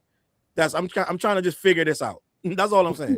He also talked about Kendrick because he was like bringing up people's marriages. And do you think that it was only about Drake when he talked about reputational damage due to Stan's spreading the story or coming up with fan fiction? Do you feel like every comment was only about Drake? Well, sometimes like when you're trying to be in the middle, you throw the other name in there to make it look like that. But at the end of the day, only one person was affected. Only one person went to get a lawsuit. Kendrick never says a word. Kendrick went on the biggest tour of his career, did the Super Bowl, so he wasn't affected. Drake did a lawsuit saying he was defamed and damaged. So technically, you can't do business with Kendrick instead of Drake. Huh? If that's the case and it's all about money, wouldn't he be trying to do business with Kendrick instead of Drake? Why would he need him doing business with Kendrick is an automatic, but Kendrick don't move like Drake. So he don't always just do anything either. You know what I mean? So it's like he probably already is doing business with Kendrick, but that's the easy play. He don't got to fix Kendrick relationship. He got to fix Drake out here. Like, you know what I mean? With the hip hop community, it's just too much. It seemed like coordinated where, and the Drake fans are taking it like, oh, they see that the boy is coming back. They're taking it like that. Like, oh, they see where this is going. He's #1 again. So it's looking like everybody, and it's hard to argue with him because a lot of people are trying to soften our opinion of him. It's like, I think a lot of people, especially people who are famous and had to deal with their image being publicly attacked in any way, a lot of those people felt like, hey, this is going a little far where niggas is acting like he really is this or that and that. I've heard that from, I think almost everybody famous that I've ever heard talk about this kind of had that opinion. Like, hey, this was a little far. But not Jay. We never heard Jay's opinion. Okay. I think we don't have that opinion because I think there's something that goes on with famous people when you're not famous that you kind of forget that they're human beings. So it's like, oh, nigga, you famous, you got money. It don't fucking matter if you get dragged. But I was about to say, have you ever been dragged on the internet? But you're a reactor. Like, have you ever had like a campaign or people dragging you on the fucking internet? I have. That shit is. So I can imagine how it feels on a huge fucking level. And I think I think the celebrities are kind of scared to say it out loud because it's gonna look like they taking up for Drake. But I do think a lot of them do feel like, and Kendrick too. Like, what the fuck you mean he beat his wife? Huh? What the fuck you mean? A-Free is his kid's father. One thing to say it in the battle, but it's another thing where it's like people start making the memes and then they start retelling the story and then they start highlighting, oh, look, this could, because you could use misinformation to kind of make it seem true. You know what I'm saying? Like we never especially with the Drake thing, the thing about that, I know a lot of people did. That's like a great point that people zeroed in on, like, ooh, okay, this did kind of touch. This really changed the perception, like outside of the beef, but especially because Drake was caught in 4K in some compromising positions with some barely legal individuals and a 13-year-old. And so that did not help either. When it was like, oh, at the stroke of midnight, you hit this 18-year-old up, and like, how did you know her prior to the stroke of midnight? You know, so that it's a lot of them. It's a lot. It's a lot of little situations. But 1 second applause. Let's move forward. All right, so next one comes from TB3632. Jay tripping 100. Nas would never. Nas would never. Nas would never. Ew. That's funny. 1 second applause. Savs got hella money too. Don't try to don't front on Nas. Nas got his casino deal worked out. Hello. Yeah. Nas been getting to a bag. Sav Sonata says Drake is like the ED-209 from RoboCop. All the corporate guys have a vested interest in him, but got smoked, and now everyone is up in arms about it. Yeah. Yeah. There's something in there too. Yeah, I think in that world, he's money, man. He's a lot of money. He's a lot of money. So they need him to be back normal. They need it back normal. He's a corporate product. Yeah, true. I was looking up, I made this little dashboard when I was kind of researching stuff for this. And I was just looking up, like, well, where did all his money come from? Where did Jay-Z get his money from? Like, that Rock Nation shit, that shit got sports, all type of shit, where they getting 5-10% of these people contracts. I think maybe some people have like a limited scope where they like, oh, he's just trying to get the streaming money. Like, if it's all about money, he definitely has a wide fucking, what's it called? Portfolio of ways to get the money. And I don't know if, hey, I got to get this streaming money off of Drake. He's even going to bubble up to the top 10 of things to invest in for Jay-Z. But I could be wrong. Big shout out to Sav. You're just not buying this Drake angle. Like, niggas be talking like Drake is bigger than Jay-Z. What the fuck? Moving on to the next super chat. This one comes from Shy, pronounced Shy. It's actually, I think that's Shay. Oh no. Shay pronounced Shy. Yeah. It's really clever the way she did that. That was really clever. Shy pronounced Shy. I like that. 1 second applause off the name alone. Jay is not Cole. He is a strong speaker, rare interviews, controlled edits, named each of hip hop's pillars and said it's dead. Then said battling should die too. Let's sit with that. He knows his power. That's what I'm saying. You know what I mean? Like, I definitely see where Shy is coming from. 1 second applause. Famous for no reason. 1 second applause off that, David, too. Famous for no reason, one. That means there's another one. There's two people who are famous for no reason.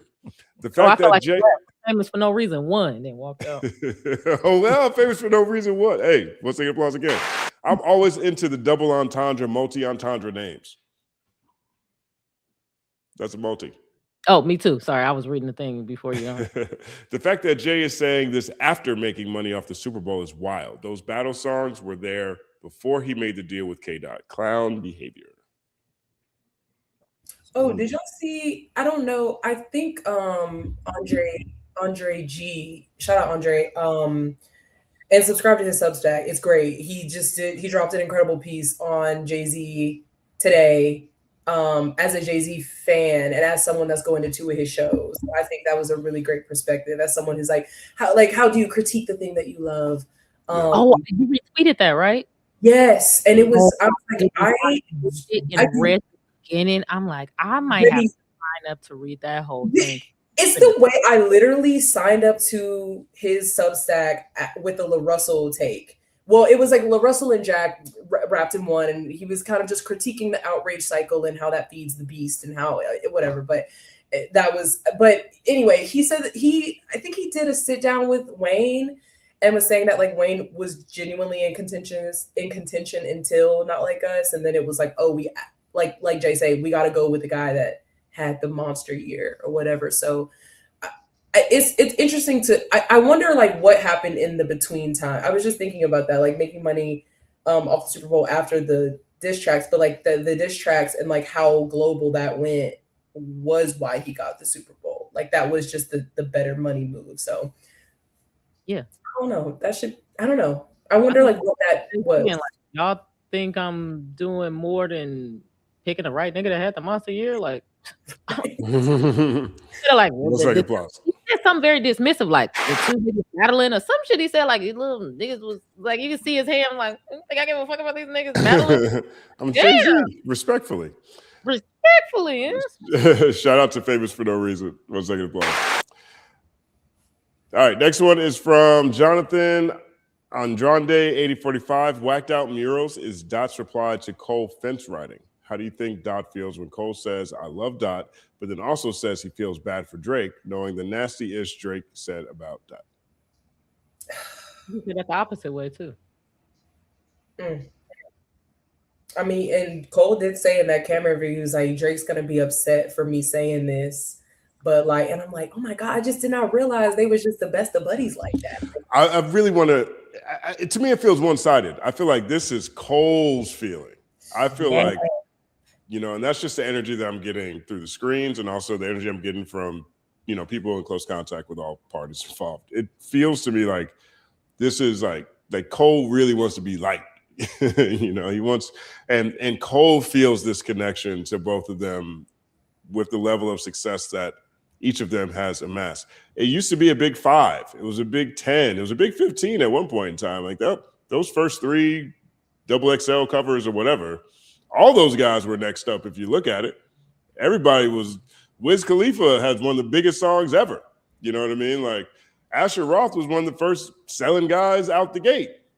Wale has put together one of the most solid careers from a catalog standpoint you can expect. A lot of people are biting Big Sean's flows. If my man Big Crit he gave the wrong mixtape away for free. If he had just sold that one mixtape, we're in a whole new timeline with Big Crit. It was a big 15. And now at the end, it gets down to 3. And I feel like it was always really, for a long time, it's been mostly 2. And Cole is like, oh, but look, it's like the 3 of us. You know, he's the middle child because I think he wants to be. I think he's built his brand around that. And I think strategically it's played really well. But hard for me to look at public comments that each of them has made about each other. Tour with Drake and the things they said on stage excluded. Cole is the only one outside that be talking about him like that. But I do think it's really interesting in terms of how what Stat said earlier in this conversation when he was talking about how Cole's the one who introduced Kendrick's music to Dr. Dre. And so, you know, but it seems like to me that that's really great marketing from Cole. Yo, no, it's like the 3 of us, guys. Yeah, he's like, these my brothers, man. Like, I genuinely love these bros, man. I'm like, okay, so what does that have to do with competition? Have you ever like been on the opposite team as like your best friend? Like, I'm not gonna put them in the basketball game just because my homie's on the opposite team. Like, we can separate. It also kind of felt like what Drake was saying, like, oh my God, guys, you're like piling up on me. I'm like, you're the one that said no friends in the industry. Like, these are not your brothers, my nigga. These are your professional competitors. Like, these are your peers. Like, they're just like, oh yeah, I talk to them like once every 2 years. Right. When you get the details, I really don't talk to them that much, but like, you know, the vibes are there. 1 second applause. The next one comes from John Claude. John Claude. Look at that spelling. I love that. John Claude. Cole, a master marketer. He said he loved people criticizing him, so he put out enough info over the last 2 days to start conversations everyone has different opinions on. Meanwhile, fall-off numbers resurged. That'll be interesting to see. That shall be interesting to see. Master marketer What's second feels place? hard to do with. Master marketer? It feels like you put yourself through a whole lot there, master marketer. I don't know if I would have taken this approach. I'll tell you what, I promise I would have found a way to use one or two of them Kendrick features you got. You're up here telling me that you didn't even like the original Fall Off, and the one you got's the one you really like, and there's two Kendrick features in the cut? I don't know, man. Somewhere you lost the plot to me.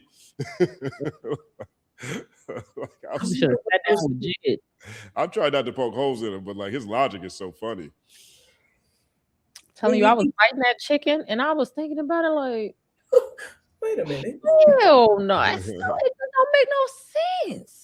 You think Dot told him not to put it out, or or he just knew? Okay. I mean, who knows? Like, if they would have cleared it. Who knows if they would have cleared it? I think he was scared to ask. I think he was like, well, I guess I gotta take this off of here. But those are your brothers. You love them. You love these guys. It's the three of y'all. But you Muhammad Ali. J. Cole is like Forrest Gump, though. Because when you think about it, Forrest Gump, really, he was very talented in a lot of shit he did, but he was like, he was just running. That's what it is. That's what it is. 1 second applause. Shout out to Rolandi. He says, if J. Cole knows he's a sensitive artist, why cap about being the best? Called himself the Muhammad Ali of rap. Then he's surprised. Then be surprised when people press you. Could have drank his tea and mind his business. Yeah, 1 second applause. A lot of truth in that. Herbal tea. This next one comes from Explicit Eli. Shout out to Explicit Eli. 1 second applause. Says, my thing with all these arguments is if any of you would say this to Cole, he would tell you he doesn't mean it that way. Why they try to cancel me? They couldn't see my intentions, or they could see my intentions are good. Yeah. Seems like one of those people. 1 second applause. Look, I think Cole that always begging, man. Yeah, he's a unique guy. The next one is from Brandon Keep It. It said, shout out to Brandon. What's up, Brandon? Let's be honest. We need more rappers to look in the camera and say what you mean and stand on that. Dot looked right in that camera and said, say Drake. We all felt that in our souls. Stop being so soft. Yeah, that's a great moment. 1 second. That's what you were just saying earlier, BK. I love how y'all don't think people are soft. That is so funny. It's so cute. Like, people get tough by going through a lot of stuff, a lot of loss, coming up again, being hurt. There's a lot of people who didn't experience that level of shit. They be soft. Right. Y'all be surprised that they soft. Why? I think we know Cole and Drake is soft.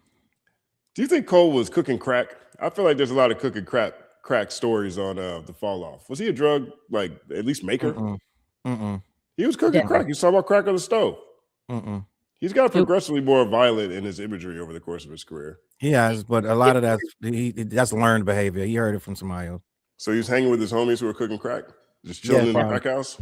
Yeah, that's crazy. He don't give me that vibe. Absolutely. He was shooting basketball. If so, you was too close to the stove, Cole. That's why that fucking communications degree shit ain't. The fumes got to do. Let's be nice. Let's be nice to J. Cole, Jermaine. He's talking. He's giving us all this content today. Least we can do is be respectful. Do y'all He prefer gave us so many things to talk about. Do y'all prefer Cole doing the people pleasing interviews or Jay doing the fuck what y'all talk about? I'm gonna say what I think interviews. Which one do you like more?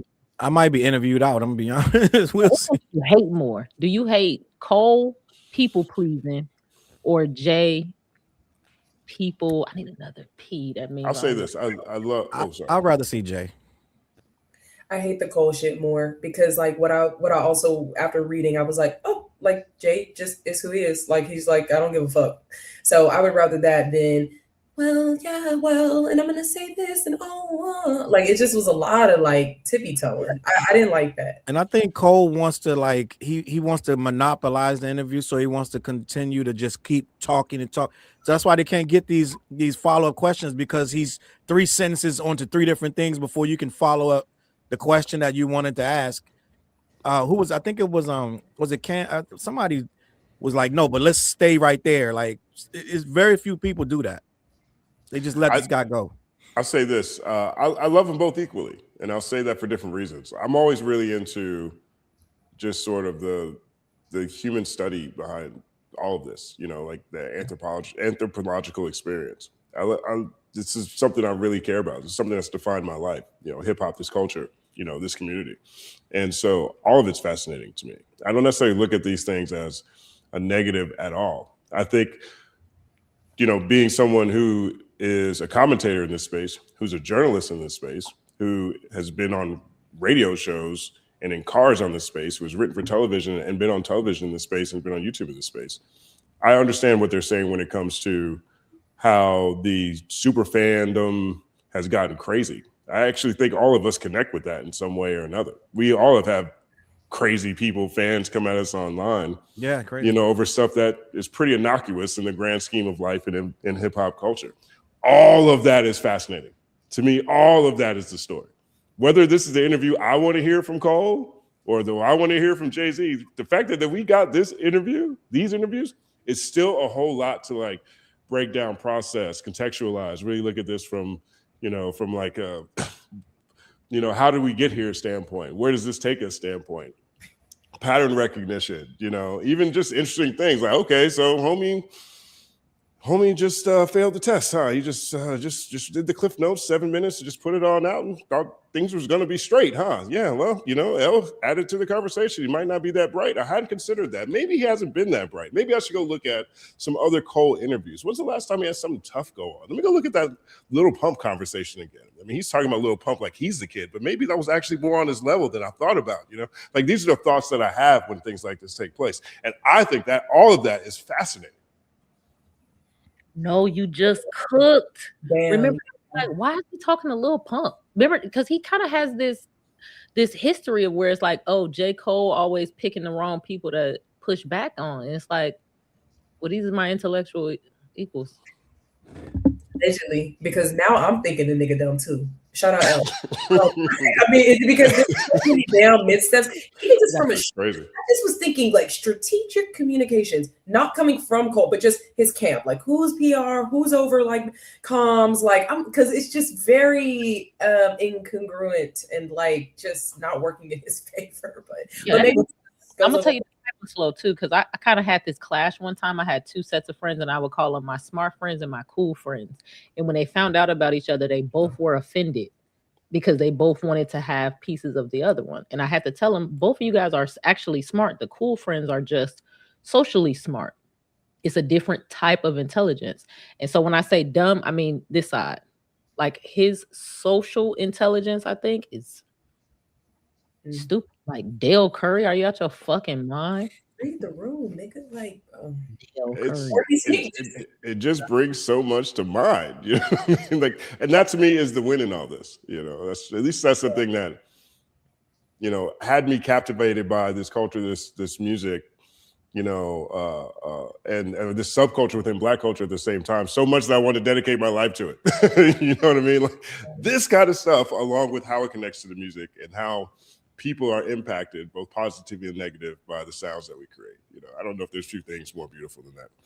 So big shout out to Mika. 1 second applause to Mika.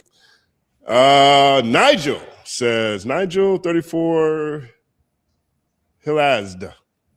I feel like Nigel's commented before, and I feel like I promised myself I was going to do better. This one. Sorry, Nigel. 1 second applause.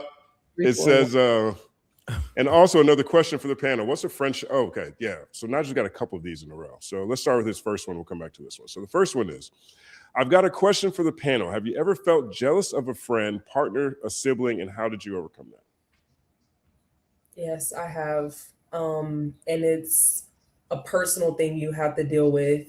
It's searching yourself and saying, is there something they have that I feel like I need? And is I think take the jealous feeling and let it lead you to like, what am I lacking something? Do I need to ask for something? Is there something that I need to make strides to like make happen for myself? I think jealousy is a really normal, neutral feeling. It's just what you do with it. Like jealousy and envy can just a natural cascade of like chemicals going on in your body, right? And I think it's a personal thing you gotta take to your journal in your motherfucking quiet place and say, why am I feeling this way? Why am I not feeling joy? Why am I feeling envy or whatever? I think that's a very normal thing, and you just gotta deal with that yourself. Great answer. 1 second applause. I was jealous of my little brother. It was 2 girls first, and having a black mom. She didn't give a fuck about our feelings, and then the boy came, and all of a sudden it was like, hold on, when the fuck did you turn to Mother Teresa? So yeah, I was jealous of my little brother. That shit was crazy. It was like, you're not gonna beat him? Nope. So I think it's levels of jealousy. Like, I don't know if I can say I'm full on jealous. Sometimes you may want that, you may, oh, those are cool sneakers or something. You're like, oh, I want that jacket. I don't know, like, you may look at it a little long. I don't know what level we're talking about. Like, you know, like want them like to take their car from them or something. Like, what levels of jealousy we talking about? Because like anything that they have, you can get for yourself, and anything that they can do, you should almost be able to do for yourself. It's hard to be jealous. So I don't know if I was ever jealous of anybody. You know what I mean? Sometimes you'd be like, oh, wow, this person has XYZ and I want that, but I don't know, you know, how serious that is just because I want to get what they want. I don't know if that's jealous. You know what I mean? Like, I don't know. It depends on what we talk about. But so have I ever had it? I don't know. I don't think so. We'll take applause. Have I been jealous? I mean, I'm sure. There's no way I've never been jealous. I can't think of a specific moment right now, but I will say that in this field, I went through a lot of moments, particularly in the beginning of my career, where I'm like, that person is not that dope. How are they in this magazine? I'm a much better writer than this person, and they're in this magazine. Why are they there and I'm not? You know what I mean? And so there was a lot of that in the beginning. I think a lot of that came from just, you know, confidence in myself. Obviously, I think hubris also, maybe some arrogance in there, but also more than anything else, a real lack of understanding about how any of this stuff worked. And the path I chose was a path I chose intentionally. I didn't have any repetitions. I didn't have any relationships. I didn't have a reputation. And I was always more concerned about just getting better as a writer. And so in those moments when I'm looking at somebody essentially hating, really that's what it was. I'm hating on this person because they got a cover in XXL. I'm hating on him over there, you know, and essentially I got over that by just, again, realizing that these are the choices that I made, right? I wasn't actually out there like that pitching. You know, I wasn't actually out there at that point in time trying to build relationships. You know, I felt like I was supposed to just get known off my little blog, and people were supposed to share it, and people were supposed to love it. And so away from that, I think in the space, there is a lot of feelings that come close to that. You know, like when you see someone else who seems to go viral all the time, you know, I think that in a field where everybody's a walking scoreboard and everything that you do is publicly numbered, it can lead to a lot of self-questioning. And with all those feelings, because for me personally, I think that's the closest thing that I think I would describe as jealousy. You know, I was raised as an only child. There wasn't someone else in the house. I was the type of only child who liked when other people came over. So like I was sharing my toys. It wasn't like I felt like, you know, I didn't want to share or anything like that. But this industry did bring out a lot of things that come close to that feeling. And I just ultimately just have to remind myself that these are choices that I made more than anything else. And two, it's not really, it's that DMX interlude. He was like, is it the DMX one? He's like, oh, wait, is it the Mad Rapper? Is it the Mad Rapper?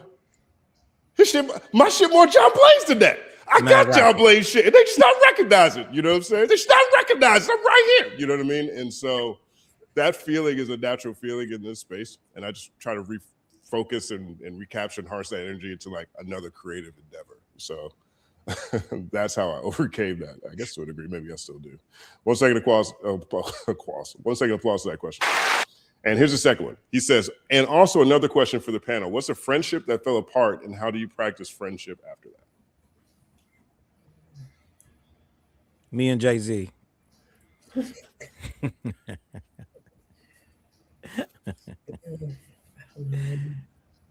don't know. I don't want to answer. This is too personal for me. It's very personal. Yeah. That's very personal. I've had friendships fall apart, you know. I won't name any names, but, you know, I'll say it like this. There was one of the points in the Jay-Z conversation, it was in the written version. I didn't see it in the video, that stood out to me. And I talked about on the video that I put up covering it. Talked about, I'll read to you right now, actually. So I do want to get it right.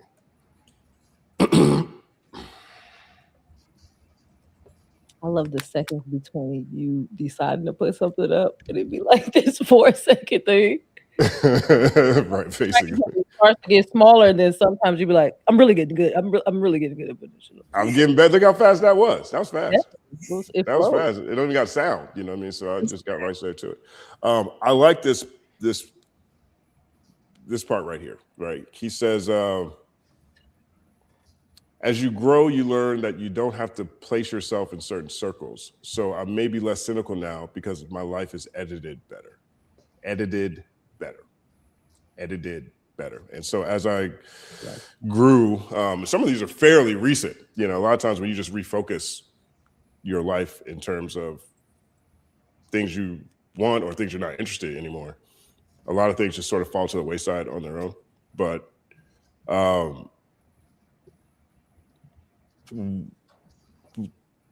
one of the ones that was really important, like one of the closest friends of mine, but it got to a point in time where I felt like when I was around him, I became a worse person, and that can't happen. And so I let distance tell the story rather than approaching it directly. I'm not even sure if that's the right or wrong way to approach things necessarily, because it wasn't necessarily that we had an actual issue. It was just that, you know, he wanted to go right and I wanted to go left. But we were really, really tight, and he was so pivotal in me even getting to where I was. And so, but the influence that he was having in my life after a certain point of time was now stopping me from things I wanted to achieve. So I had to edit him out of that role in my life. If you ever call me now, I'm there for him. If you need something, 100%, you know what I mean? But for me, I think the most important thing is always to remember the person you are, the person you want to be, and what it takes to get there, and then really look around at your circle and, you know, see if there's any hindrance to that progress. But Nigel with the deep questions. 1 second applause. So how did you practice friendship after that?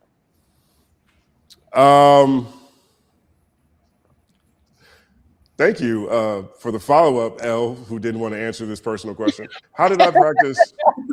I like when you do this. I be very interested. I sit back, look, I'm comfortable too. Like, tell me more. Tell me more. Okay. How do I practice from a distance? I think I would say we love each other from a distance. You know, like I said,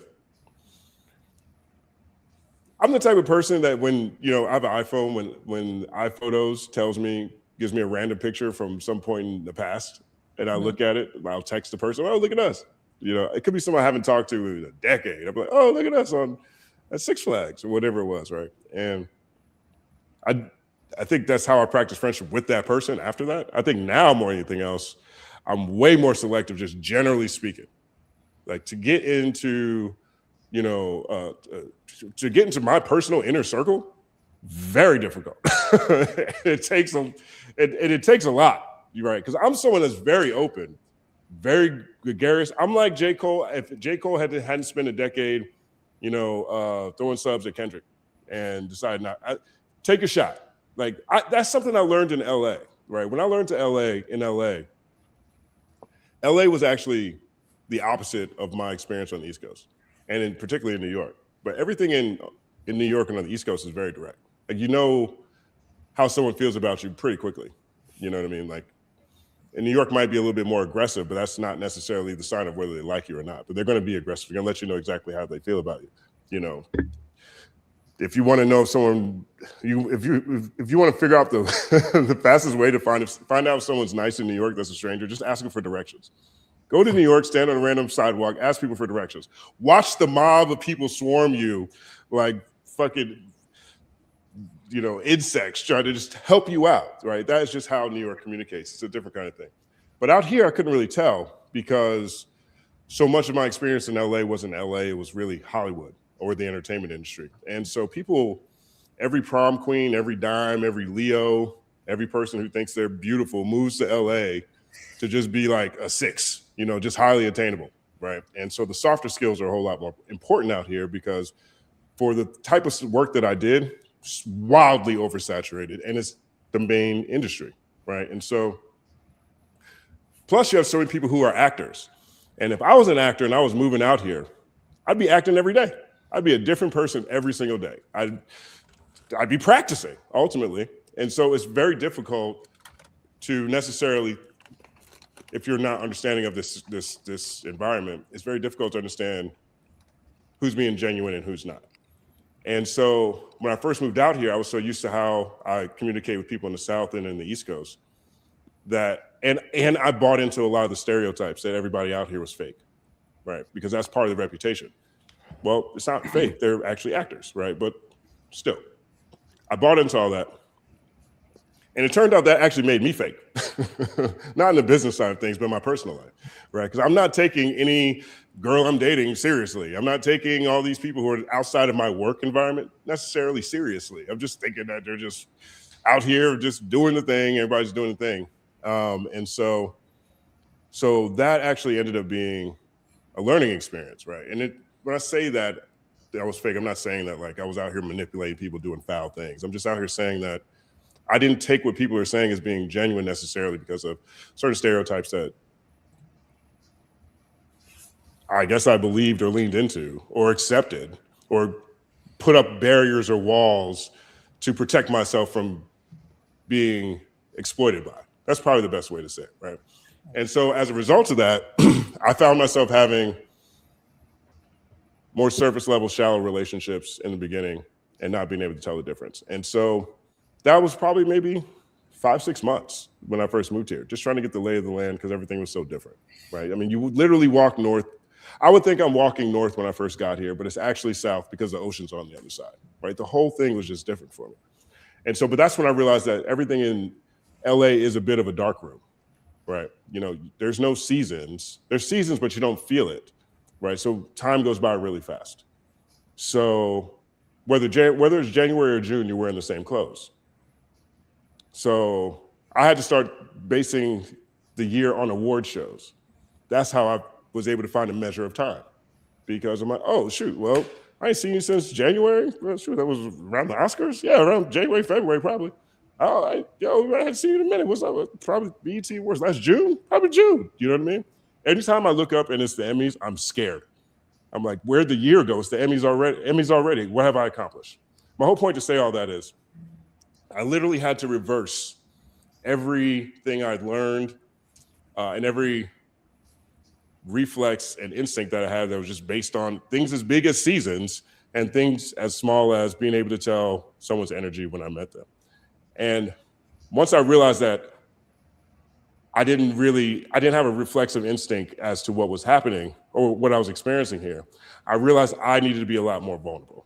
So I decided that the best way to figure out who actually was lying and who was a piece of shit was to just give everybody equal opportunity to shit on me once. That means I had to be as free as possible. I had to be as open as possible. I had to be as willing to get robbed, get played, whatever, right? I just had to let any fear and defense of that go, right? And so that's how I've lived ever since. And so with me, I'm open, I'm honest, I'm genuine, I'm welcoming, I reach out to people, I'm open to collaboration. But as soon as somebody takes that free shot, it's a wrap. Nah, we good.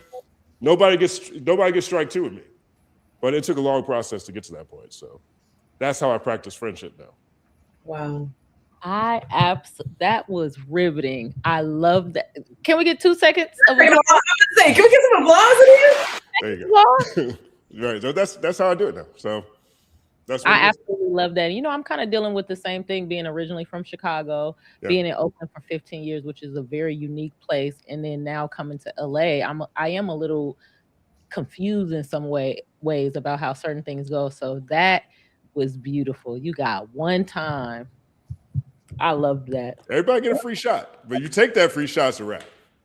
You know what I mean? So, and there's a lot of people there. Don't get me wrong. I'm not gonna say a lot of people, but there's people that see me every day and they know what's up. There's people I know all the time.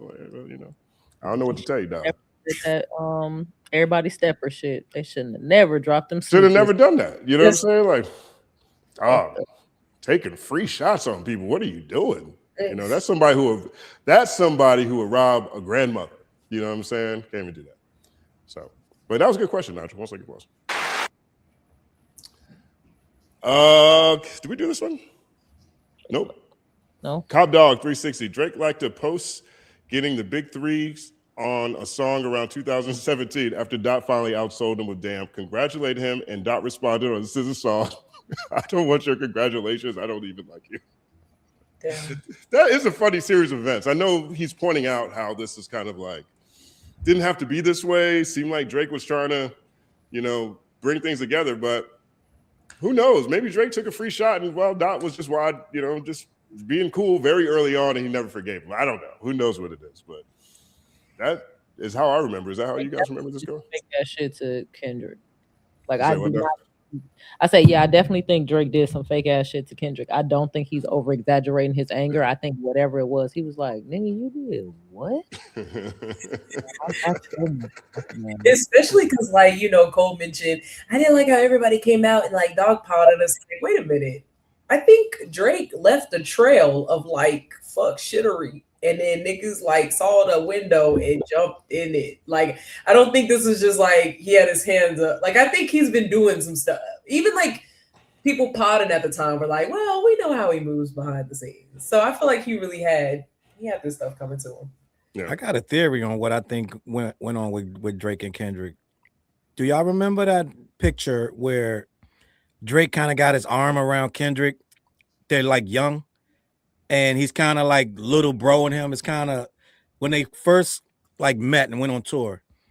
I think something happened where I think Drake tried to like sign him some kind of way. And I think that's why at the end of Not Like Us, he says, "Are we locked in? Are you my friend?" I think Drake said that to him. And I think that turned them off forever. And I think those two know what that means. I think that's a specific insider thing with Drake and Kendrick because it's just so random.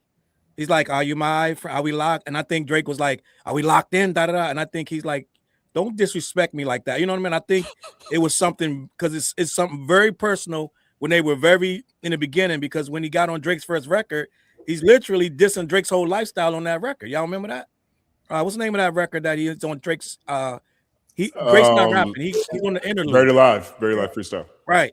And he's like, do I want to live like this motherfucker, or do I want to be who I am? It's like he saw the whole shit. He saw the whole play. And I think he changed from that point. I think from that point, he never looked at him the same. I think he tried to little bro him some kind of way. Yeah. And I think it offended him. That's just my personal opinion. 1 second, applause. Long-winded short story. Big shout out to long-winded short story. That's one of those dope names I really love. Switzerland ass ninja. I ain't never seen somebody say much and say and so little at the same time. Like, how the F you gonna have two first thoughts? Wait. Oh, God. My first thought was two things. Try to protect so many details. He ain't saying nothing for real. That's funny. 1 second, Bob. He said, "How you have two first thoughts?" No, it took me so long to get to the email. I was like, "Nigga, what? Filibuster, bro. This literally could have been an email. I swear to God." Like, that's so funny. Nah, that was facts. He was like, "Well, I thought two things." My first thought was two things. Okay, Cole. Of course, Cole. Chillin' with Moni. Big shout out to Chillin' with Moni. Not second applause to Chillin' with Moni.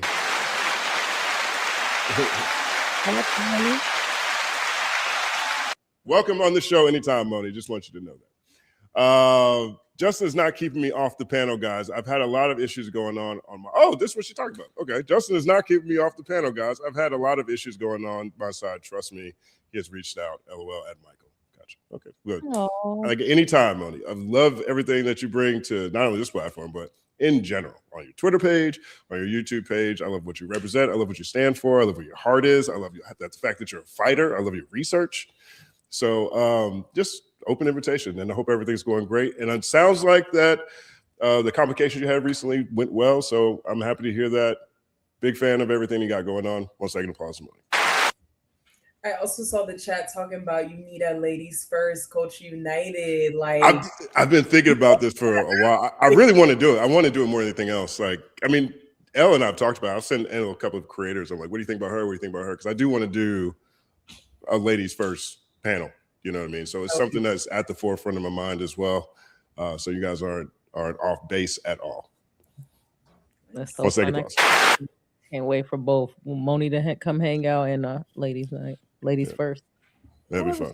Do a heart like this. I seen this video and the dude was like, "I'm so cool. I do a heart like this." Did y'all see that? I'm getting sleepy. Never mind. Go ahead. Shout out, this is Michael right here. Shout out to Michael. Please have money back. She's amazing. She's amazing. 1 second, K-Way again. K-Way says, "I'm jealous of Jay-Z. He cheated on Beyonce and she stayed with him. I wish I had billions and looked like the Camel cigarette mascot." See that? That's what I keep trying to tell Jay. It's already bad, bro. What you doing? Like, it ain't because the battle. That's so funny. 1 second applause for K-Way. This next one from Soft and Black. What if Jay was speaking on his own experience of allegations in regards to Drake and his claims? Definitely I don't think a little bit of that in there. You said no. I think there was a little bit of damn. I wonder how the way they lied on me last year. I wonder is that how some of these people feel? But I don't think it's just Drake. I think it's interesting that people are just looking at it like he was taking up for Drake, maybe because he only said Drake's name in that time. But I think he was talking about Drake and K-Dot. I took it that way too. I thought he was talking about both, but perhaps. I mean, he was talking about both, but he said Drake's name. That's why we keyed on Drake. I don't like this type of logic. I don't like this type of.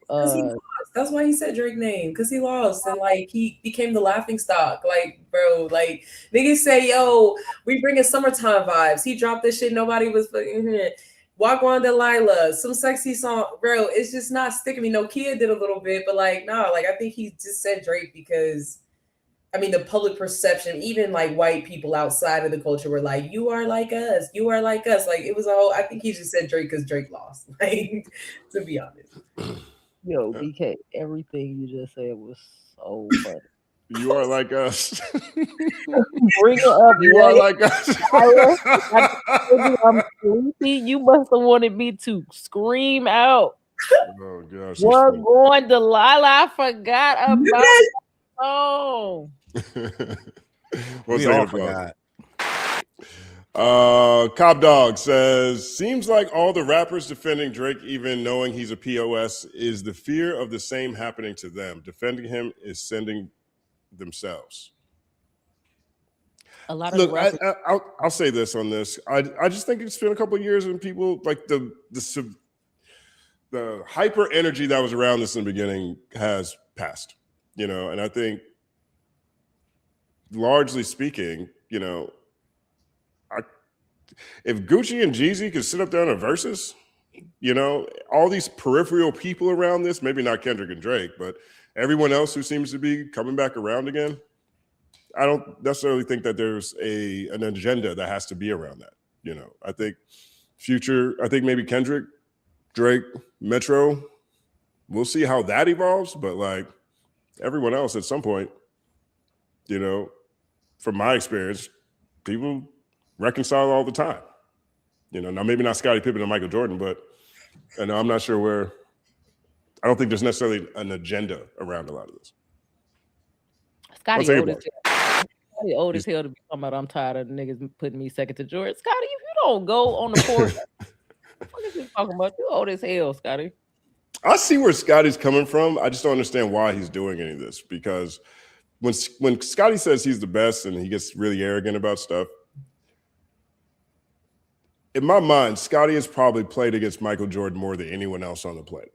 Mm-hmm. And I'm pretty sure he probably won more than people thought or would think, you know. And so he's seen Michael up close in a way that probably no one else has, and probably matched him on the court in a way that no one else has. My problem with Scottie is, dog, Michael Jordan made you, man. He made you. He built you. He bust your ass in practice every day. We know that because we watched you with a migraine. You didn't want to play.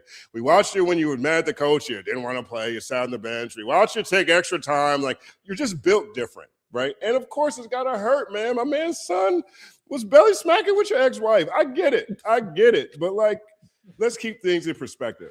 Keep things in perspective here, Scotty, because it's sad. We grew up loving the Bulls.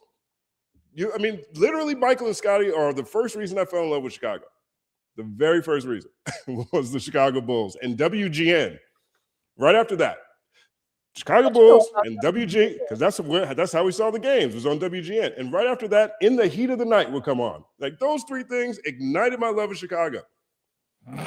I get it, Scotty, but dog, just keep things in perspective, because you walk around looking like tomato. Scotty is 60 years old talking about, really, I'm number one. Boy, if you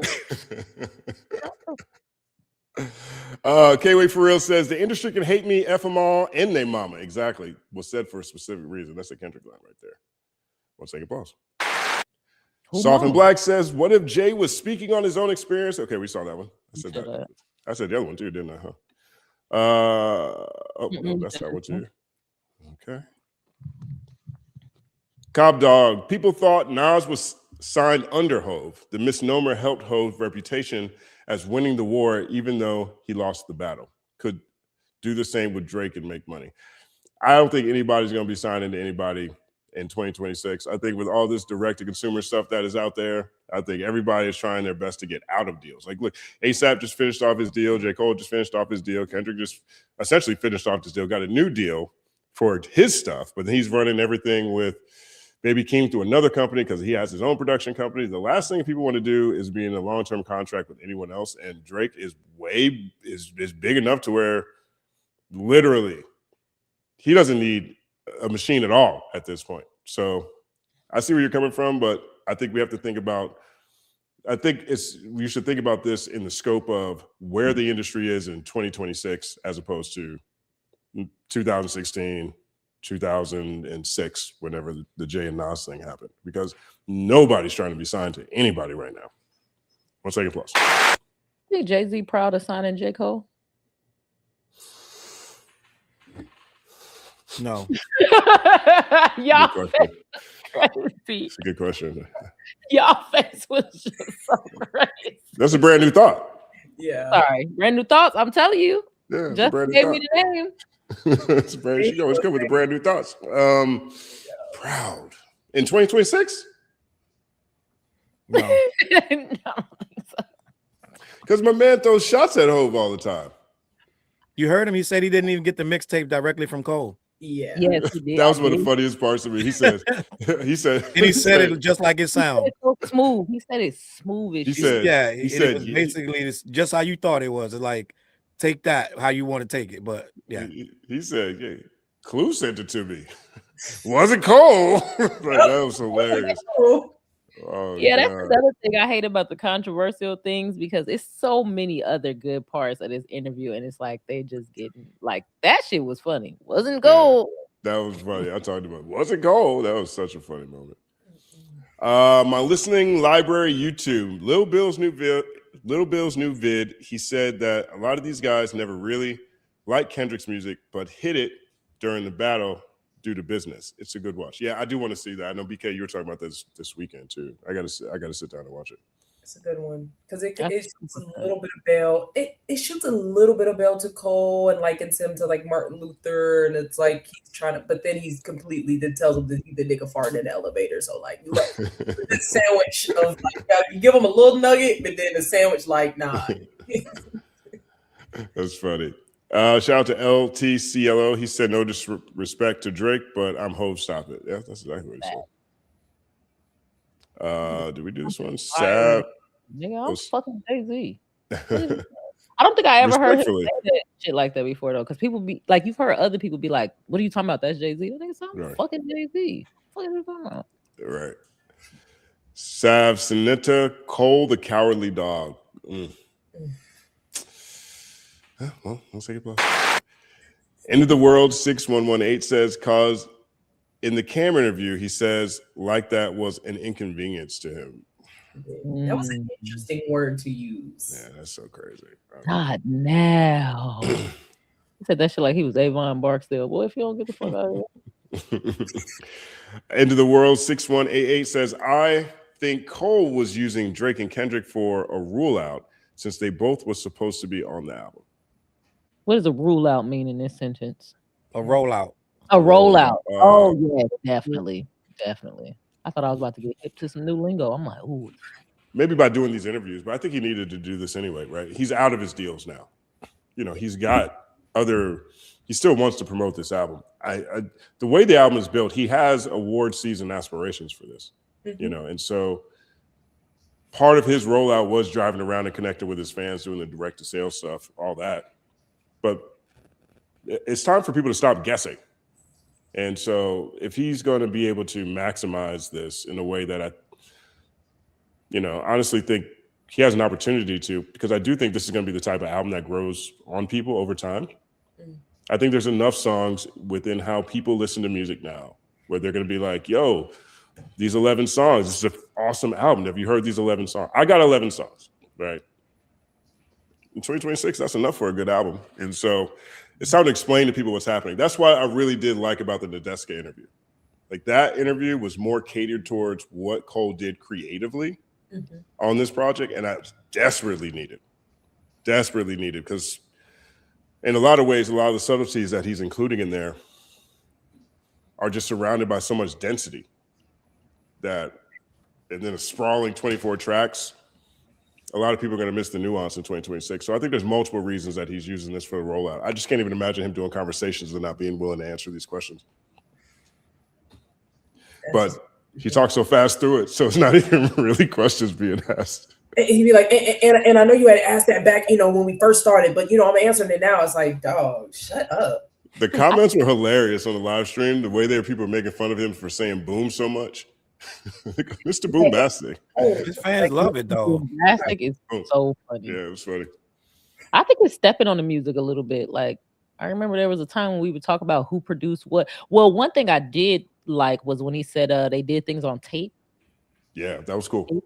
And how long it took to do it. That was cool, but it's like, what happened to the days where we talk about the producer and the process and how the sample came? Oh, that shit is like, I felt like a bitch, so I did this. Like, what? You know what happened to that? I think, I mean, this is I don't know if you were asking that rhetorically or not. No. But I think the economics of media evolved to the point where cost of labor greatly exceeds the amount of revenue you get per piece of published work you put out.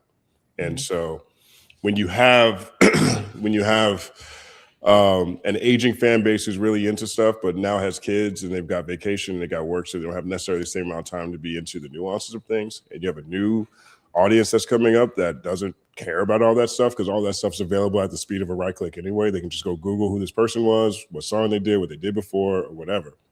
I think the economics of the producer and all that stuff, because that stuff used to be breaking news. Like there's a point in time before streaming, before Spotify blows up, where just being like, yo, did you hear Premiere's about to be on the new Premiere? Oh my, like that would, and it would go viral.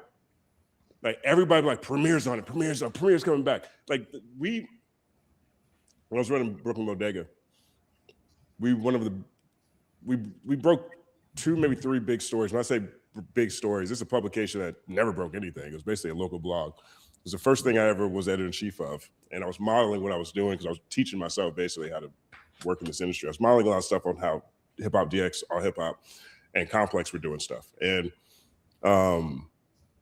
we produced an event where Q-Tip was DJing. And so Navani Otero, fantastic writer, she did the interview with Q-Tip and revealed the fact that Kanye was in Hawaii working on My Beautiful Dark Twisted Fantasy, right? It was just Q-Tip saying, oh yeah, I just got back from Hawaii working with Kanye on his new album. Like this is before the Good Friday series, before all that, right? That shit went everywhere. Now it's like, oh, Kanye's working with whoever. Oh, word, that's cool. Oh, like that is not where virality is anymore. So if you start looking at the economics of the business of media and you start figuring out how to get people to go different places, you know, you could spend, I think there's places for that still really do that really well, but you have to build a brand around that. And that's also expensive to do at the same time. So the virality is around vulnerability and personhood, I guess now. or wins and losses or things like that. Clips of long form content. That's what it seems. Right. Basically, I mean, don't get me wrong. The stuff that you're talking about is still out there. You know, I can't find an interview. It's very rare that I run into an interview with anybody where they don't talk about the music or some nuances within it. Just people don't care about that part, and that's the part that's changed. So like base things around that makes everything a loss leader, and can't have a business if everything's a loss leader. You know, that's a different situation. Shout out to Will Thompson. He says, you had 3 quarters left on the pod, but the fault means it was halftime. Oh, that's Steve explaining that post from earlier that we looked at. Shout out to Will Thompson. We'll take applause.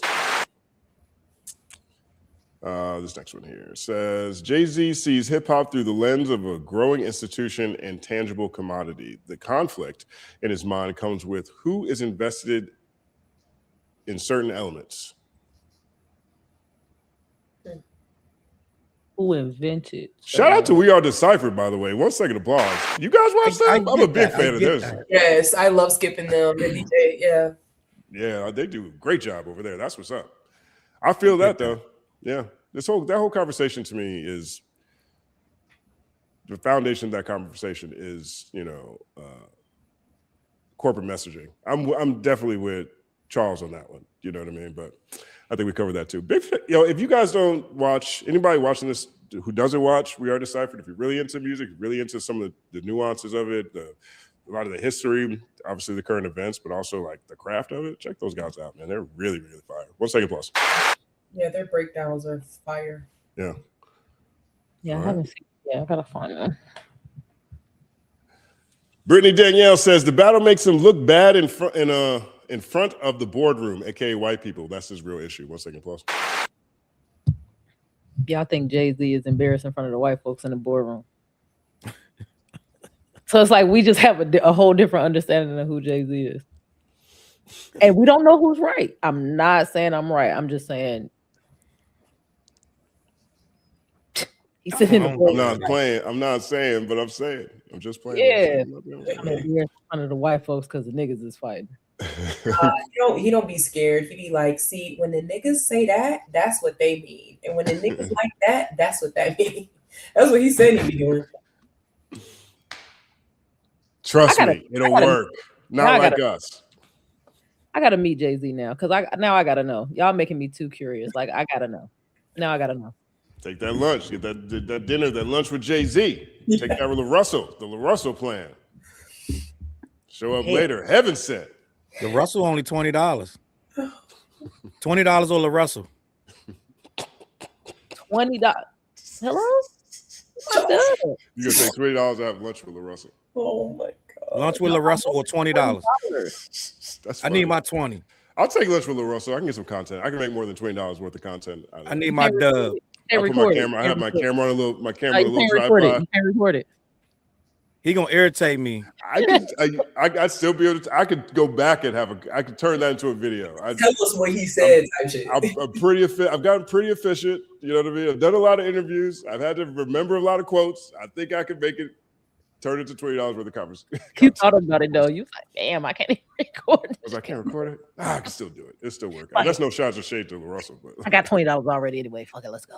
You're gonna spend a whole lunch talking about what he's doing in the community.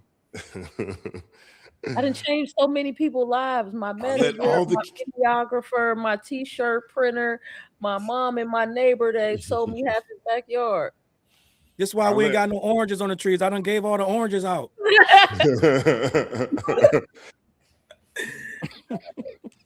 I don't let all the kids know that Martin Luther King and Hitler are the same. Even thing. you. Even you. Oh, that's funny.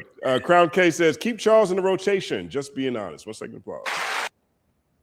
You want to come back? Would you come back with the invitation, Charles? Challz Brown too. Challz Brown too.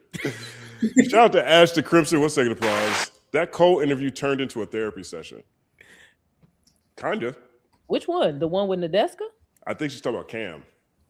Cam to me felt like a therapy session. Cam was like, no, you're answering questions I already had. Yeah, well, it was very reassuring and like, but I think that the Nadeska one got a little like more like emotion, like where she was like, it was hard to see you kind of go through that, and like, you know, with people piling on you and stuff like that. So I don't know. I think Cam was lying. I think Cam wanted him to keep talking, but he wanted to play it off like, yeah, nigga, I was gonna ask you that. Yeah, like you said. Oh my god. Then he had a real true like fan experience too, because like Nadeska, like she did a great job journalistic wise too, but it also did help. I think that she has been following like his career and is like a fan of his stuff. And then at the end of Cam's interview, it was like a really big Cole fan with like the Dreamville Letterman that was like kind of just like, oh my God. So something I think Challz said earlier was like, there were some elements where people were kind of just enamored like that he was there. And also with the access journalism era, you never know when these people are going to sit down and give you a long form, in-depth thing. So I think, you know, that's what we saw the result of that. 100%. J. Cole. What happened? I can't imagine being enamored of J. Cole. Me either. I just don't. Moving on. We're moving on. Yeah, Moving on. We don't need to get distracted about all the things that we still don't like about J. Cole. K-Way for real. Cole the type to dig in his nose, look at the booger, flick it, then shake your hand. Sticky fingers. Bringing sticky fingers to a whole new motherfucking. See, this is when y'all get out of pocket. I'll be honest. You know, I love y'all. We got an awesome community here. But there's always like that 1 hour during the Culture United where everybody just bombs on J. Cole with jokes too funny not to laugh at. And I'm not sure if that's awesome or awful, but it's all happening. All right. Ash the Crimson says, where's Solange when you need her?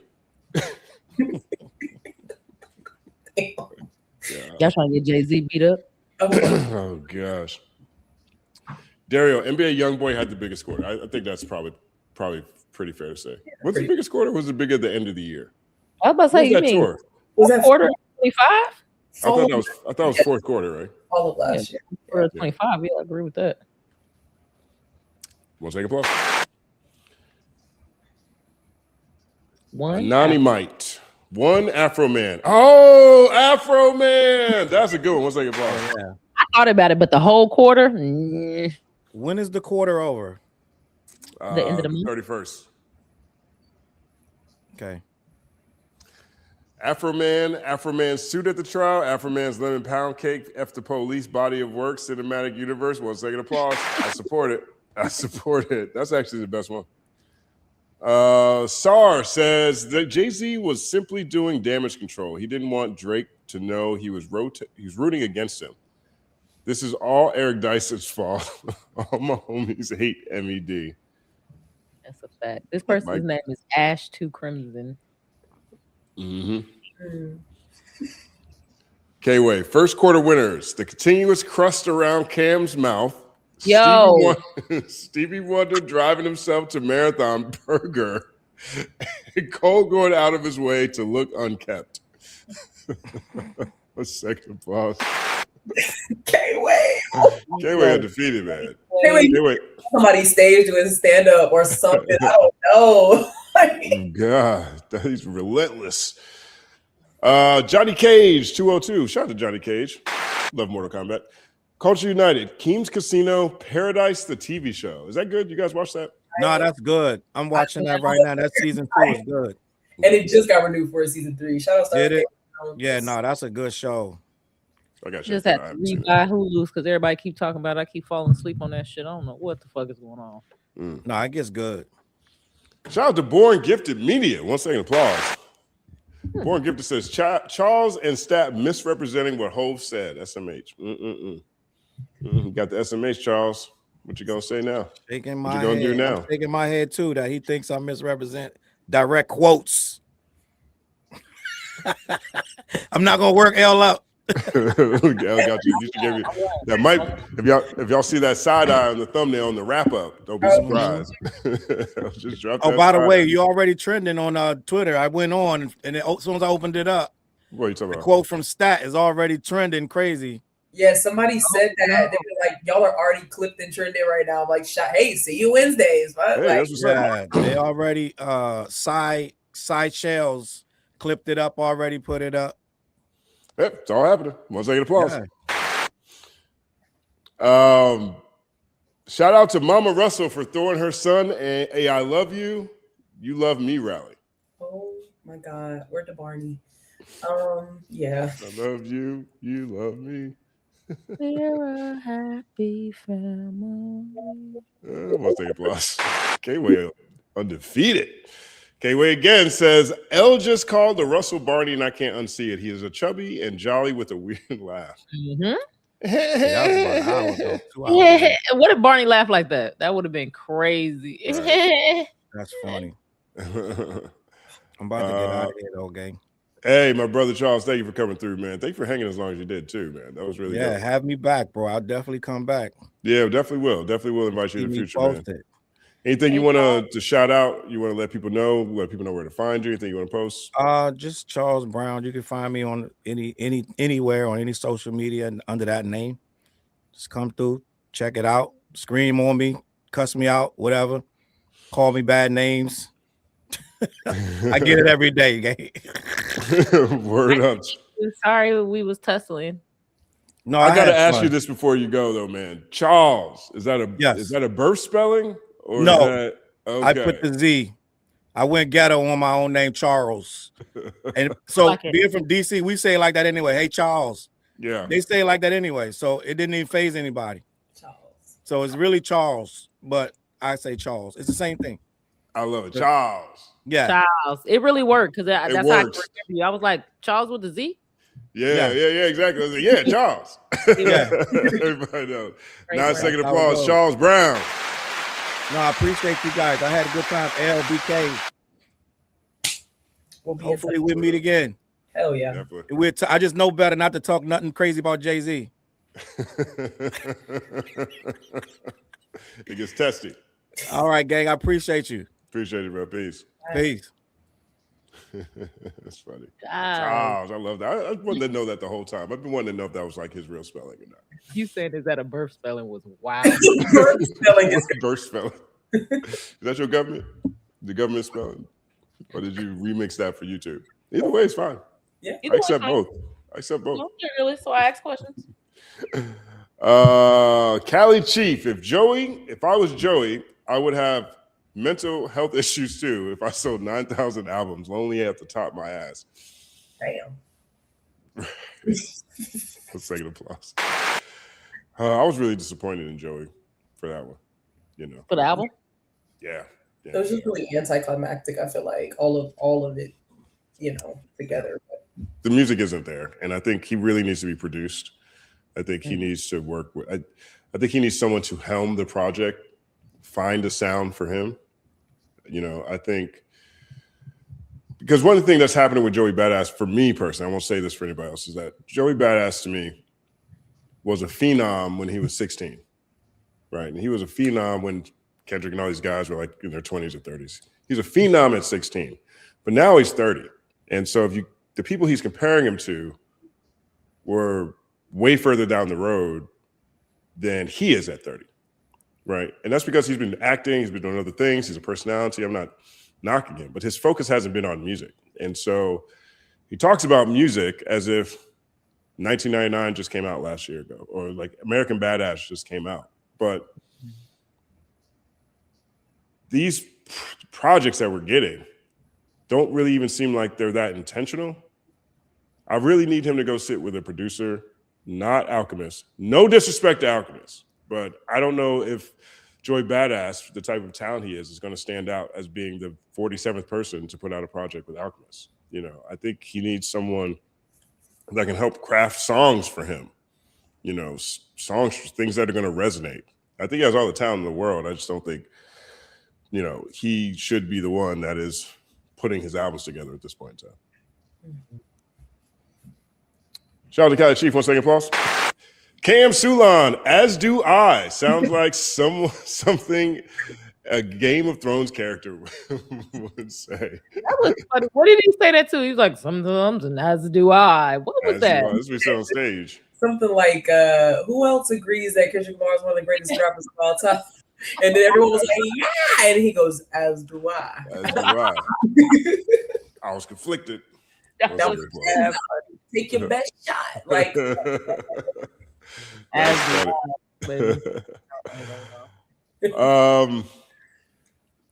Youngfa says, I don't like how Jay spoke. Kendrick fans hate Drake and what he makes versus they tried to tear down a guy's marriage. Kendrick fans versus they. I think there's room to, you know,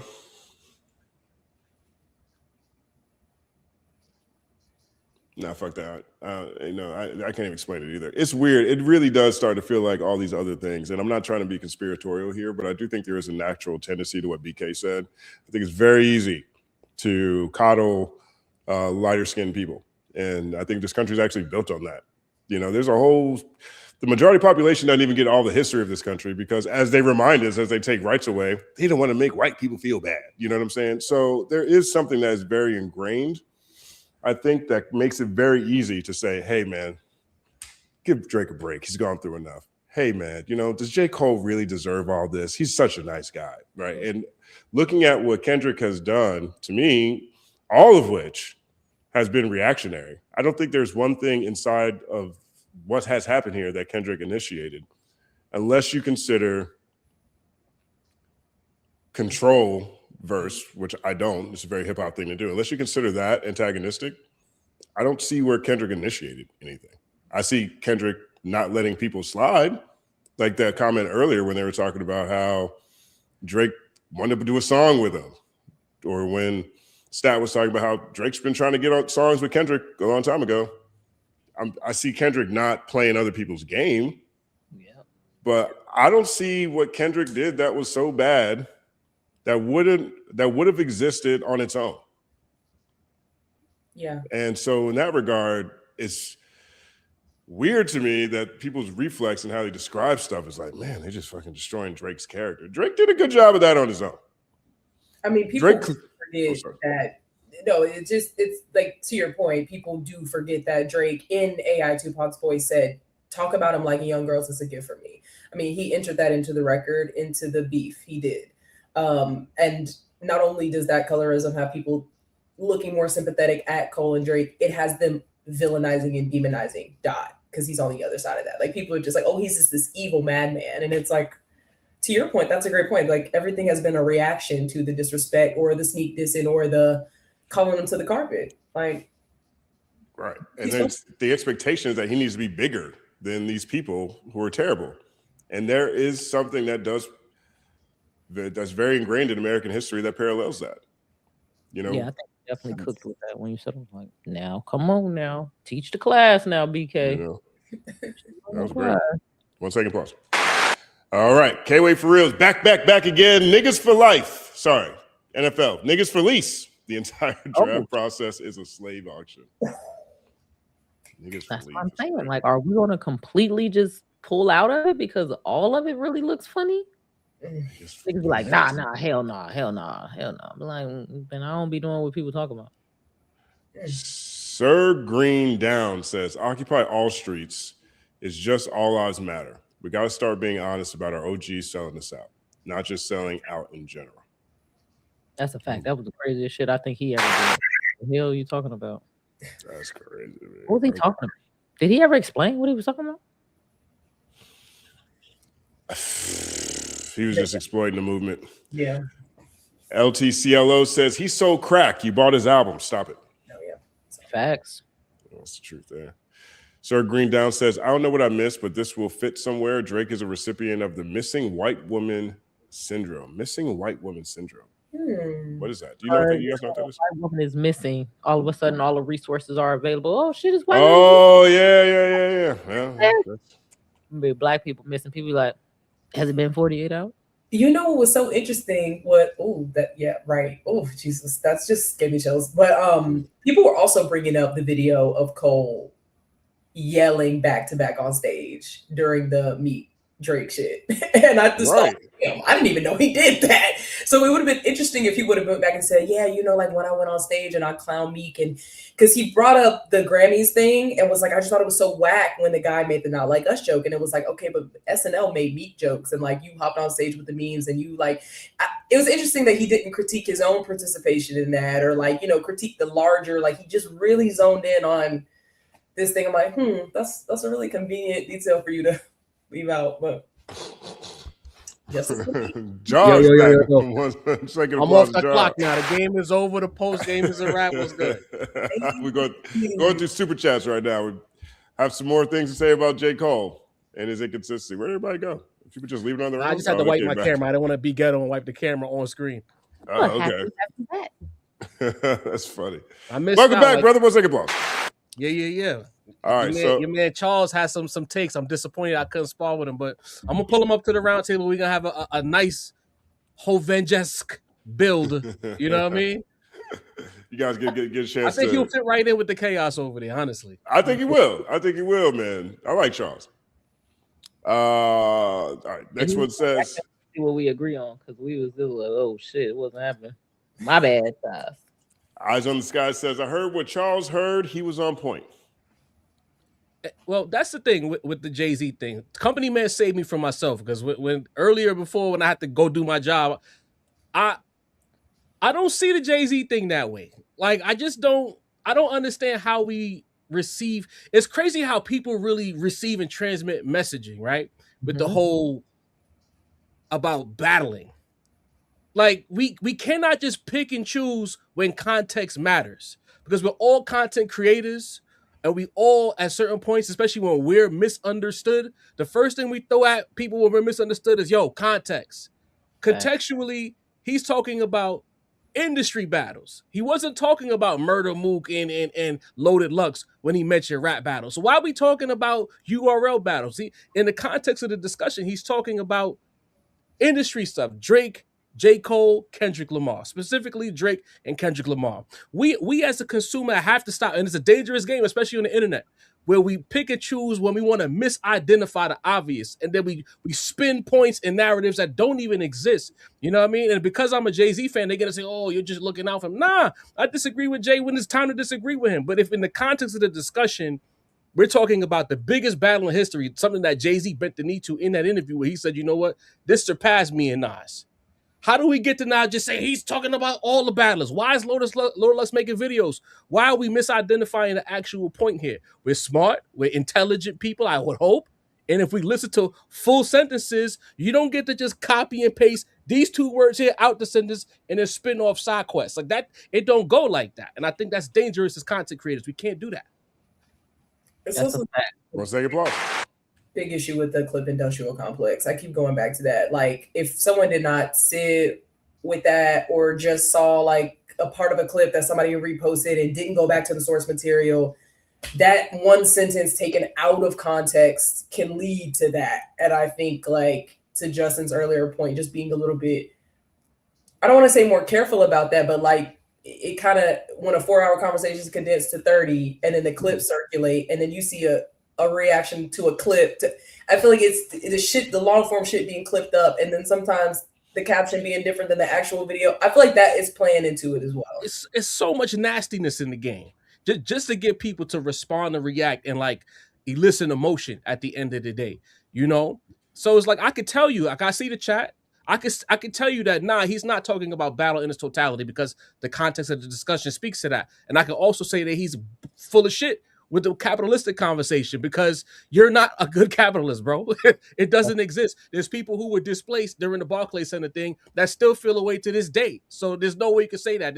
In business, you got to step on folks. I don't know if he's taking advantage of people. I don't think I agree with that, but I absolutely feel like he stepped on a few people, whether they deserved it or not, is a separate conversation to continue to go north. There's no clean way to be a billionaire. And it's like I was talking about on the round table earlier today.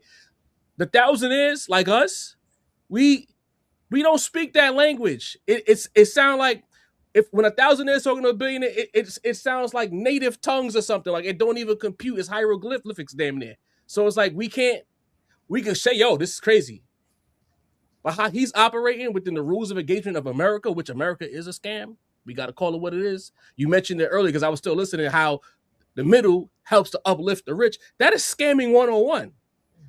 So by default, the way America is set up, it's no way for him to do this cleanly because someone got stepped on, even if it's people like us who didn't know we were getting stepped on. We under them shoes too. That's a fact. You started off selling dope. It's pretty direct.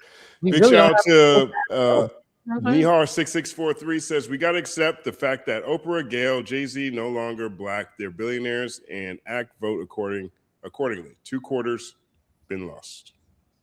Disagree. They are still black, but they definitely act and vote their fucking class. And I wish that the working class had more class solidarity like the billionaires do. Like, we need that shit instead of caping for them niggas. Just in general, not like in this conversation, but no, that's a fact. They stick together. My economics class and the dude, well, listen, I don't think stand culture is a right-wing thing.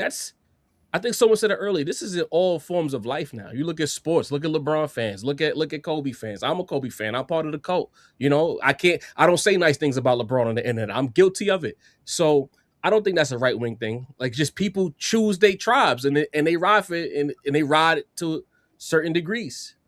He definitely did not say. One thing I really hate that Jay said is stand culture is a right-wing thing. Mm-hmm. He did not say stand culture is a right-wing thing. He was saying that he thinks that some of the online campaigns are trying to silence Black voices. And that part is a right-wing thing, which, to be honest, that's on the left and the right. That's not. I mean, much like there's no clean billionaire. Trying to censor some shit sometimes too, especially rebellious ass niggas. But I think he was kind of saying, like, you know, we Jay-Z and Beyonce, we on Obama's side. We putting on the Super Bowl shit that got motherfuckers pissed off when they see Kendrick. They calling that shit woke shit. When they see Bad Bunny, they pissed the fuck off. Mm-hmm. So it's definitely a lot of conservative motherfuckers that's like, man, fuck Jay-Z. I mean, that's Diego Ramirez in the chat right now, you know. I remember you, Diego. You're not like that. You should stop talking like that. But about the fire, it's really ridiculous. But also, too, I think he also was saying that the right wing that like stands will latch on to even right wing narratives if it benefits whatever standum they're going up for. That like the right wing can kind of hijack. I mean, even I mean, just seeing certain, I mean, you know, the barbs is a whole different discussion, but like literally seeing people be like, well, is it that bad that like she's like, you know, laundering her image to like manufacture consent for like this? And it's like, damn, you can't be so fucking balls deep in the damn stand culture that you're literally, you know, associating with right-wing activities. So I took it as that too, you know? Yeah, I think some people are more online than they used to be. A lot of times their communities are online, and the people that they choose to stand have kind of become their identities in a way. Like, I'm working on this like AI thing, everybody duck. But I want to do it like where you take like a little test and you get a stand map where it's like, oh, I'm heavy on hot zones for stands. Like hot zones, and you can kind of see your mapping, almost like seeing your astrology chart, and it's like, this is my stand map. Stand map. And like, Charlie Kirk, like, hell no, you know, or whatever the fuck. It also hurts that like the way the internet is set up right now. I think we talked about this the last time I was here with the algorithms. Like, once you open your phone, whatever app you use, whatever social media platform you use, it's just feeding you things you want to say. Like, it's not giving you actual info or factual info no more. Even if it's untrue, it's just feeding you, oh, this thing right here. Like, this whole setup is unhealthy, and no one wants to use Google anymore. No one wants, like, how many people really watched the Jay-Z interview for real, or read the article and really sat down with it and digested it? There's so much like headline reading and clip consumption, and not enough people actually doing the knowledge. There's not enough people in America doing the knowledge on how this country really operates. It's all headline readers. You know, people got upset with me just now when I said America's a scam. They're not even listening for real. You know what I mean? Like the way the country is set up, they thought I was agreeing with Jay-Z. I'm saying, no, the billionaire infrastructure is the biggest scam in America. Y'all not listening. It's set up to fail. Like I think I always talk about it during political season. People choose sides of politics. I said, look at how much people actually win elections, and look how much money is involved in the people who actually win the elections, and where that money is allocated. It's all money. Everything comes back to money. The problem, the root of the issue is money. And if it's not money, it's slavery. It's a combination plot of those two things. And until you really do the knowledge on that, y'all don't really understand what's going on. That's why Jay thought he could talk over us with the billionaire talking, I'm the good guy. No, gang. You're not. You're not. Even if you're not the worst billionaire, and I don't know because I don't know you that well, you're still part of that gang. You're billionaire gang. And you did some things that some will feel all nefarious. And that's the truth of the matter. 1 second applause. America's a bank disguised as a country. Never forget that. This one right here is RP 2010. Says, Pac and Big died from beef. Kendrick is alive and well, and Drake is still taking bubble baths and getting his nails painted. But Hope said we should stop rap battles because of stands. 1 second applause. I did not say we should stop rap battles because of stands. He said sometimes he wonders if we still need them. Those are two completely different sentences. There's a very spirited debate that happened a few hours ago on this exact show. Yes. And so I think we got that. I think we understand where the lines are. We got it. We can rewind it. Like if I was watching this, I'd go right back to that timestamp. It's probably around the 1 hour mark. I'd probably say somewhere in there, and I'd probably go watch that again. You know what I mean? Because we did that. We did that great. We did that amazing, everybody. 1 second applause to us for that one. Matter of fact, I saved that. You know, I'm gonna have TCM pull up. We got to expand on this conversation at a later date. I don't want to spam it tonight. That was his way of telling me not to relitigate my old point. I didn't even know you were about to cook. I was trying not to overtalk, honestly. We did a great job in that one. I mean, I would say that we graduated and we are on to the next level. Chanel G716 says a corporate stooge is never going to admit being a corporate stooge, but there will be signs. Okay. 1 second applause. Cyan League 653. Challz is right. DJing and hip hop dance battles are more popular today than they've ever been. It's out of touch to say dance and DJing and hip is dead in hip hop. Yeah, well, you know. 1 second applause. I agree with that. I mean, I definitely agree. Bonafide MC. Shout out to Bonafide MC. Battle stands and battles don't mix well today. I think that's the truth too. I mean, look, one of the things I talked about in my video was, and I think it may have come up on this conversation at some point, but you know, super fans and stands are way older than the internet. You know, John Lennon is the result of a super fan. Selena, super fans. You know, things can get really, really dark. And so I understand the precaution that people are playing, and perhaps they feel like there's an escalatory nature that happens because of the internet. But in this space in particular, I don't know if we've reached that yet. You know, I think that there's a more compelling conversation to me about localized gang beef that goes viral being a detriment. You know, people who have, if I'm looking at the lost generation and so many different artists or so many different drill members or some drill artists or so many different young people who are taking their localized beef, putting it online, inflaming ego intentions for virality. A lot of these guys get signed because of that. That to me has had a way more pervasive and negative impact than any of these rap battles we're talking about. But I do see the other side of it again, which is, yeah, these guys are also really big corporate movers. And so that aspect of it, I think, is where that conversation was framed more. But if we're looking at like the top 4, 5, 6, 7, 8, 9, 10, 12 things that I think are really dangerous and detrimental to our people in this culture, I don't think that this particular rap battle has reached that point yet. Mm-hmm. Me neither. Shout out to Zone Fanfic. 1 second applause. He says, Jay's opinions on battles in hip hop make it seem like he is saying rap beefs might be bad for capitalism. Message. No. Gotta go read between them. It was incredible. I feel like so many people made so much money. Come on. It's a Heinz mustard, bro. Like, dog, nah. Everybody ate. A lot of people ate off this. I don't. Yes. Yeah. That would listen. That you talk about trickle down economics. That battle trickled down all the way down to the bottom of the barrel. Everybody ate off of that. You know.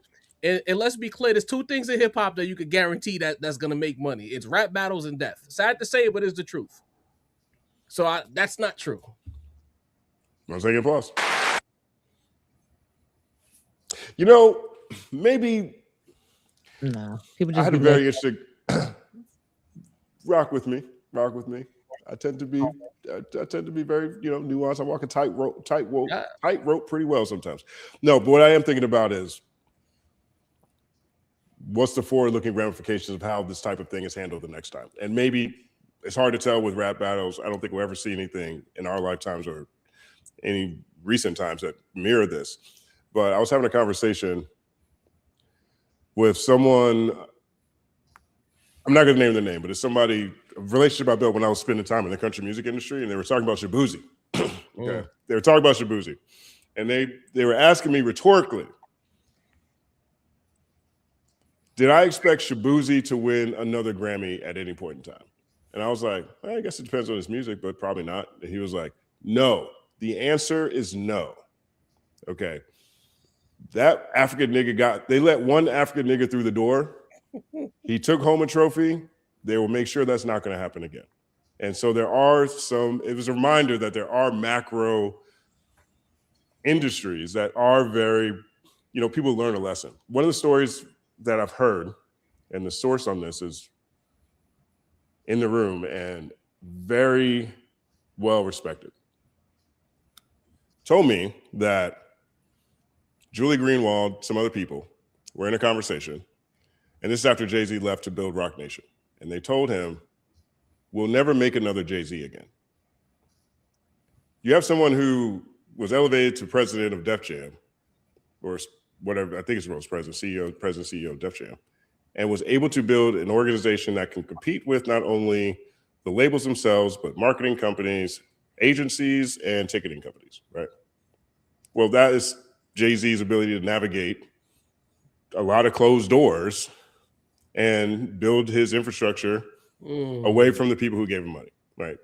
Two different examples of people seeing how awesome something is, people making a lot of money, but when you get down to that small group of people who generally profit the most from certain things, these two separate stories make me feel like perhaps there's some of that somewhere around this, right? They got people in there saying they don't want to make no more Jay-Zs. I don't know if we've seen one come through a corporate structure that way since. We shall see if Shabuzi takes home another trophy, because you got a Nigerian country winner. 1 second applause.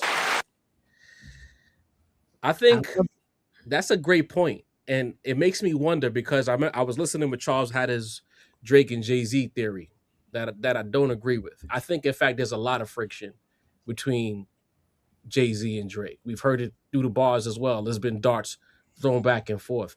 And I wonder, based on what you just said, it just got my gears moving. With that whole title thing, at a time before all of this nonsense took place, did he look at Drake as his replacement? And Drake decided not to come on board with him with that title thing, and that led to some saltiness. Maybe he wanted to make a quote now the Jay-Z, because we need those pillars, not necessarily like, I'm not holding up Jay-Z, but you need in hip-hop guys to continue to elevate. I look at Nas finally like climbing those rungs and being another power broker in hip-hop. Who's going to be that guy when these guys are like 70 with wheelchairs or whatever? We can't keep depending on them. Who's going to be the face of that? Who's going to be in that power position to continue this conversation and make sure that certain things are at play? Maybe he looked at Drake as that guy at a certain point, and Drake was like, I'm going to go over here to Apple. And that kind of made things a little sour, because I think Jay-Z even talked about it in the lyrics about who not Nas, who Drake is next to and who he chose to get money with. So makes me wonder. Yeah, 1 second applause. I think what you said is very telling about we'll never make another Jay-Z. Yes. Because they like, nigga, you were supposed to go buy a Lamborghini and spend this shit in Magic Mondays and buy a fucking mansion and order hella chicken and shit to hella parties and drugs and go broke and be out the way by now, nigga. Who the fuck told you to go make a label? Who the fuck told you to? You said you got business deals with LV and Max? What the fuck? Like, now he looking at us like he our competition. So he is. I mean, he built a company. I'm not sure everyone really.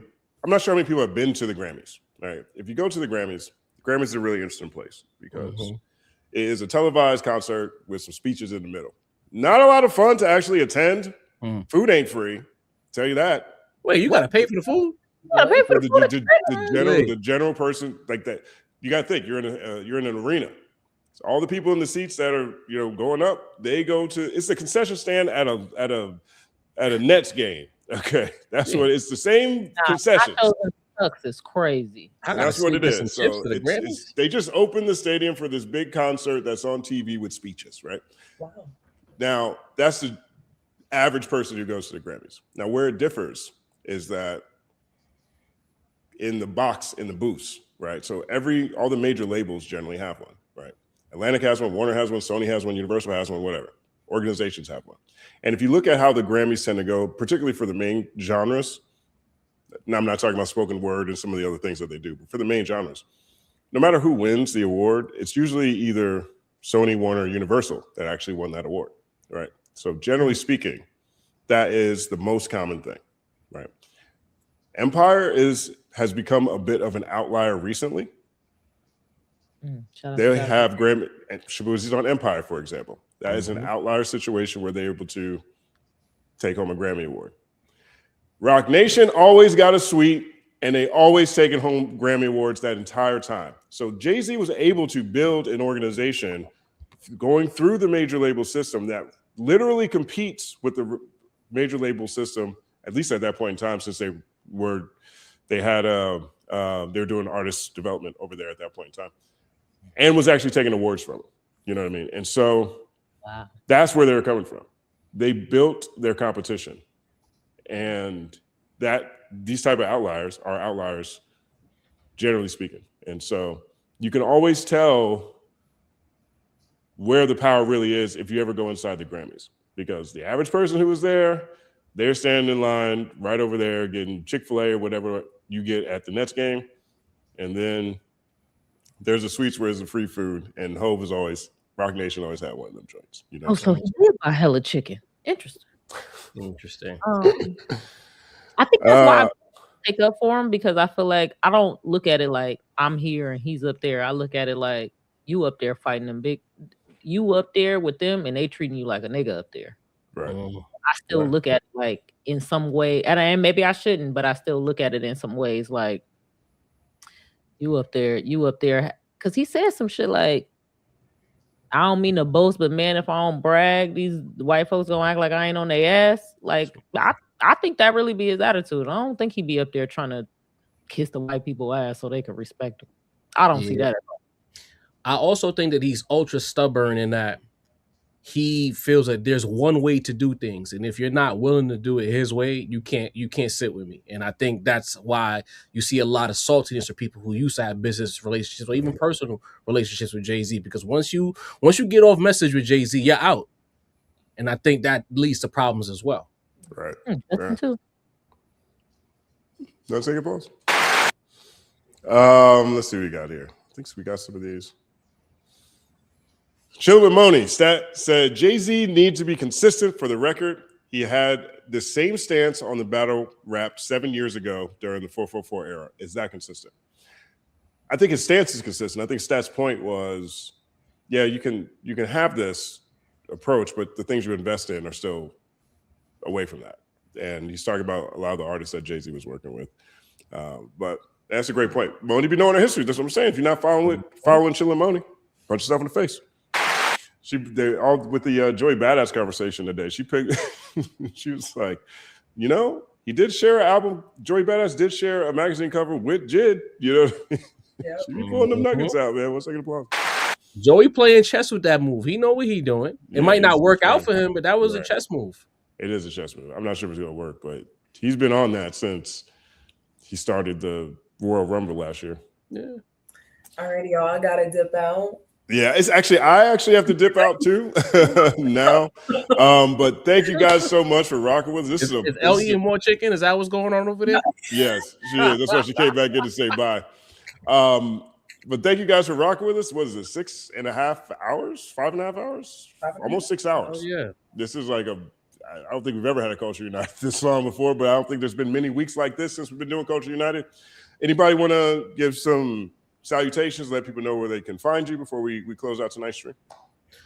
Peace, y'all. Once again, Jarv from the Rap Roundtable. Subscribe to us, Rap Roundtable. Follow us on Twitter, Rap Roundtable. Follow us on Instagram, Rap Roundtable. Tap in with us. Again, agreeing is not important. Leave your feelings at the door. but don't be disrespectful. Pull up, debate, have differences of opinions. Moni can tell you, I be at it with Moni every time we on the air. So love, follow, subscribe, tap in, and you'll enjoy the show. My brother Jarv. 9-second applause.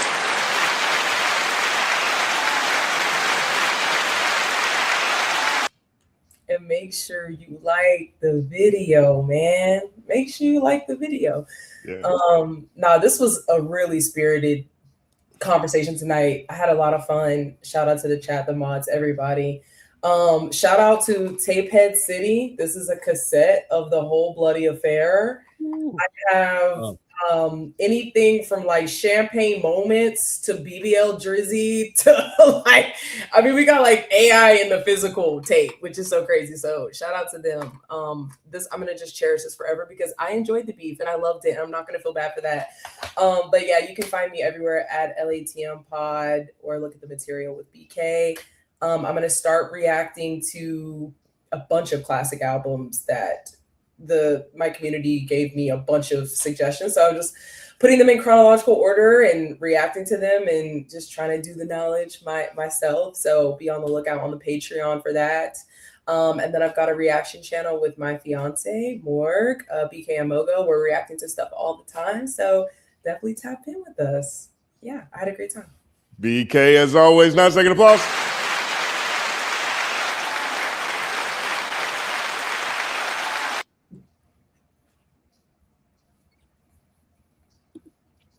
Is it my turn? Yes. Yeah. I had so much fun. I want everybody to go check out Chill Spotlight 6. We have another one coming out, and we have some exclusive new music coming from some of your favorite artists. It'll probably be mid-April, early May. We have a single coming out first week in April. Also, yeah, that's it. Also, I want us to go to the 1st and 15th Discord. I will put that in my stories on Instagram. Just go to Elle Janelle on Instagram. I'll put the link in my stories.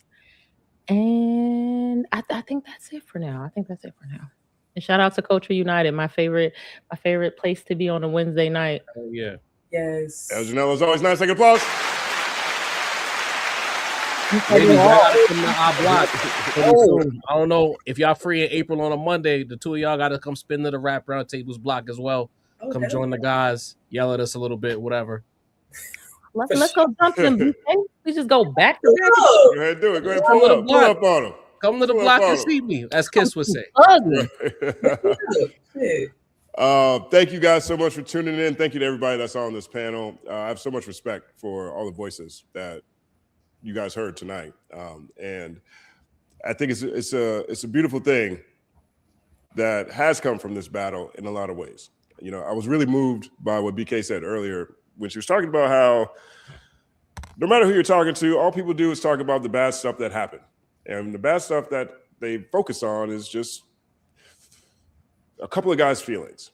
But there has been tangible, legitimate community that has also come from this whole experience. And there's so many different creators that I don't think I would have had a chance to meet, you know, I don't say in person, but personally, the way we have because of this. And this platform is one of those. You know what I mean? The fact that, you know, I get to interact with BK, Challz Brown, Rap Roundtable, Jarv, all these guys, you know, all 50 people who've been on Culture United at this point in time, is a testament to the beauty that did come out of this, as always, as well. And I don't think that should be forgotten.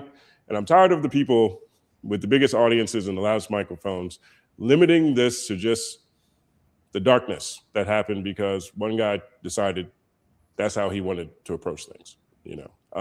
And so thank you all for rocking and being here with us on this journey. Culture United Clips channel exists.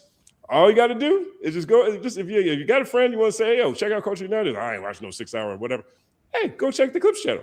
Go watch Elle Janelle explain to you why you bet not call her no capitalist. It is fascinating. It's riveting entertainment. So we have that. And tomorrow morning, 10 a.m., Third Verse Podcast. Morning show. We got to figure this out. I'm not even sure. We haven't thought this all the way through yet in terms of what the structure is going to be, but it's going to be fun. The time zones are a little crazy there for you guys, no? It's 10 a.m. for us, so it's 1 p.m. for you. So you're straight. Okay. You know what I'm saying? You guys are fine. Everybody else will be happy at nearing lunchtime at work. You need something to slack off with us. But that's coming tomorrow morning. And there is a new episode of Third Verse Podcast on the channel right now.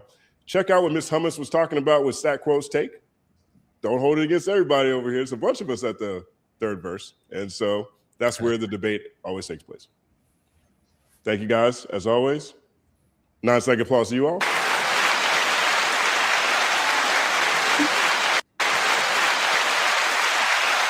And peace. Culture united, our culture united, our culture united, our culture united, connecting all over the world.